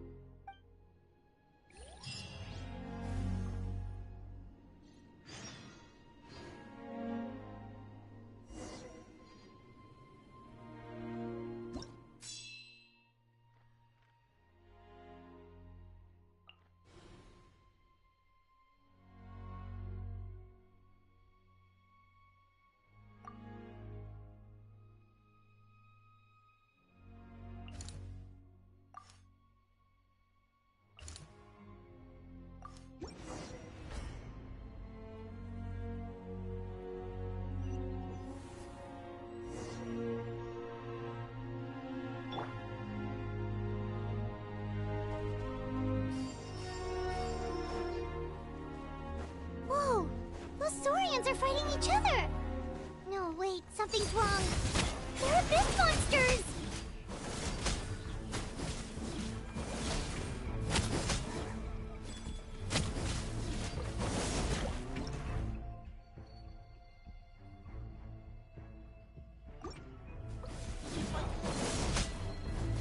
Transfixed, laid bare. Everybody stand back! Gotcha. Quietly now. Cue the spotlight!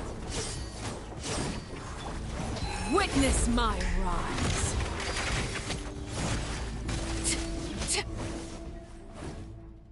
Over here!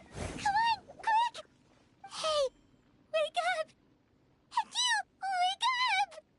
They're all dead. Oh no! Were we too late? We were on our way to the stadium with our Saurians when that dark entity emerged in the sky. Seconds later, the abyss monsters appeared and changed into Saurian form. They fought till the end to protect us. And now... Right. You need to get to the stadium. Come on, we'll take you. I guess. Thank you. Oh, I'm so sorry. Truly I am. May the Wyab watch over your souls, now and forever. Huh? Yeah. I'm on nose, it's just... It hasn't fully sunk in yet. But anyway, right now, let's focus on getting them to the stadium. With any luck, there'll be an update waiting for us there. If not, we'll just have to play things by ear.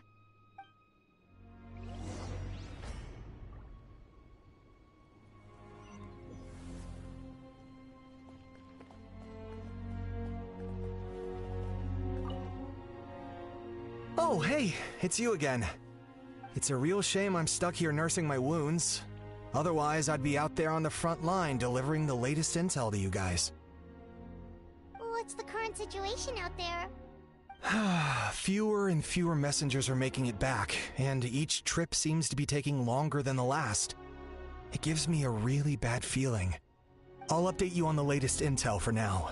For next time, though, I'll see if I can find someone to bring the updates directly to you. I can't guarantee anything, though. As you know, we're seriously short on people. I don't know how you do it. You really are a true hero.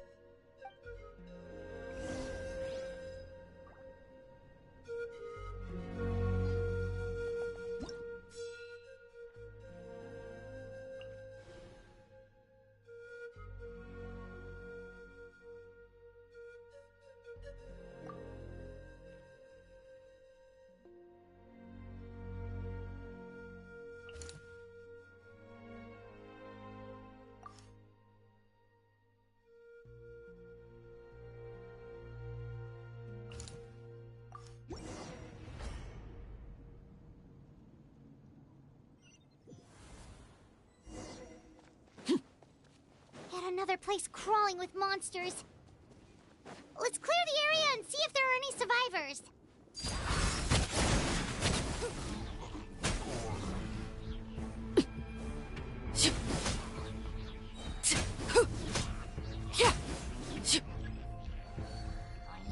Teamwork is dreamwork! Game's up. Fun's over. Gotcha. Busted. Transfixed.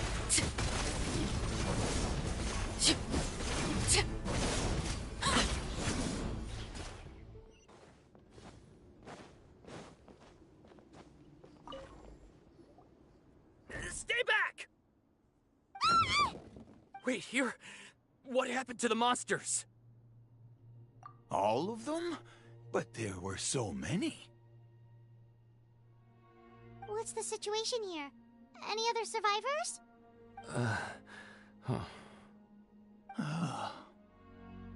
The warriors protecting our group all fought to their deaths. We weren't about to sit around waiting to die, so we snuck out and made a run for it. But we didn't get far before the monsters spotted us. Who knows? Maybe we should have stayed put after all.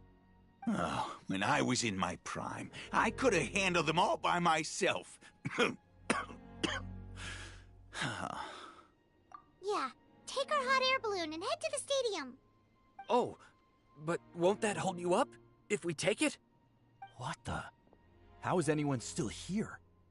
I thought the monsters had captured this place. Yes, of course. Leave them with us. What's the matter? We need to go. It's not safe here. It's just... I can't help but think things might have turned out differently if only I'd chosen to fend for myself sooner, rather than expecting other people to protect me. It's not too late, maybe even for me. I might be an old bag of bones, but I used to train in the spear, and I bet I can still remember a thing or two. Let's get going. I'm gonna fight to the very end, just like they did. Thanks again for your help. We'll be all right from here. Okay, but be extra careful on your way back. We'll see you at the stadium. You bet. Till then.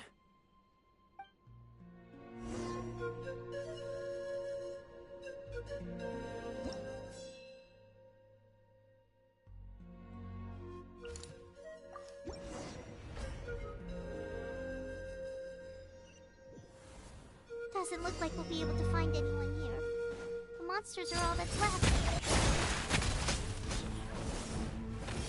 Let the magic begin! Step on up! Surprise!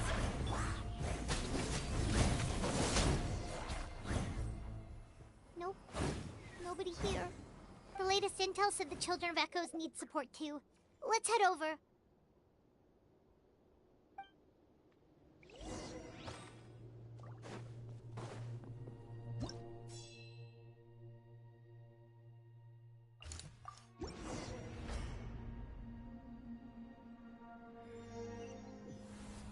These warriors are struggling! Quick, let's help them!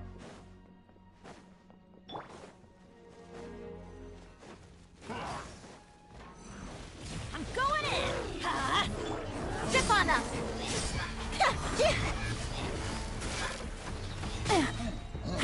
Here comes the catch.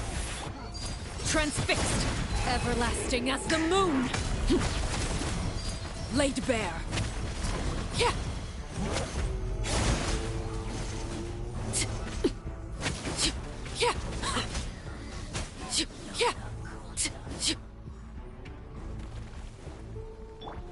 Let's light it up! Gotcha. This is the second time you've had to come to our rescue. I'm a little ashamed. Thanks to your efforts last time, we managed to fend off the abyss here, even after whatever that was appeared in the sky. But at this point, I think we're gonna have to cut our losses. This base is as good as gone. Yeah, everyone needs to stick together. Best to regroup somewhere else.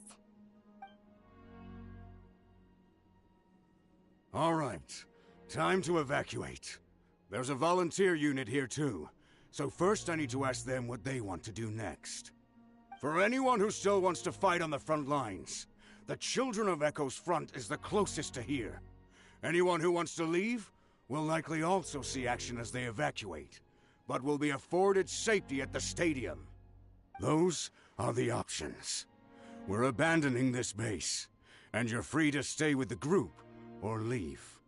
As of this moment, the Children of Echoes are reasonably well defended, so please, weigh the risks and consider your family's safety before you make a decision.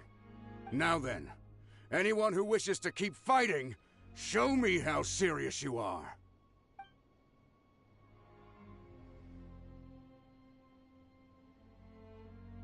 Did I not make myself clear? But if Natlan is destroyed, will there still be a home for us to return to? If anyone wants a future, it's on them to go out there and grab it. Period. No one wants to be that person who sat back and hoped for the best while other people were giving their blood for our nation. Very well. For Natlan. For Natlan. You heard them. This means we'll all be going to support the Children of Echo's garrison. Great! Well, you all seem in good spirits, so that's encouraging. But still, please be careful. Don't worry. It'll be just like another Night Warden war. We'll force the Abyss back if it's the last thing we do. Huh?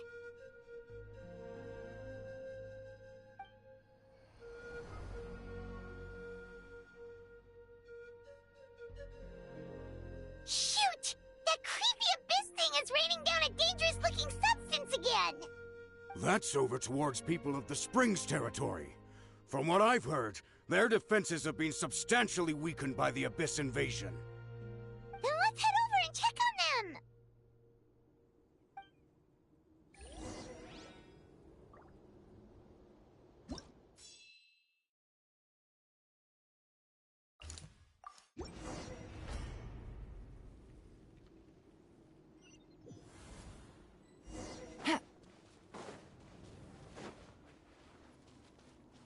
What the? Hyman can't believe it!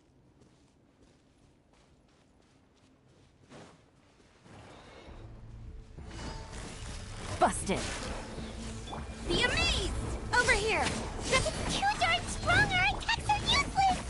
Oh, why isn't anything working? At this rate, the Abyss is just gonna keep sending more and more monsters! The next wave will be here soon! We need to get out of here! Let's check the area for survivors, and hurry!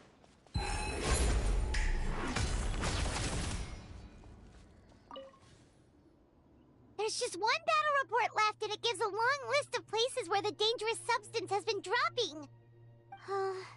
This is the first report we've had in ages, which means the messenger's job has become all but impossible. But there's nothing we can do about that. Our priority is to get to the next affected zone. Even if we don't find any survivors, maybe that strange substance over there won't be as rock solid as here. There's a chance at least.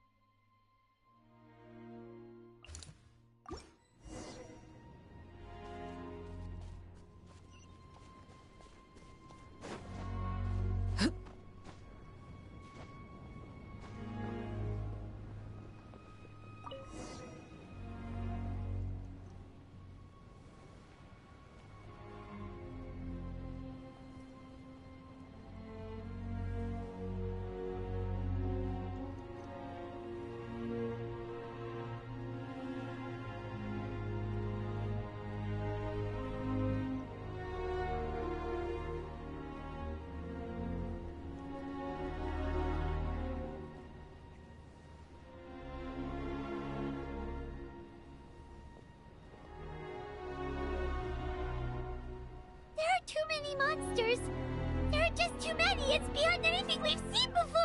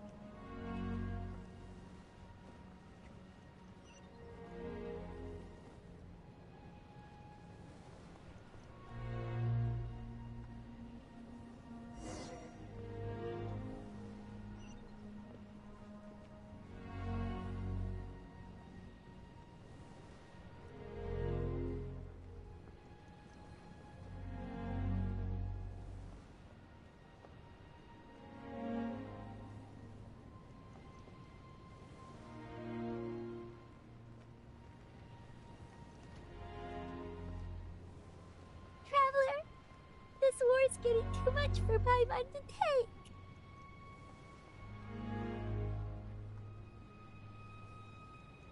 Okay, let's do this!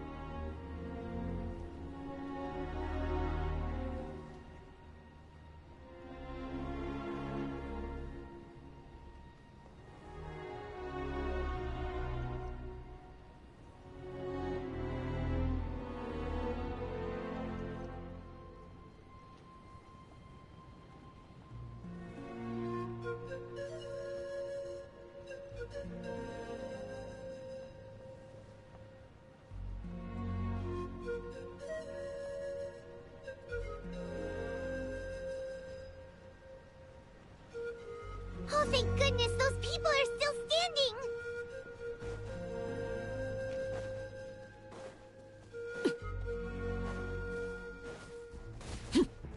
Overruled.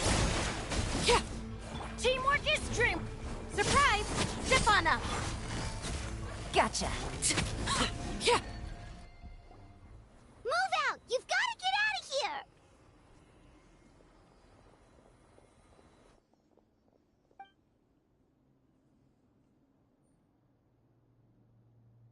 Still no luck, huh?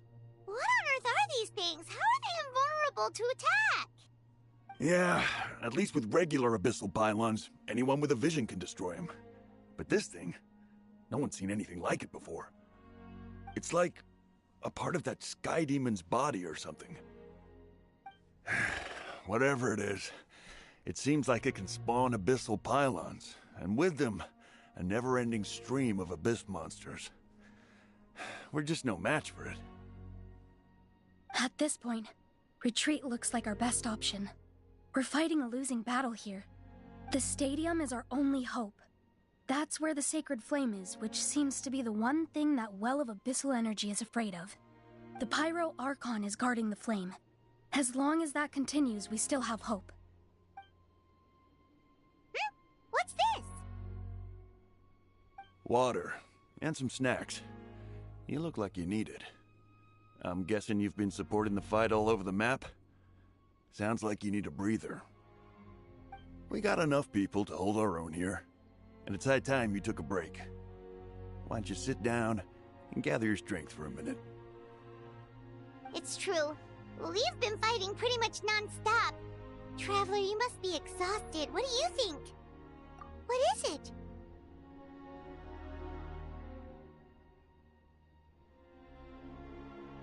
Oh, you're right. Well, then guess we'd better go warn them. It's your decision. If you want to set off right away, Paimon will come with you.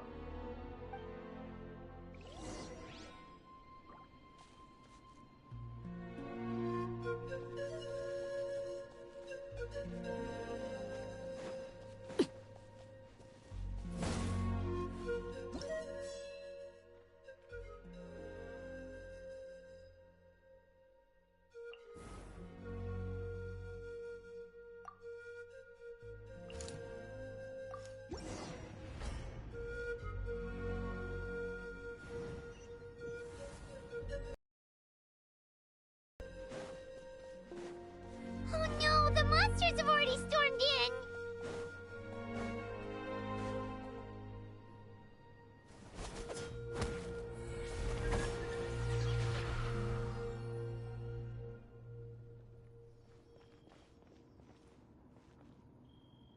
Oh, it's you guys. Things are bad here. Something fell out of the sky that's impervious to our attacks. It's a good thing you did, otherwise we might not have made it in time. Kachina, he and I can deal with the remaining monsters and abyssal pylons. You should go catch up with the rest of the group before your parents start worrying about you. Stay safe, Kachina. Come on, let's get this done.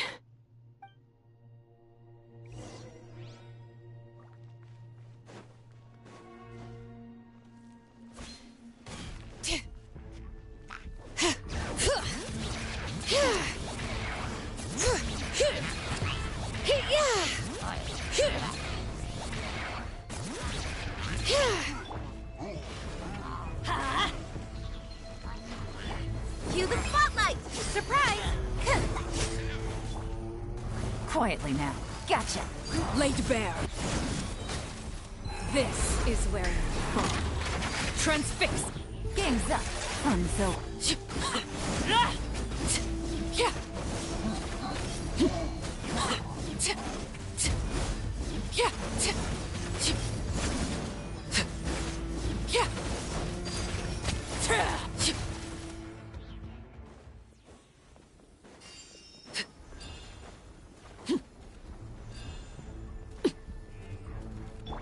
Bring it!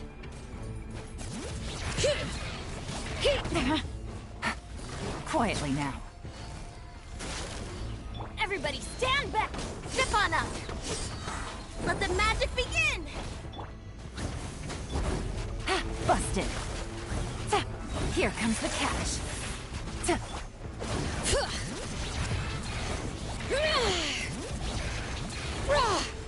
Overruled!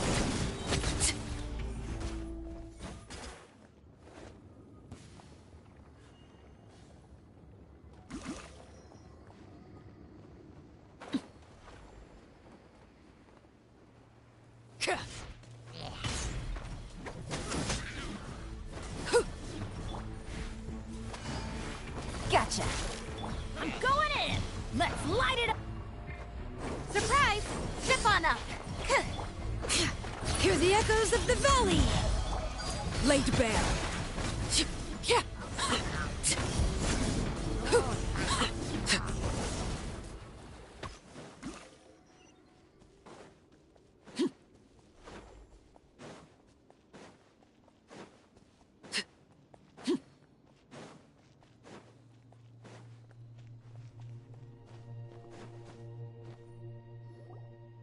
Yep, that's everyone.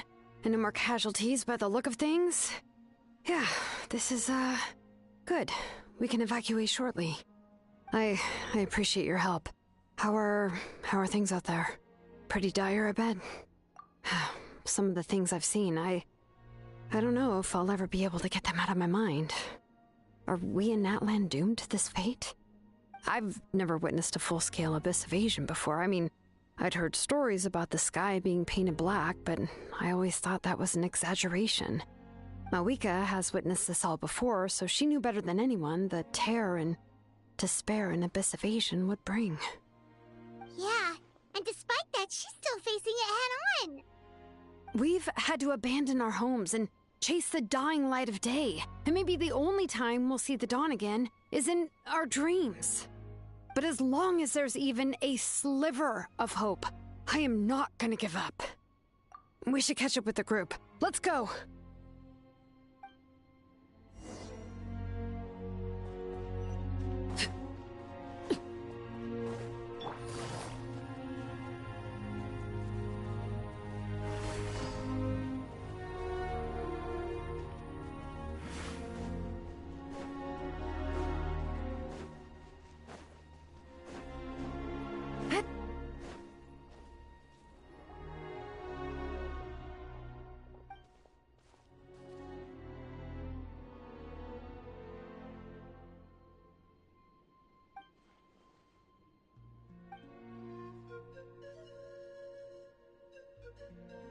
What? Isn't that Chaska's tribe? She said she was gonna take Koichi home to rest for a while.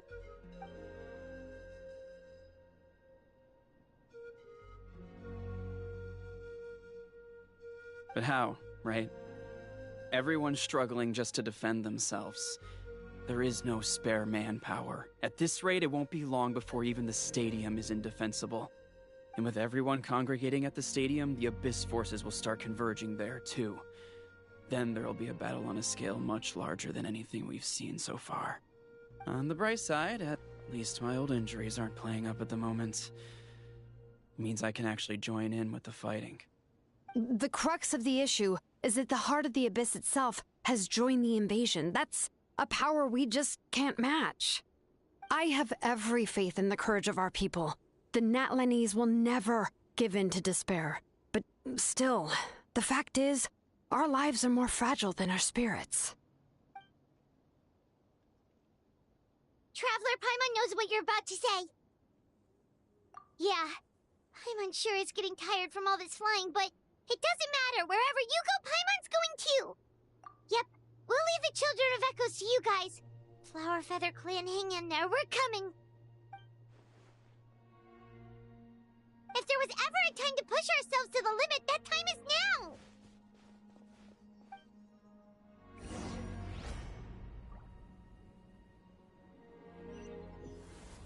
Wait! Over there! It's Cheska and Koichi! Traveler! Over here! Hurry! Things are about to get dicey. Yeah.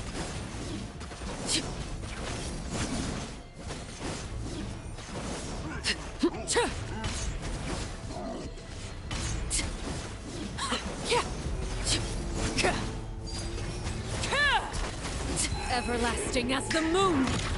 Transfixed!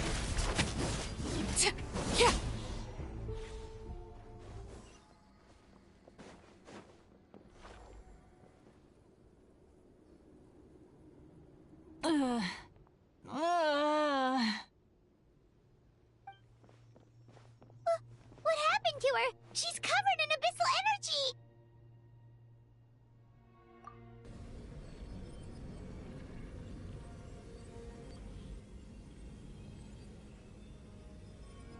Please, save her.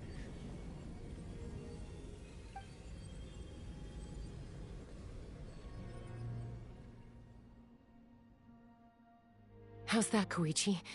Any better now? Koichi! Koichi! Cheska, I used to think Mom and Dad were crazy for adopting you. I was the younger sibling, but I always felt like it was my job to help Mom and Dad take care of you. I thought I could set you free from the abyssal energy you struggled with. I guess I was pretty full of myself, huh? Thinking I could fix you when... well, we were always the same. Hush, Koichi. Put those thoughts right out of your mind. We'll be at the stadium in no time, okay? I'll carry you there. The abyssal contamination is gone now. Just rest, and you'll get better. I was always nagging you to slow down. Stop rushing headlong into things. I just didn't want anything to happen to you, or to anyone else because of you. I worried about you so much. But now, I realize I never really understood what it's like for you. The fact that you survived an abyssal contamination was a miracle. But it also left you in a constant state of agitation. The fact that we became family was another miracle. But with me worrying about you all the time, it feels like I just agitated you even further. No, absolutely not. Nothing could be further from the truth. Do you hear me? All you ever did was love me. Same goes for Mom and Dad. I've always known that. And I feel terrible because I really did want to get along as a family. It might take me some time, but I'll find a way to make it work. I'm so sorry, Koichi. I never meant to make you feel this way. It's okay, Cheska. No need to apologize. You didn't do anything wrong. No one did. It's nobody's fault that things didn't turn out great. I get it now. So, no nagging from me this time. You keep forging ahead, sis. Never slow down, and never hold back. Spread your wings and fly free, like the fiercest kukasaur in the sky. Show the world who the bravest flower feather warrior is. Because that's who you are. And that's the sister I'm proud of.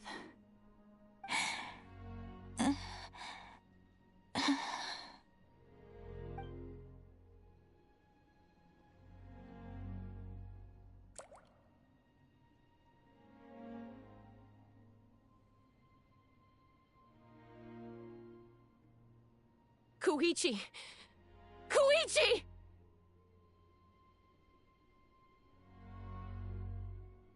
Koichi?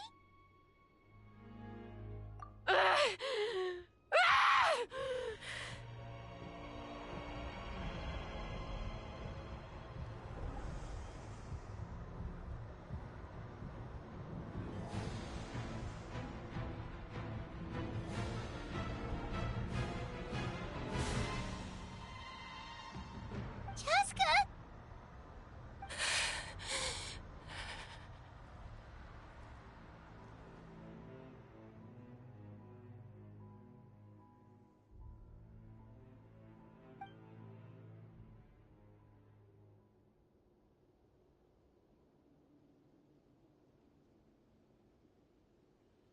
What happened?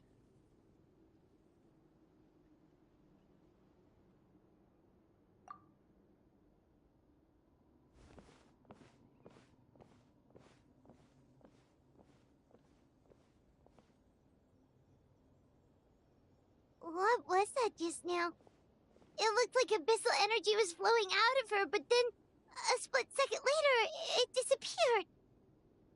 Koichi did say that Chaska needs to let off steam now and then, or she'll end up losing herself. But this time she wrestled back control.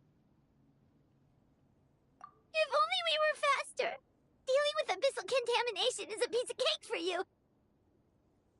We could have gotten to her earlier, then you could have treated her before it was too... Wait, what's happening to Chaska? How unfair life can be. She's had the odds stacked against her from the very beginning, and each step forward has been an agonizing one. Maybe she would have been better off embracing her pain. But her journey goes on, and one question looms large in her mind. If she could rise above the layers of pain and ascend over the dark clouds of her mind, what then would she find? Maybe the glorious light of the sun, or maybe a dark, empty void. There is only one way to find out. She needs to spread her wings and soar to new heights. That is the true meaning of life. My life's suffering shall be my epitaph. To remember the pain I endured. And finally, transcended.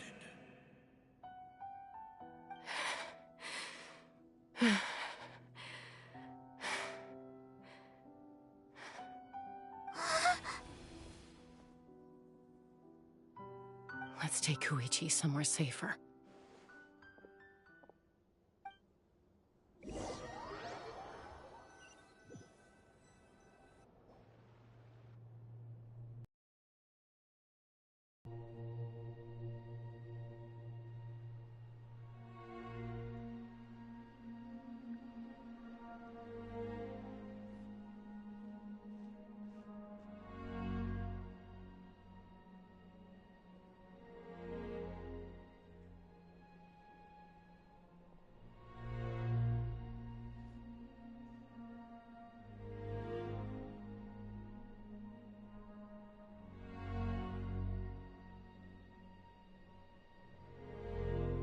Please, take care of Koichi for me. I still have more important things to do. Of course. We are grateful for her service. Yes. She served selflessly. I'm sorry, Chaska.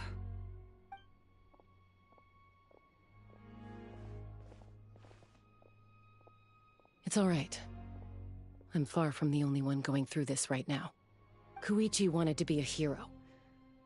And in my heart, she always will be. If we want to honor what she stood for, not to mention her sacrifice. Archon, we need to hurry. Time for this war to end.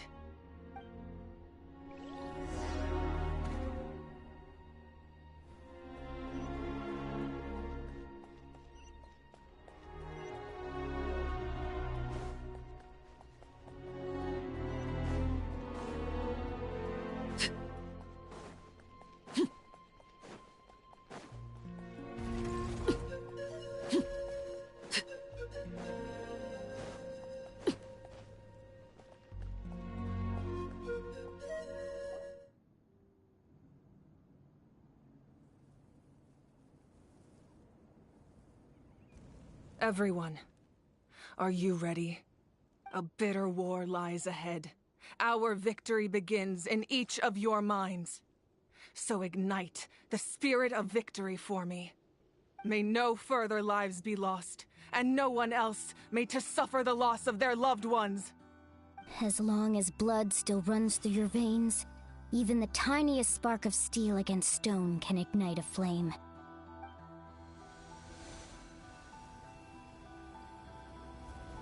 Its blaze will become one with the gaze of all Natlan. Even amid everlasting darkness, our bonds remain eternal.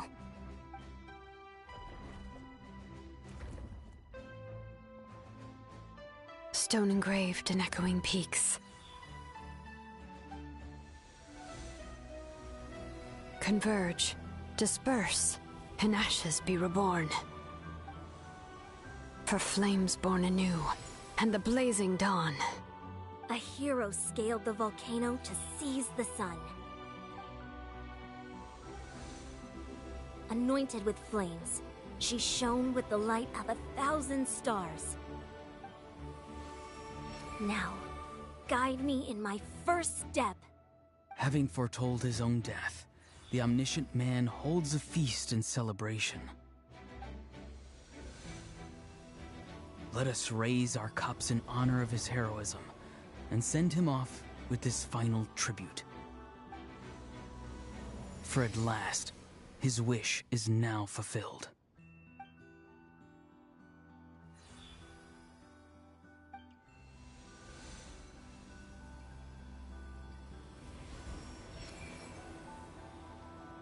My life's suffering shall be my epitaph.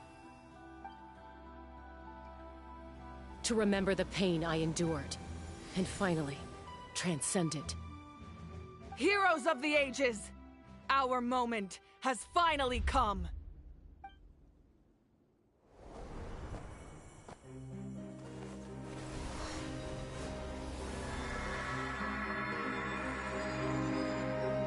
We unite as one! Baptized by the Turnfire. Bearing an ancient blessing. Knowing true power. And accepting a fate of devotion. We embrace the transcendent flame. For Natlan! For Natlan!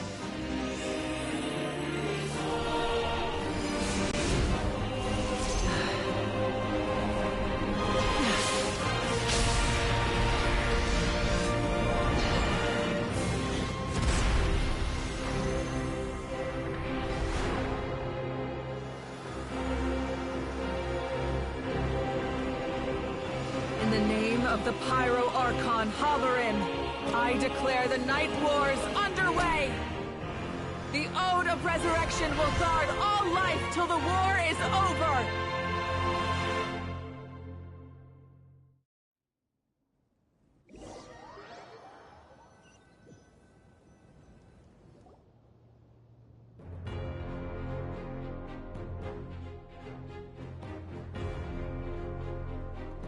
That is an outright scary level of power. So, from now on, all warriors will be able to resurrect themselves using the sacred flame.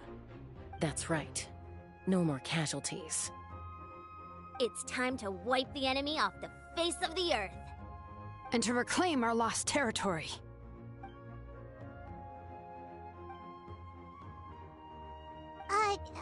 We'll come with you. Paimon, Traveler. I'm so grateful you got to us when you did. You gave Koichi the chance to say those words to me before the end. If I'd lost control out there in the wild, this counterattack might never have been possible. Probably best not to think about that. More importantly, how are you feeling now? Any better? Not really. But now's not the time to deal with it. In the spirit of VUCA, I have to rise above it. The conflict and suffering in me are there to test my character. My struggle will make me stronger, and make me the person Koichi believed I can be. Alright, let's go show the Abyss what human beings are made of. They'll be sorry they messed with Natlan after we're through with them.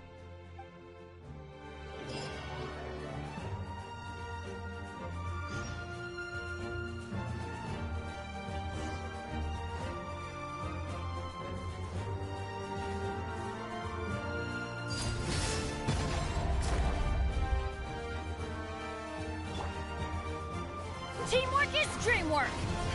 Turn that blast!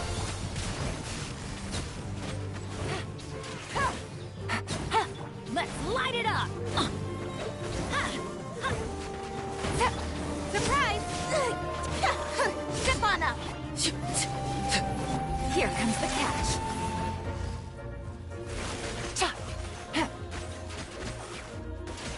Whoa, look that!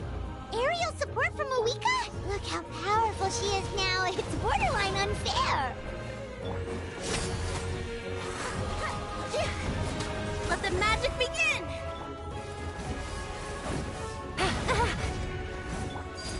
Laid bare. Witness my rise. Overruled. Use my power to destroy the Abyss tumors. Got it! Thanks for the backup!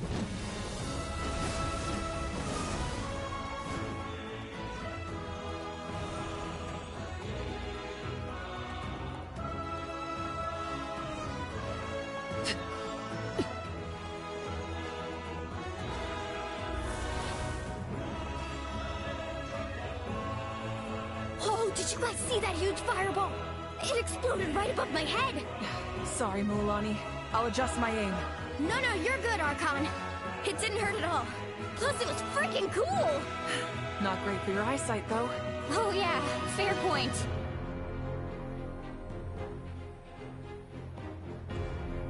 Ugh, Ahal's coming in way too hot. Is it possible to mute him? Done. Thank you, Moika.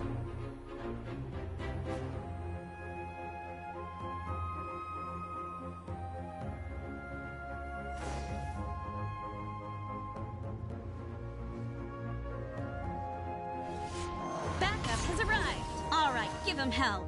Vengeance for Koichi. Teamwork is dreamwork!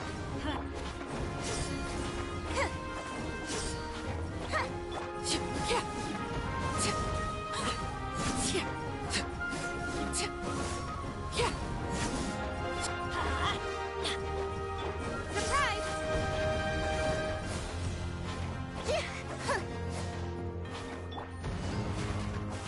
Game's up. Fun's over.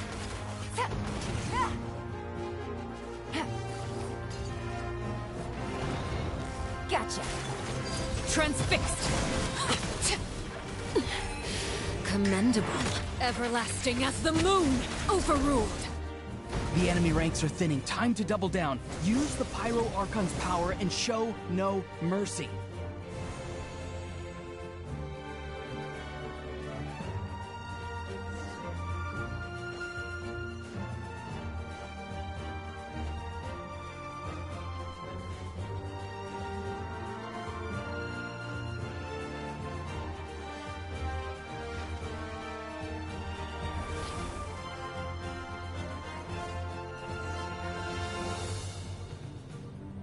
Kachina, over here! I'll send you up, it'll be quicker!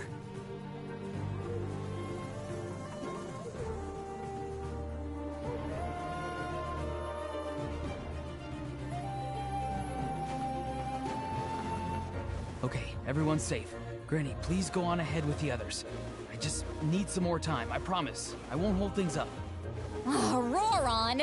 Leave the vegetables and aphids behind, you dimwit! It's too dangerous!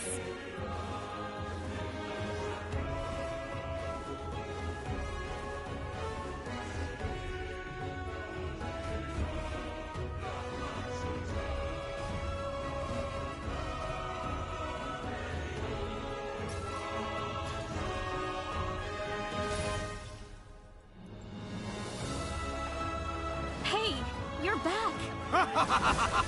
That sacred flame has got me pretty fired up. I'm ready to butcher a whole army of monsters. Everyone...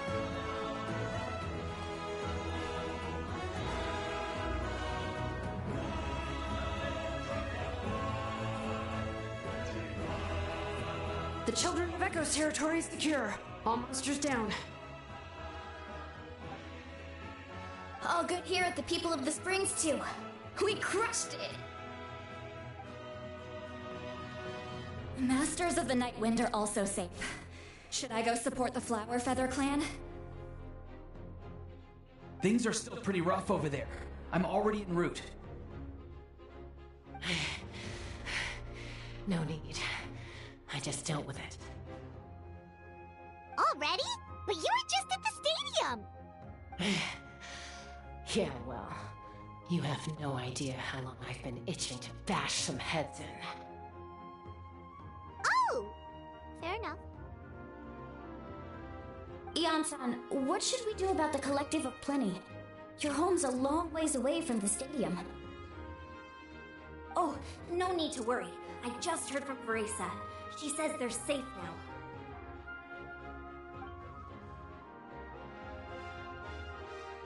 Yeah! Their only game plan was to outnumber us, and that ain't gonna work now that we have the Ode of Resurrection on our side!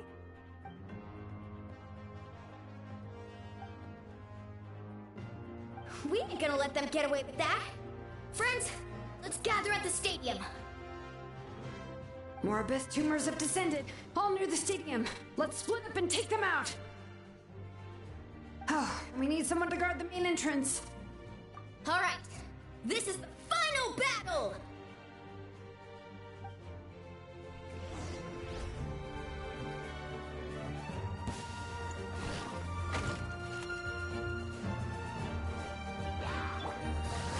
Busted. Quietly now. Over here! Zip on up! Be amazed! I'm going in! Huh?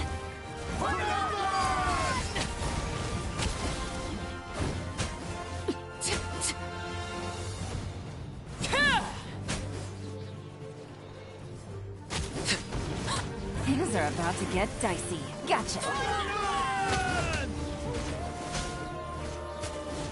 Yeah. Overruled.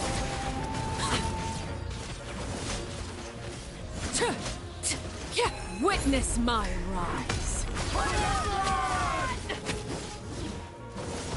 Quietly now. Gotcha. Here comes the catch. Let the magic begin! Teamwork is dreamwork!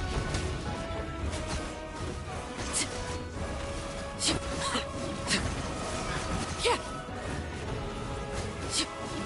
Overruled.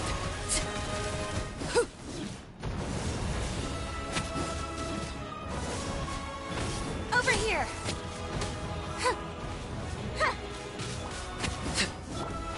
Surprise! Yeah.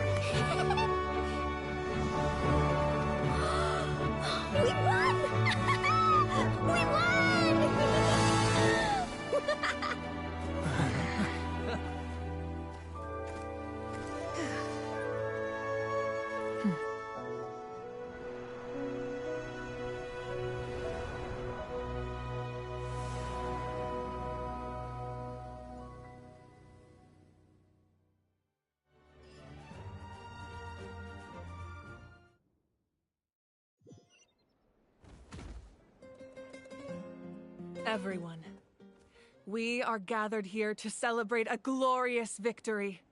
It is a victory forged by each and every one of us, and we should all be proud of what we have accomplished. We emerge victorious from another crisis to declare, our beloved Natlan is saved! Woo! All right! I must caution that this war is not yet over. We have not destroyed our enemy, merely driven them further into the depths of the Night Kingdom. But the Abyss underestimated Natlan's forces, and they have suffered a devastating defeat. It will be a long time before they are able to pose a threat to us again. After making some preparations, I will launch my final counterattack. I shall strike them in their lair and wipe them out for good. Oh, man. Wait, Archon, are you saying you're going alone? Yes. The abyssal energy there is too strong. Contact with it would be instantly lethal to anyone else.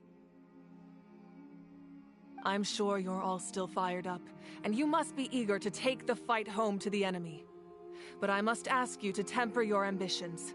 I will return victorious, for all of us. It's kind of a shame that we can't join in with a final showdown. Please, look at the bigger picture. Thanks to every one of you, we have already secured an enormous victory. Tonight, we should celebrate to our heart's content. I guess if our lives are no longer at risk, things can basically go back to normal, right? That's good enough for me. Beats having monsters everywhere. When the time comes, I will gather everyone here again. Now, let us also remember those who gave their lives fighting for our nation. Once the last dregs of the Abyss are wiped out, I intend to give them the grand funeral they deserve. An ancient name could never record the many who we lost. But no hero of Natlan should be forgotten. If I may, let's have a moment of silence for the fallen.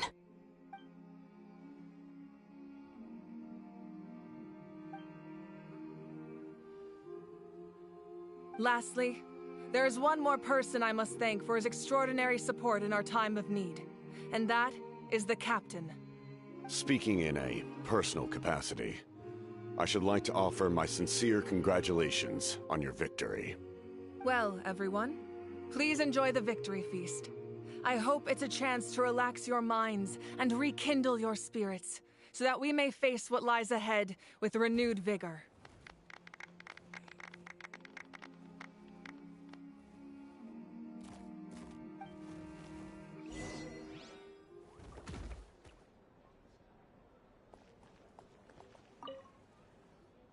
You did a great job, Kachina.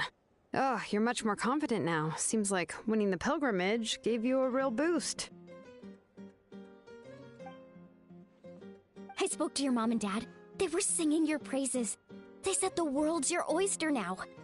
How are things at the People of the Springs base? There are some casualties, but the overall mood is very positive. I reckon they'll start rebuilding pretty soon. Same situation for the Children of Echoes.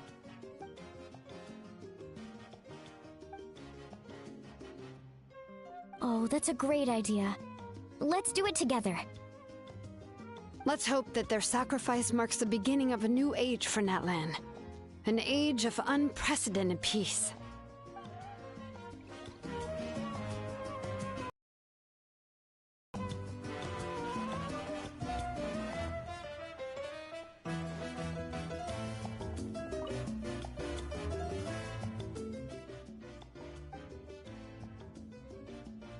Unless you want to get punched in the face. What is it with you, Ahau? Why are you so incapable of being nice?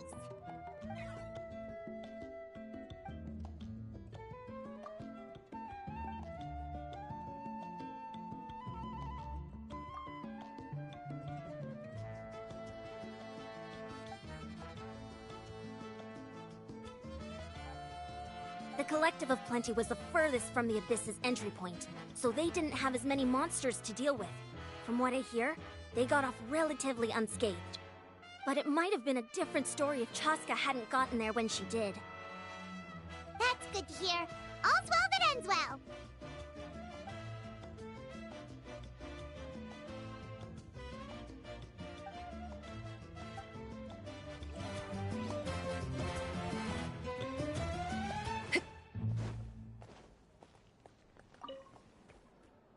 Ah, welcome. You seem a little out of sorts. Are you just tired, or...? I guess I am.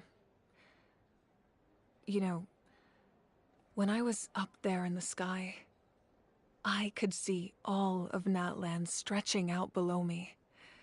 People everywhere, giving everything they had for a chance at victory. If only I'd been quicker. Maybe they wouldn't have... And Koichi. Maybe she'd still... I'm sorry. Now is not the time for that. Fruit juice, right? Make it a large? True. My 500-year plan has almost come to fruition. Just one last step to go. Namely, my final battle against the Abyss. But battle is second nature to me, so I'm not feeling a huge amount of pressure. It was so awesome. The way you exploded that thing in the sky with one almighty punch! Are you always gonna have that kind of power from now on? Oh, that was the Divine Throne unleashing my full potential. And it was only temporary. I can't wield that power for any length of time. My body wouldn't be able to handle it. Likewise, the amplified power of the Ode of Resurrection was also temporary. From now on, it's back to ancient name-bearers only. Correct. We dealt the Abyss a critical blow. So for the time being, it's too weak to sustain regular invasions. I hope the people will be able to enjoy this period of peace. Or rather, assuming all goes to plan, eternal peace. We've had centuries of war with the Abyss, and it's high time we brought that chapter to a close. Anyway, there's something I've been wondering about. I know you've been at the center of some major events in other nations too, and fought many powerful foes. In this war, you were in the thick of it once again, dashing around tirelessly, supporting the fighting on all fronts. So tell me, what drives you to do this as a mere traveler passing through? Why risk life and limb for a cause that's not your own? Wait, what's this got to do with Paimon? He's just showing how much you mean to him, in his own way. What I'm really trying to say is, I would love for you, with your extraordinary talent and your sense of justice, to join me in this final step. You and I together, finally putting an end to the ever-looming threat of the Abyss. But I also don't want to take advantage of your good nature and readiness to help others. The final battle will be very dangerous, and you have the rest of your journey to consider. I'm sure you must be weary. Sleep well tonight. Let's talk again tomorrow in the speaker's chamber. I'll give you more details on the final battle, and then I hope to hear your verdict.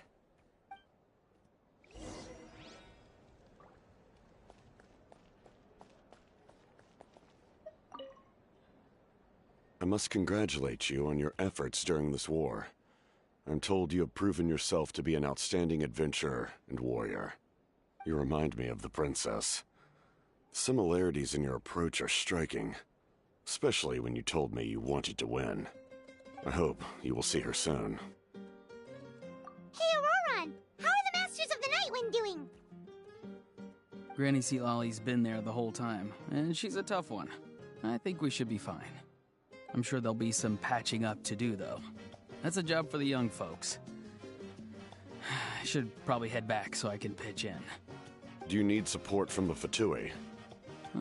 Probably not. There are a lot of older folks in our tribe, and I suspect they would find your comrade's presence a little distressing. Right, because often they look like a bunch of intimidating thugs. Well, also in my tribe, excessive use of elemental energy is bad for your eyesight. Oh, right. Okay.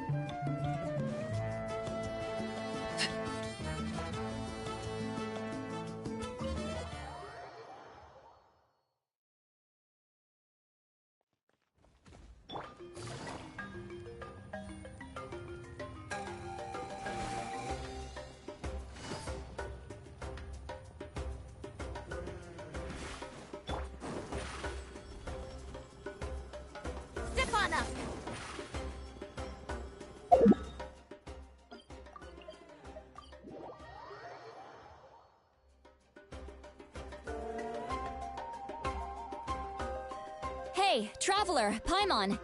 There you are. I've been looking all over for you. Oh, hey, Sweet Lolly! What's up? Listen up. I have something really important to tell you.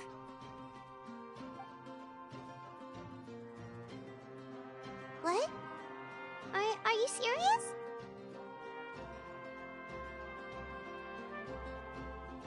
Natlan must pay the price for Mawika's use of the Ruler of Death's power.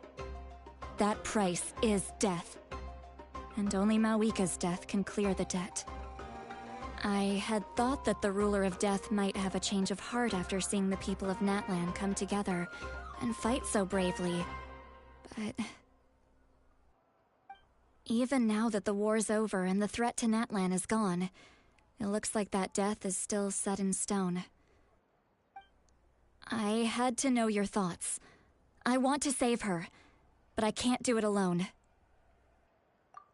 Okay, good. That makes me feel a little better. Thank you for standing up for us.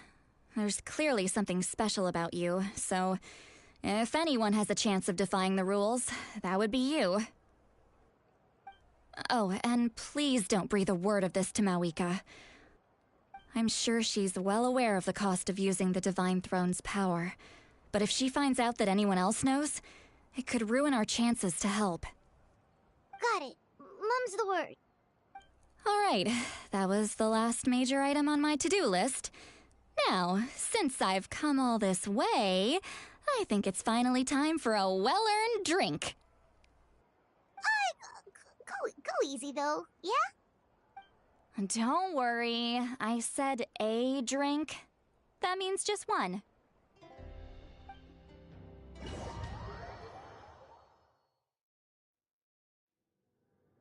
All right, you little munchkin. If you keep pestering me, I'm gonna have to get serious. I get 100 kids a day telling me they want to be the next Pyro Archon. Why should I train you? Nagging isn't gonna accomplish anything. No one can predict the future, and unless you have some exceptional jaw-dropping talent I'm unaware of. I can shoot those cornflakes in your kitchen from right here. Don't be ridiculous. You couldn't make that shot from all the way over here? Wait, hold on. You could hurt someone with that. Well, I'll be. You made the shot. The science of the canopy raised him tough. That's some real skill you got there, little lady. Maybe you really will be Pyro Archon one day.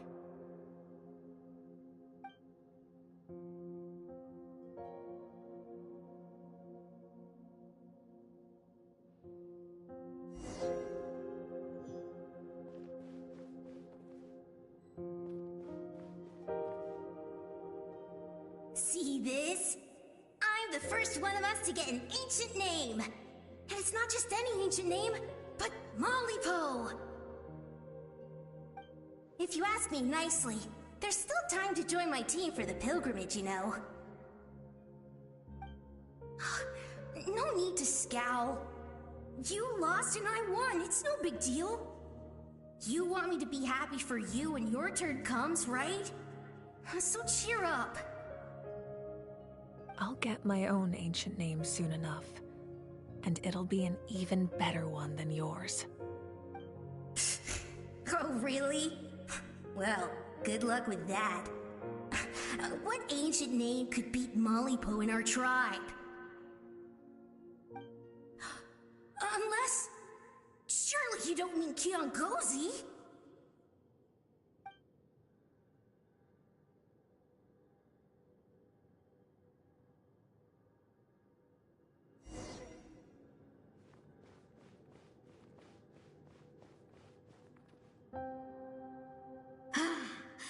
That was fantastic. I can't believe I beat you in a wrestling match for once. Can't be more than a few days now until you're officially made the Pyro Archon. Imagine me trying to schedule a wrestling session with you after that. Excuse me, Pyro Archon, but would you be able to take a day off from running the nation to wrestle with me? I heard heard that the Pyro Archon inherits the knowledge stored in the sacred flame. And apparently it can change your personality. I can't help but feel a little worried. Worried that you won't be able to beat me in a wrestling match anymore? Why would I be worried about that? Never mind.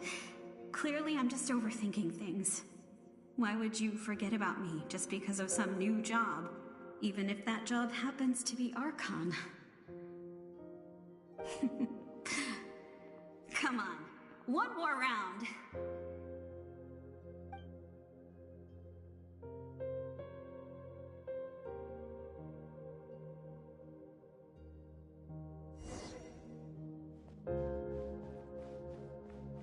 After the darkness will come the dawn.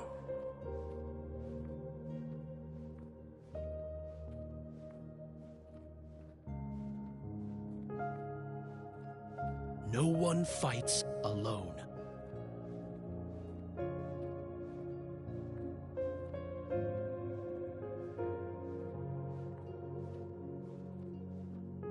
For Natlan!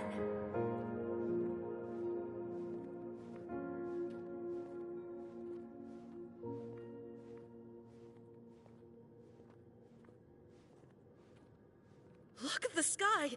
It's getting brighter at last!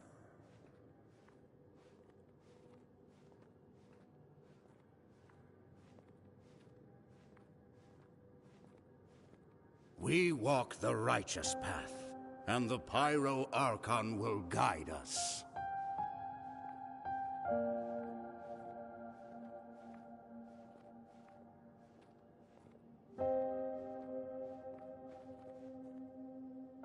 The victors shall burn bright, while the losers must turn to ash. I have done what is required of me. The rules are now written into the Night Kingdom, and this will help you to stand against the Abyss. It is still not enough. All this can do is give my people courage. It will not see us through a true catastrophe. If you are to make the Natlanese alone bear the consequences of a broken world, you will have to bring more to the bargaining table. You are the greediest human I have ever met, and the fiercest negotiator. No other would seriously ask to borrow my power. My domain is death, and its power comes at a great price. The question is, are you prepared to pay? I need that power. Only a hero can truly wield it, and heroes are not afraid of dying. No. A fear of death is ingrained in all living things. If the wielder of this power cannot conquer their fear, countless innocent lives will be claimed in their stead. For only then can the price be paid. Those are the rules. Mine is a nation that will not yield to the Abyss, and it will certainly not yield to your rules. As their culture and civilization is transmitted through the generations and their faith grows, the people will go from strength to strength and reach heights that even I cannot dream of. Very well. I shall agree to help you. But I am merely a shade, and I do not have as much freedom to do as I please as you might think. Then what do you propose? Keep this a secret. If I am questioned about it, I will deny all involvement and claim that treacherous Xbalanque stole my power. That will not be a problem. Thank you. I am glad we could reach an agreement.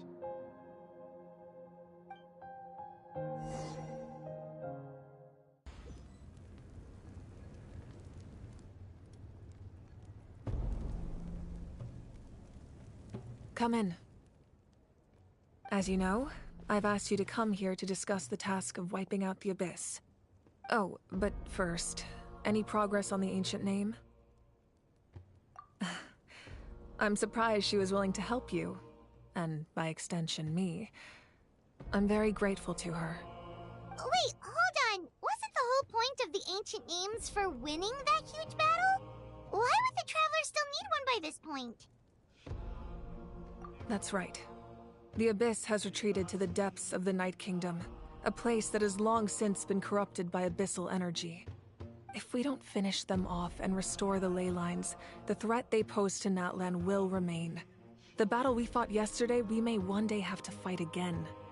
This is the fate Natlan has always been resigned to. For thousands of years, we have struggled on the brink of a looming darkness and never known true peace. But this time, I want to break the cycle and free us from this fate for good. With the sacred flame, I can protect myself from the abyssal corruption, but beyond that, you are the only other person who can resist it. If your ancient name can't be forged, I will go alone. But if it can, I'd really love your help. Not completely. After all, the Night Kingdom is still plagued by abyssal corruption. But when I used the power of the Divine Throne, it dispelled a lot of that corruption. Plus, your ancient name is a special case, so the Lord of the Night will take special care of you. In short, the Ode of Resurrection still has a number of limitations, but I can promise that it will work reliably on you. Whoa. Are we forgetting something here? What about Paimon? What's her place in all this?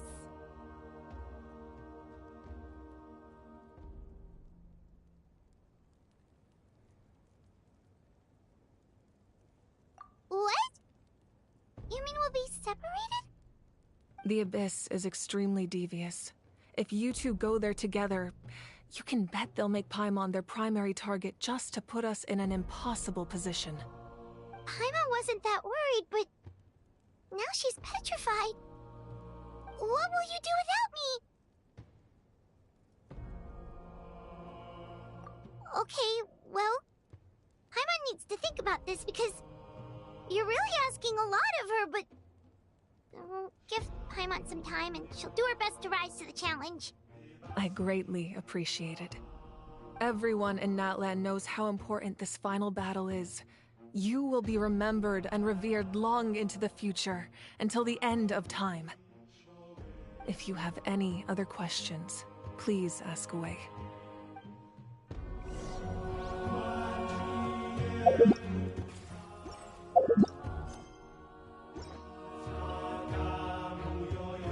As I've said, if you have any other questions, please ask away.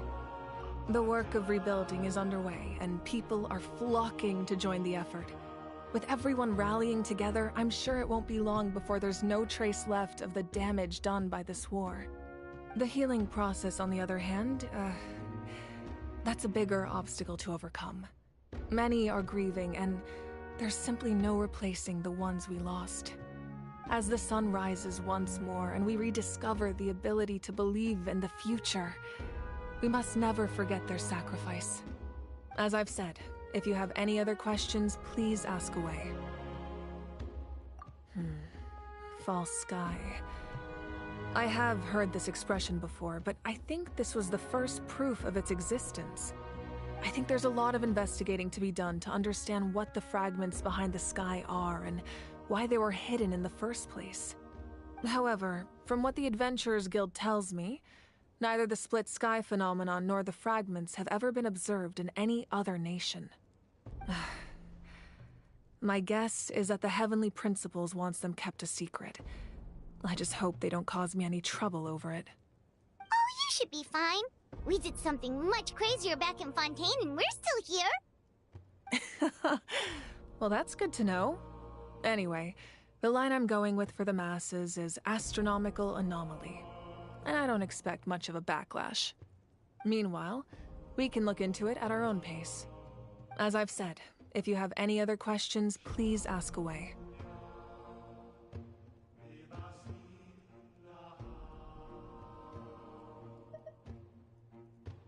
That wasn't their souls we saw, but a snapshot of them in time. All the work of the ancient name engravers 500 years ago, who made some special modifications to their names. Their souls returned to the Night Kingdom long ago, and will have been reborn in Natlan since, albeit in a different form. For all we know, they may have already lived many new lives by now. And so, even though we will never meet again, they will always be by our side in one way or another. I think that gives another layer of meaning to the phrase, "no one fights alone." As I've said, if you have any other questions, we have a temporary alliance, but I can tell that saving Natlan is not his only goal. Yeah, Paimon still doesn't get why saving Natlan would be so important to him in the first place. Unless he's just a good guy who wants to avoid another Conria. But somehow Paimon doubts it's that simple. I wouldn't worry too much. Based on all the interactions we've had with him and knowing more about his background, I have a lot of respect for him. I don't think he has any ill intentions. Now, we should focus on the final battle. As I've said, if you have any other questions,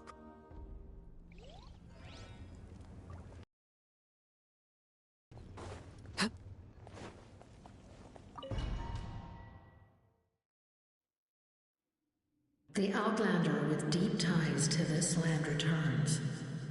And this time, he is alone.